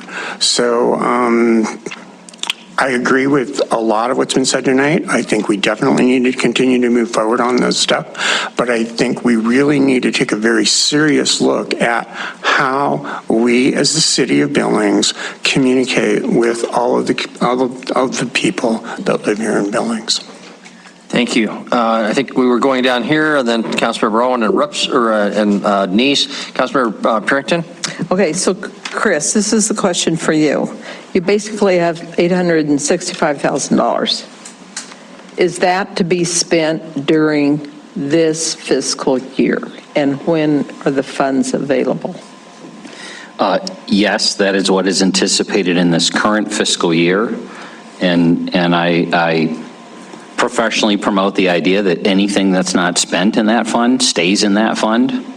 So that which is being collected in the 2 mills and the local option marijuana money are always going towards this same purpose. But to answer your question, that is what is anticipated in this current fiscal year, July 1 of 2022 to June 30 of 2023. So, so you basically have someone asking for funding for the family nurse practice partnership. You've got that one. You've got MRM is asking for money. You've got Continuum of Care asking for money. In the MRM. Mobile response unit. Oh, the mobile response unit. Okay, yeah. Okay, so I took away the 250 because that's going to be used this fiscal year for the crew. Correct? So that leaves $615,000.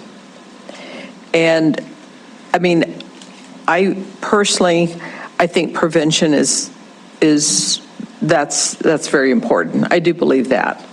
But also there are things that are happening right now. So the prevention thing is, I think it was John mentioned, it's the investment that we make in our community. We make it in our children, and I'm a firm believer in that. Danny, I don't think there's room for $150,000 to tell people to be nice to each other, because that's kind of what I'm hearing you say in the public schools.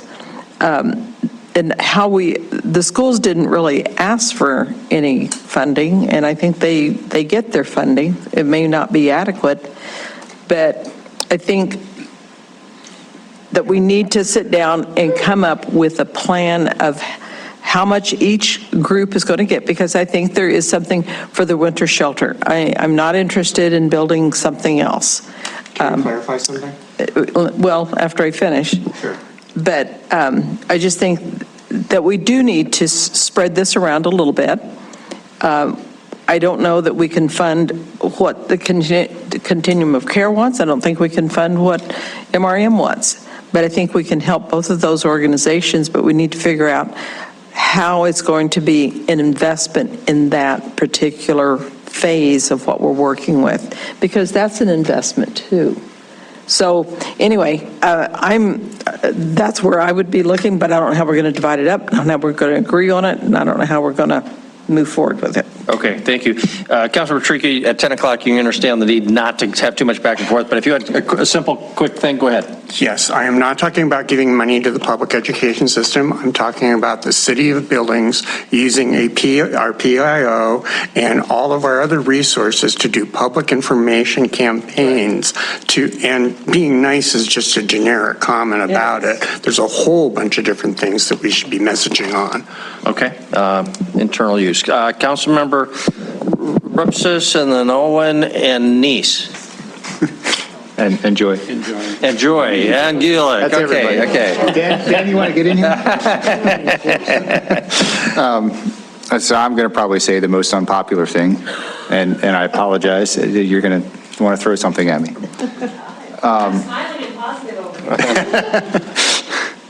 It seems to me that as far as I'm concerned, I think MRM basically said by releasing their information and standing that up this weekend that they didn't need the help that they submitted for their proposal. I think that was basically what they said there. I am interested in, Mayor, when you said, would you be willing to take some funds to help with the data entry? I mean, maybe that's something we can consider. I do think that we don't necessarily have to duplicate services. And if MRM actually is going to provide these services and they can be trusted, perhaps there's a way we can encourage them to become more trustworthy. Then they seem to have lost the trust of the community, the partners. For some people, right, exactly. So perhaps there's a way that we can combine the care coordination pieces and the emergency sheltering improved services that MRM is saying that they're committed to now. Perhaps there's a way that we can use this as a way to re-engage MRM productively within the continuum of care.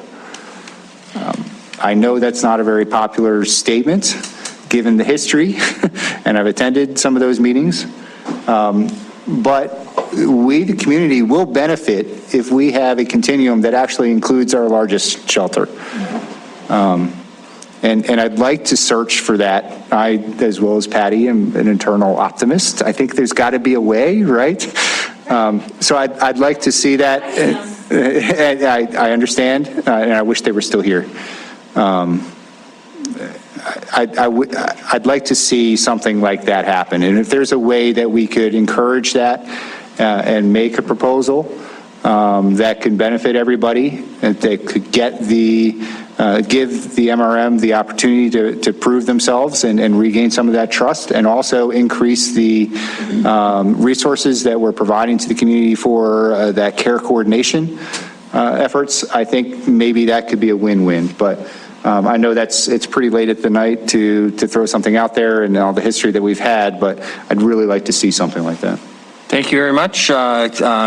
Councilmember Owen and Neese next. Thank you, Mayor. I would just echo the conversation that my colleagues have said. This has been a great night. Hard conversations, difficult conversations, but important, and I think long overdue. I am optimistic that we can craft a path forward that funds the crisis response unit and some sort of solution for homelessness, and I think what you're tossing out is interesting and probably needs some more conversation. It is the case that the community's worked very hard on some sort of crisis response system. I am a firm believer that that is not enough, and I don't think there's anyone in the room who would disagree. We owe it to the citizens of this community to try to prevent crime as effectively as we respond to it. And so I do think it's important that we continue this conversation on prevention. I just want to highlight that what we've talked about tonight in the Nurse-Family Partnership, I'm concerned that we have focused. This is hard for me to say. I'm concerned we focus too much on the kids. Everybody knows that that's where my heart is. But the reality is the data shows, both locally and nationally, that there is an immediate impact in the adults. We're showing our data here a 63% reduction in the first year of domestic violence incidents.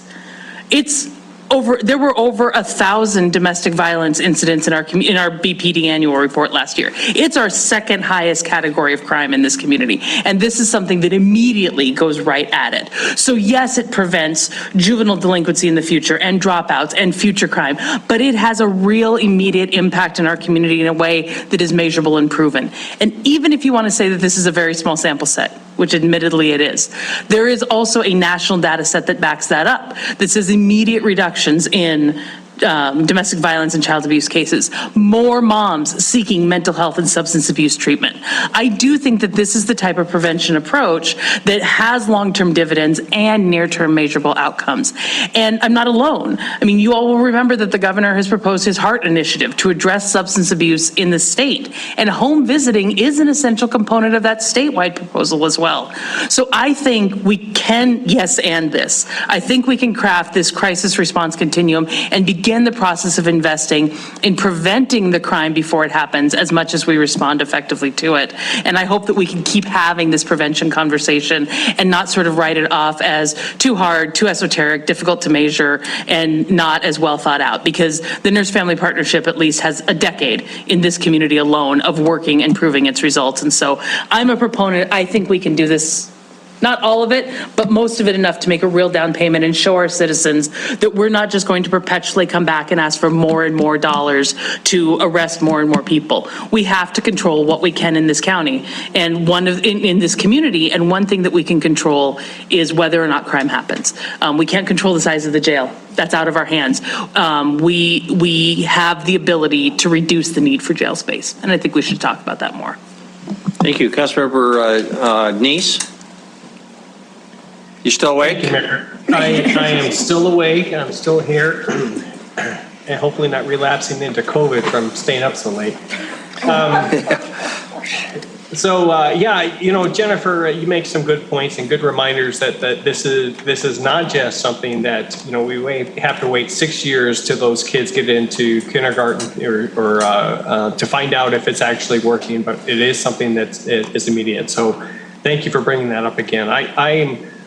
I do support that, the nurse practitioner option here. I think that that's something that we need to look at and try to build. I think we should get some coalitions and other partners involved in this besides just us. I think it's important we get the school board on so that if the idea is to have, you know, I think you said 6 or 12, I'm not sure how many you said, but you know, to have that number increase, I think we as a city can't do it alone.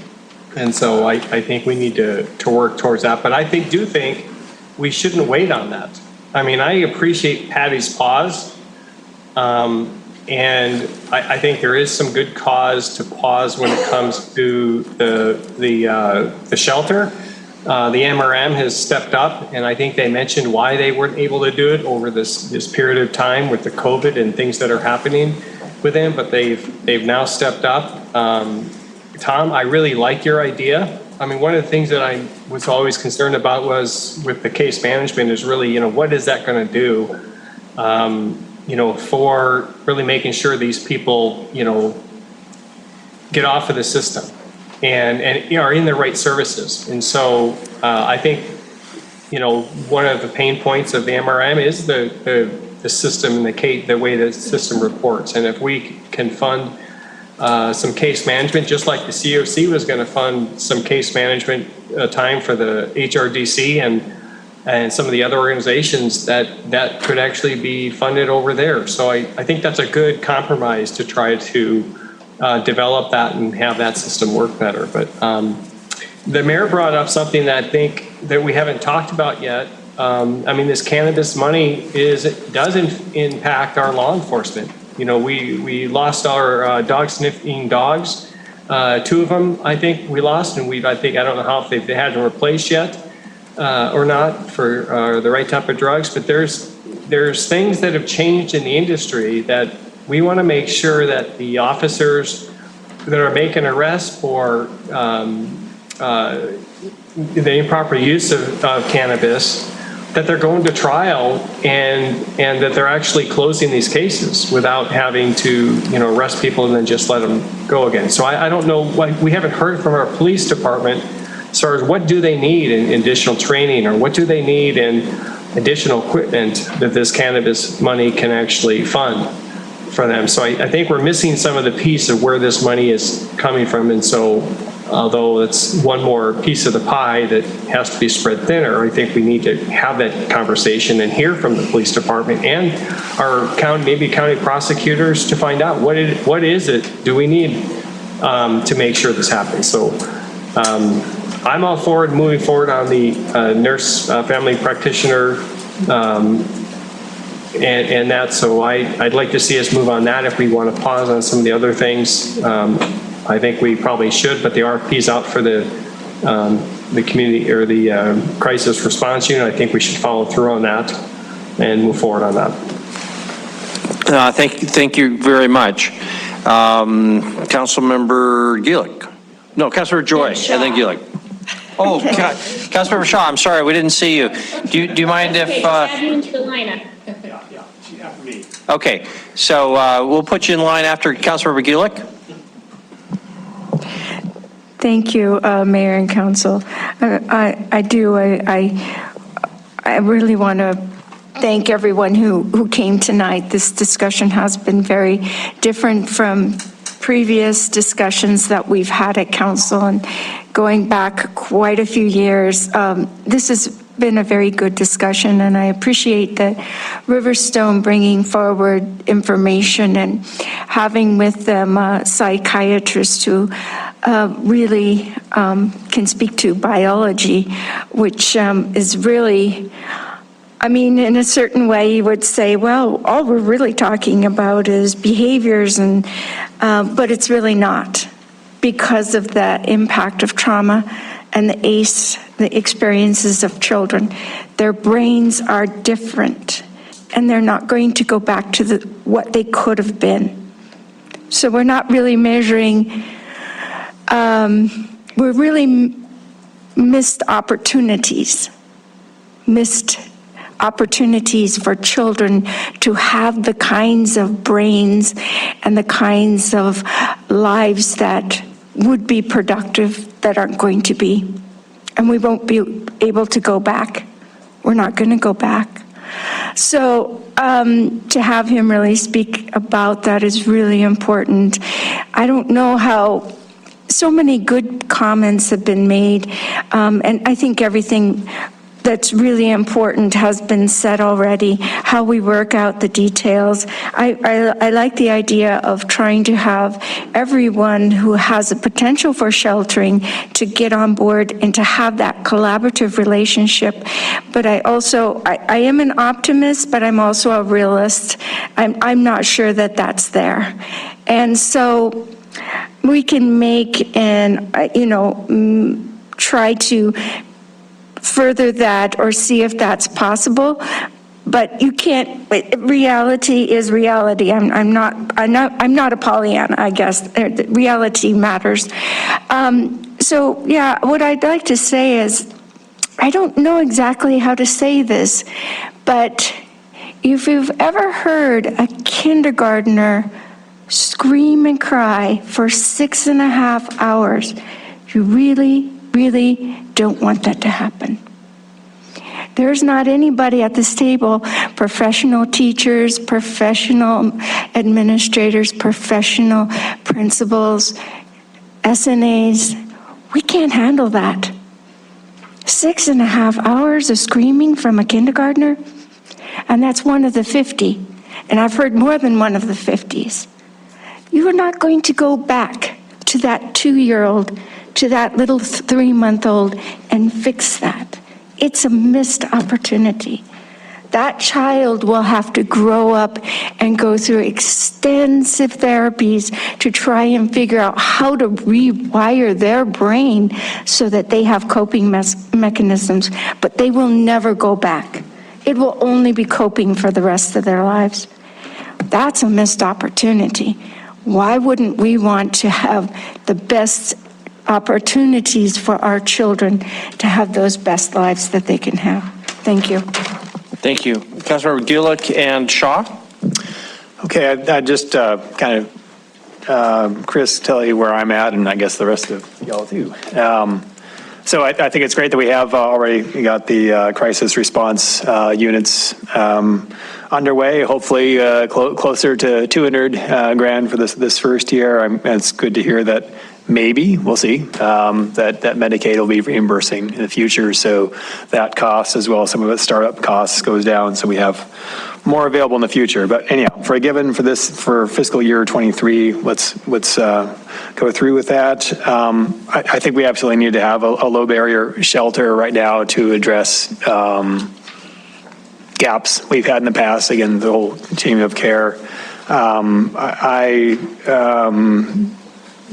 Quite supportive of the continuum of care proposal. I think, unfortunately, tonight, the rescue missions are reinforced some distrust I had in terms of they just couldn't even give us a straight answer as to why they weren't putting, data into the service point. I really do want they are the largest shelter. It would be really great to be able to bring them into our system, to be working with the rest of the continuum of care. Nothing I saw tonight gave me a lot of hope there, though. I hope that changes, though.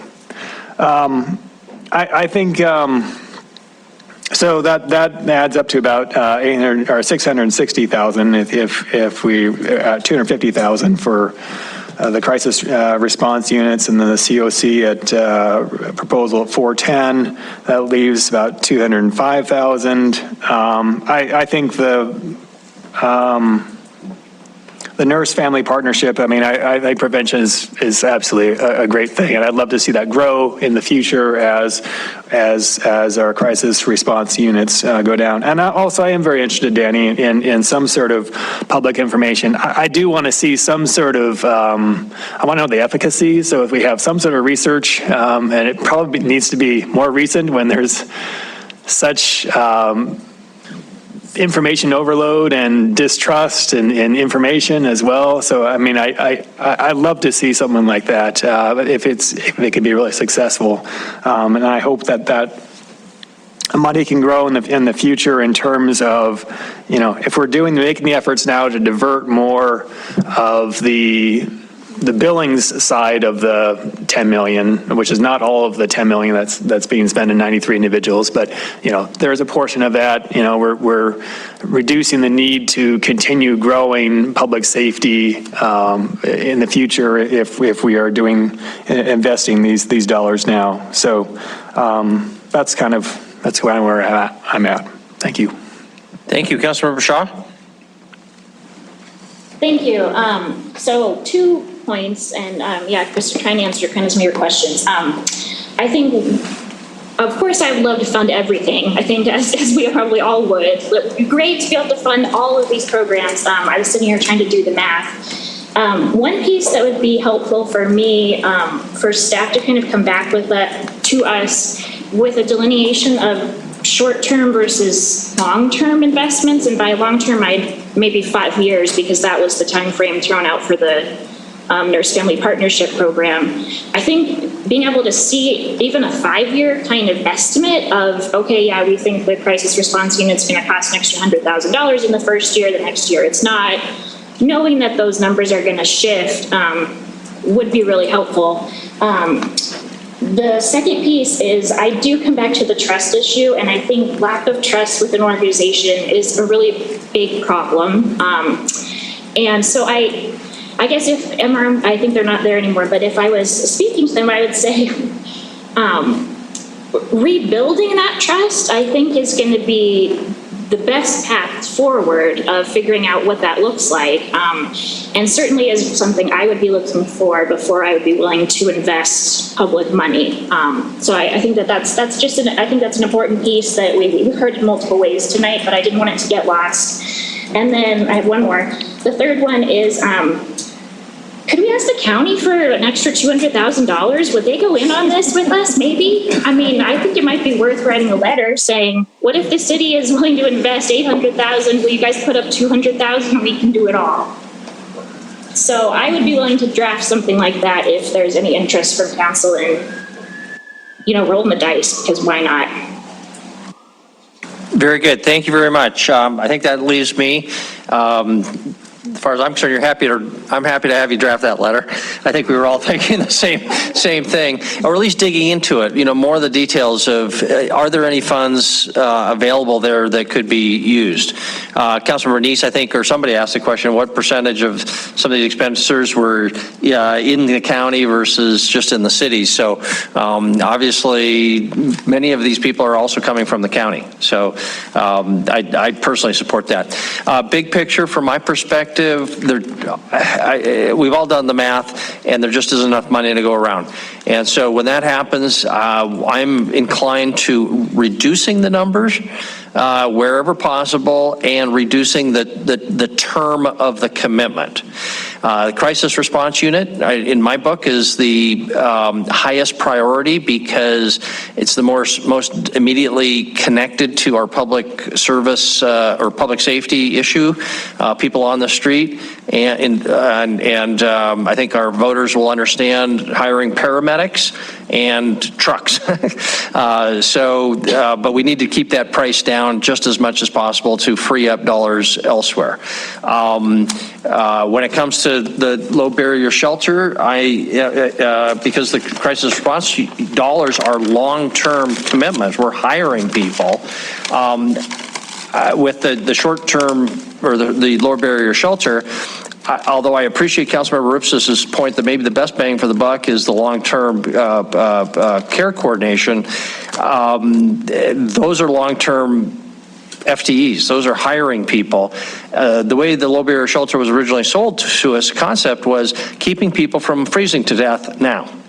It wasn't a Montana Rescue Mission substitute. Montana Rescue Mission has been providing those care services in a great way for decades. The criticism has been that that's all that they were doing and they weren't meeting this low barrier need, keeping people starving or from freezing to death. So in my book, that's still a high priority and we need to be prepared to fund that, albeit even if we take a temporary pause, to do it quickly and hopefully at a lower cost. I guess that's it. Marijuana money. I don't think I can say it any better than Councilmember Neese did.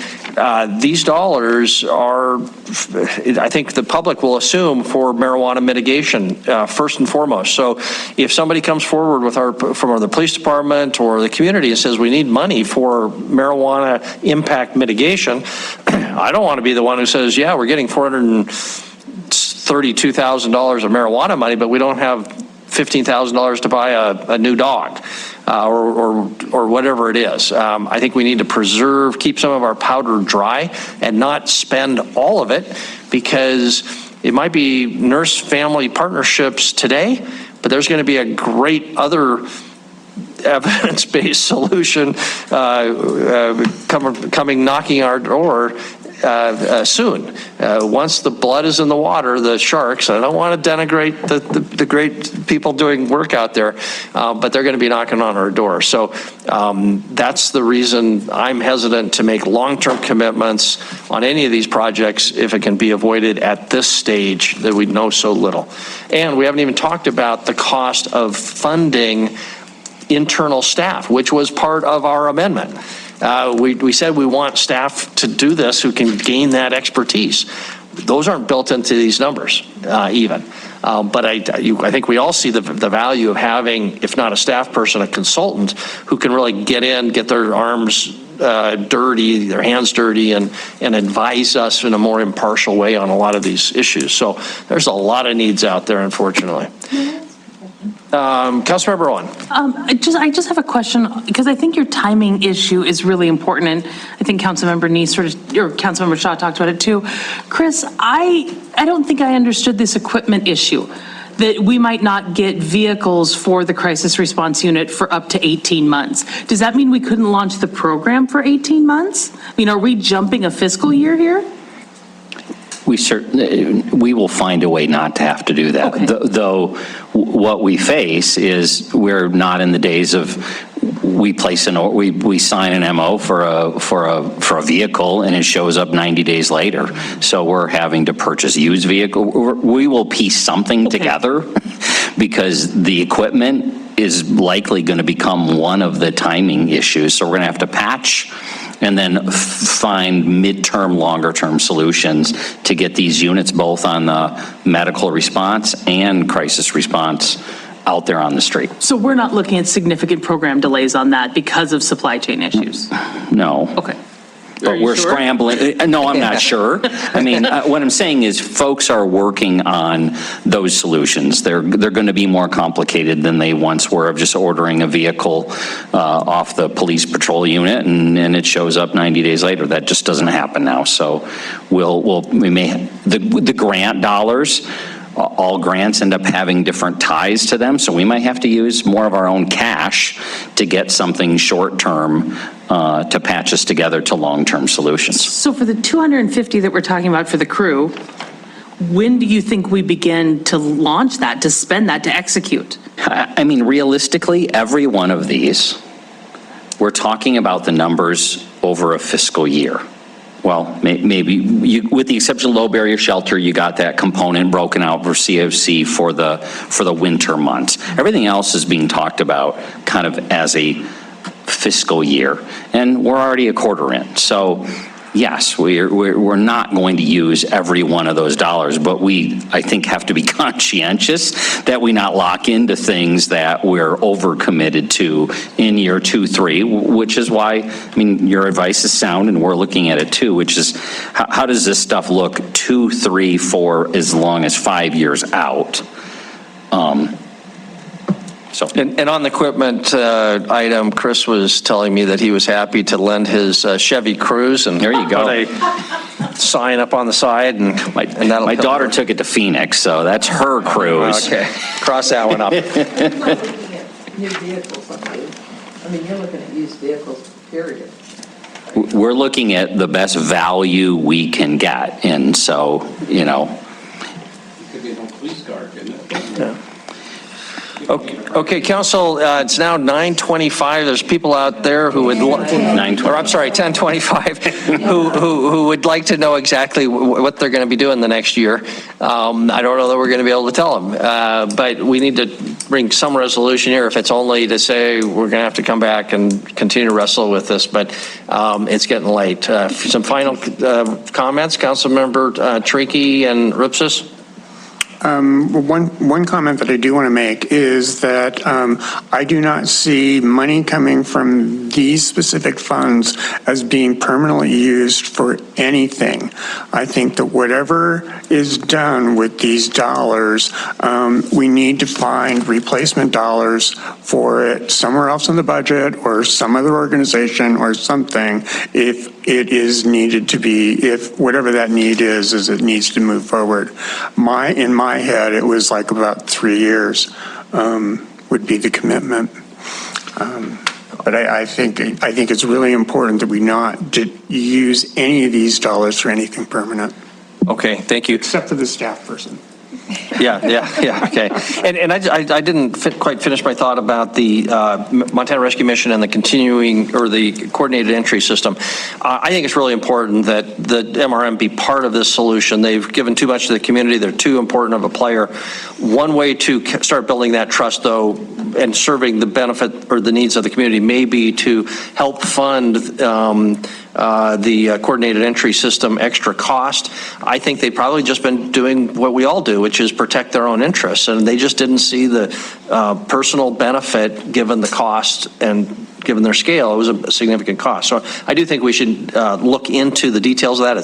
The details are beyond me how that whole system works, but I, for one, would be more than happy to help defray some of their costs to help build that trust and help the whole community by getting their data into that system.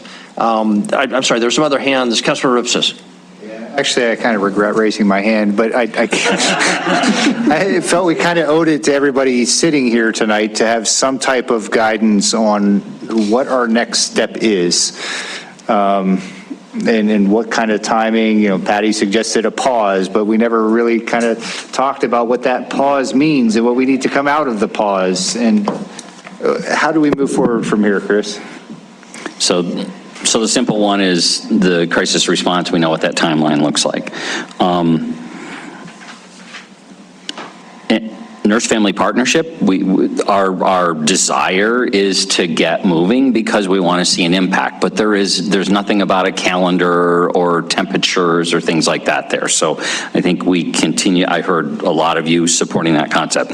I think the real heavy lifting is in this space that several of you said. How do you use these dollars, some amount of dollars, somewhere in that $250,000 or something, how do you use some dollars to leverage and incentivize a better collaborative effort with COC, inclusive of MRM, and I do not mean to offend any, it is true, they've been invited to every one of those conversations, so I'm not implying they haven't been, please, but I heard several people say, can we use these dollars as a way to figure that out? And I don't think there's any way to do that, frankly, between the 12 of us or whatever sitting here tonight. I think it's going to require, I don't know who the right people are, but some of them are in this room and MRM saying, okay, here we have an opportunity. How do we deal with coordinated entry? We have to deal with that. We have to have the data if we're ever going to be in line for reimbursement and understanding the magnitude of our problems. So that has to be a component. We have to have a backup plan for sheltering. And we may say, we're not going to go with a backup plan for sheltering where you ultimately say we're going to fund the emergency sheltering for this winter that COC is asking for if we can't get MRM, if we can't get comfortable that MRM is going to meet that need. Is that? And I think we have to do that within days. We have to get in that conversation because though it is going to be 106 or whatever tomorrow, we know that changes in a hurry. Councilor Boyette. Thank you, Mayor. In the banking business, it was easy. It was very simple to get people to do what you want. Do you want this amount of money? This is what you do. If you don't do this, you don't get the money. So I think that's not a complicated thing. Yeah. You go to MRM and say, okay, you need to do this, this, and this, and we'll give you some money. If you can't do this, this, and this, you don't get any money. And you don't give it to them all at one time. You give her, and the same with no matter who they are. You don't give them a whole chunk of money. I say, I want to see some work. You give them part of it. So I think that's not a problem. Yeah. Okay. To answer your questions, Councilor Rupsis? Yeah. Okay. Anything else for the good of the order? I guess I didn't really comment personally on the Nurse Family Partnership. I understand the value of prevention. I think it's going to be a harder sell politically because there isn't a clear product. I don't oppose the idea, but I don't support spending $300,000 out of this 800. There's just not enough money, not at this stage. So, Councilor Princeton? Well, you probably have a question. Just a super quick question. So I think we keep sort of avoiding this, that we have to actually execute on this. So are we coming back to this at the next work session? Are we gonna, I mean, like, we have to move forward on something. Correct. So whether it's a work session or actual agenda, I mean, obviously it's not going to come up 6 days from now, but I think we've got to fit it into one of your action. Action is going to be needed on the sheltering piece within weeks. Mm-hmm. The other components, probably we have some more time on, but that piece has to be in front of you. And if it's necessary for another work session, we should do that. If though we're in a position to put it on an agenda and say this is what's been worked out, I would encourage us to take that step so that a decision is made and people know where we're going. Chris, this is such a big item. There's so many important subparts. What if we just said this needs to be part of every work session going forward, unless you tell us that there is just so much on an existing work session that there's just no room at the end. I would tell you that I hear that's important. The other piece, my staff justifiably is going to want to throw something at me. They're all watching, which is we're probably going to have a special meeting. I mean, your agendas are loaded up with stuff. So I think the reality is we may say, we're going to do a special meeting to make some decisions on this issue, and that's going to be on a Wednesday night or something, or a Tuesday night. But it's really just this one component of It it is, that is. yes. And so can we place this one component of this issue on the work session 2 weeks from tonight? Which is the 19th or something, right? And Yeah. at least get an update and figure out what our next step is, and then we should be in a position to vote on something the following week if that comes up. Perhaps those of us council members who have opinions about the direction it should go can bring some proposals, or can begin circulating some proposals for how we sort of carve this. Absolutely, and I'll be working remotely in that capacity, and Kevin will be sitting in this seat for that night. So we're not going to wait for, between him and Boyette, it'll be decided in about 15 minutes, so. Yeah. Well, I guess I just leave it that I think we need to work really hard to get this on some element of this on every work session, even if it's just to say we don't have time to discuss, or here's a 5-minute update. But it's just, there's too much here not to continue to look at every work session agenda, in my opinion. Absolutely. To the extent that it's physically possible by time. I think Patty has a suggestion. If council, if it's okay, okay, nobody's throwing things at me. Patty? I just think in this gap, this time, it would be important to pull the information to show what other funding was provided to members of the continuum from the county mill levy funding and from the county tribal matching grant, and what those funds were for. I think you all are missing a piece of the puzzle. That'd be great. If you could send us an email with whatever information you have and posing that question so to help frame that discussion, that would be great. You can make copies of this, Chris. Okay. Council, I think we've probably done what we can for the evening. I appreciate your patience, your hard work. Everybody who came tonight, appreciate your patience, especially because our seats are a lot more comfortable than yours.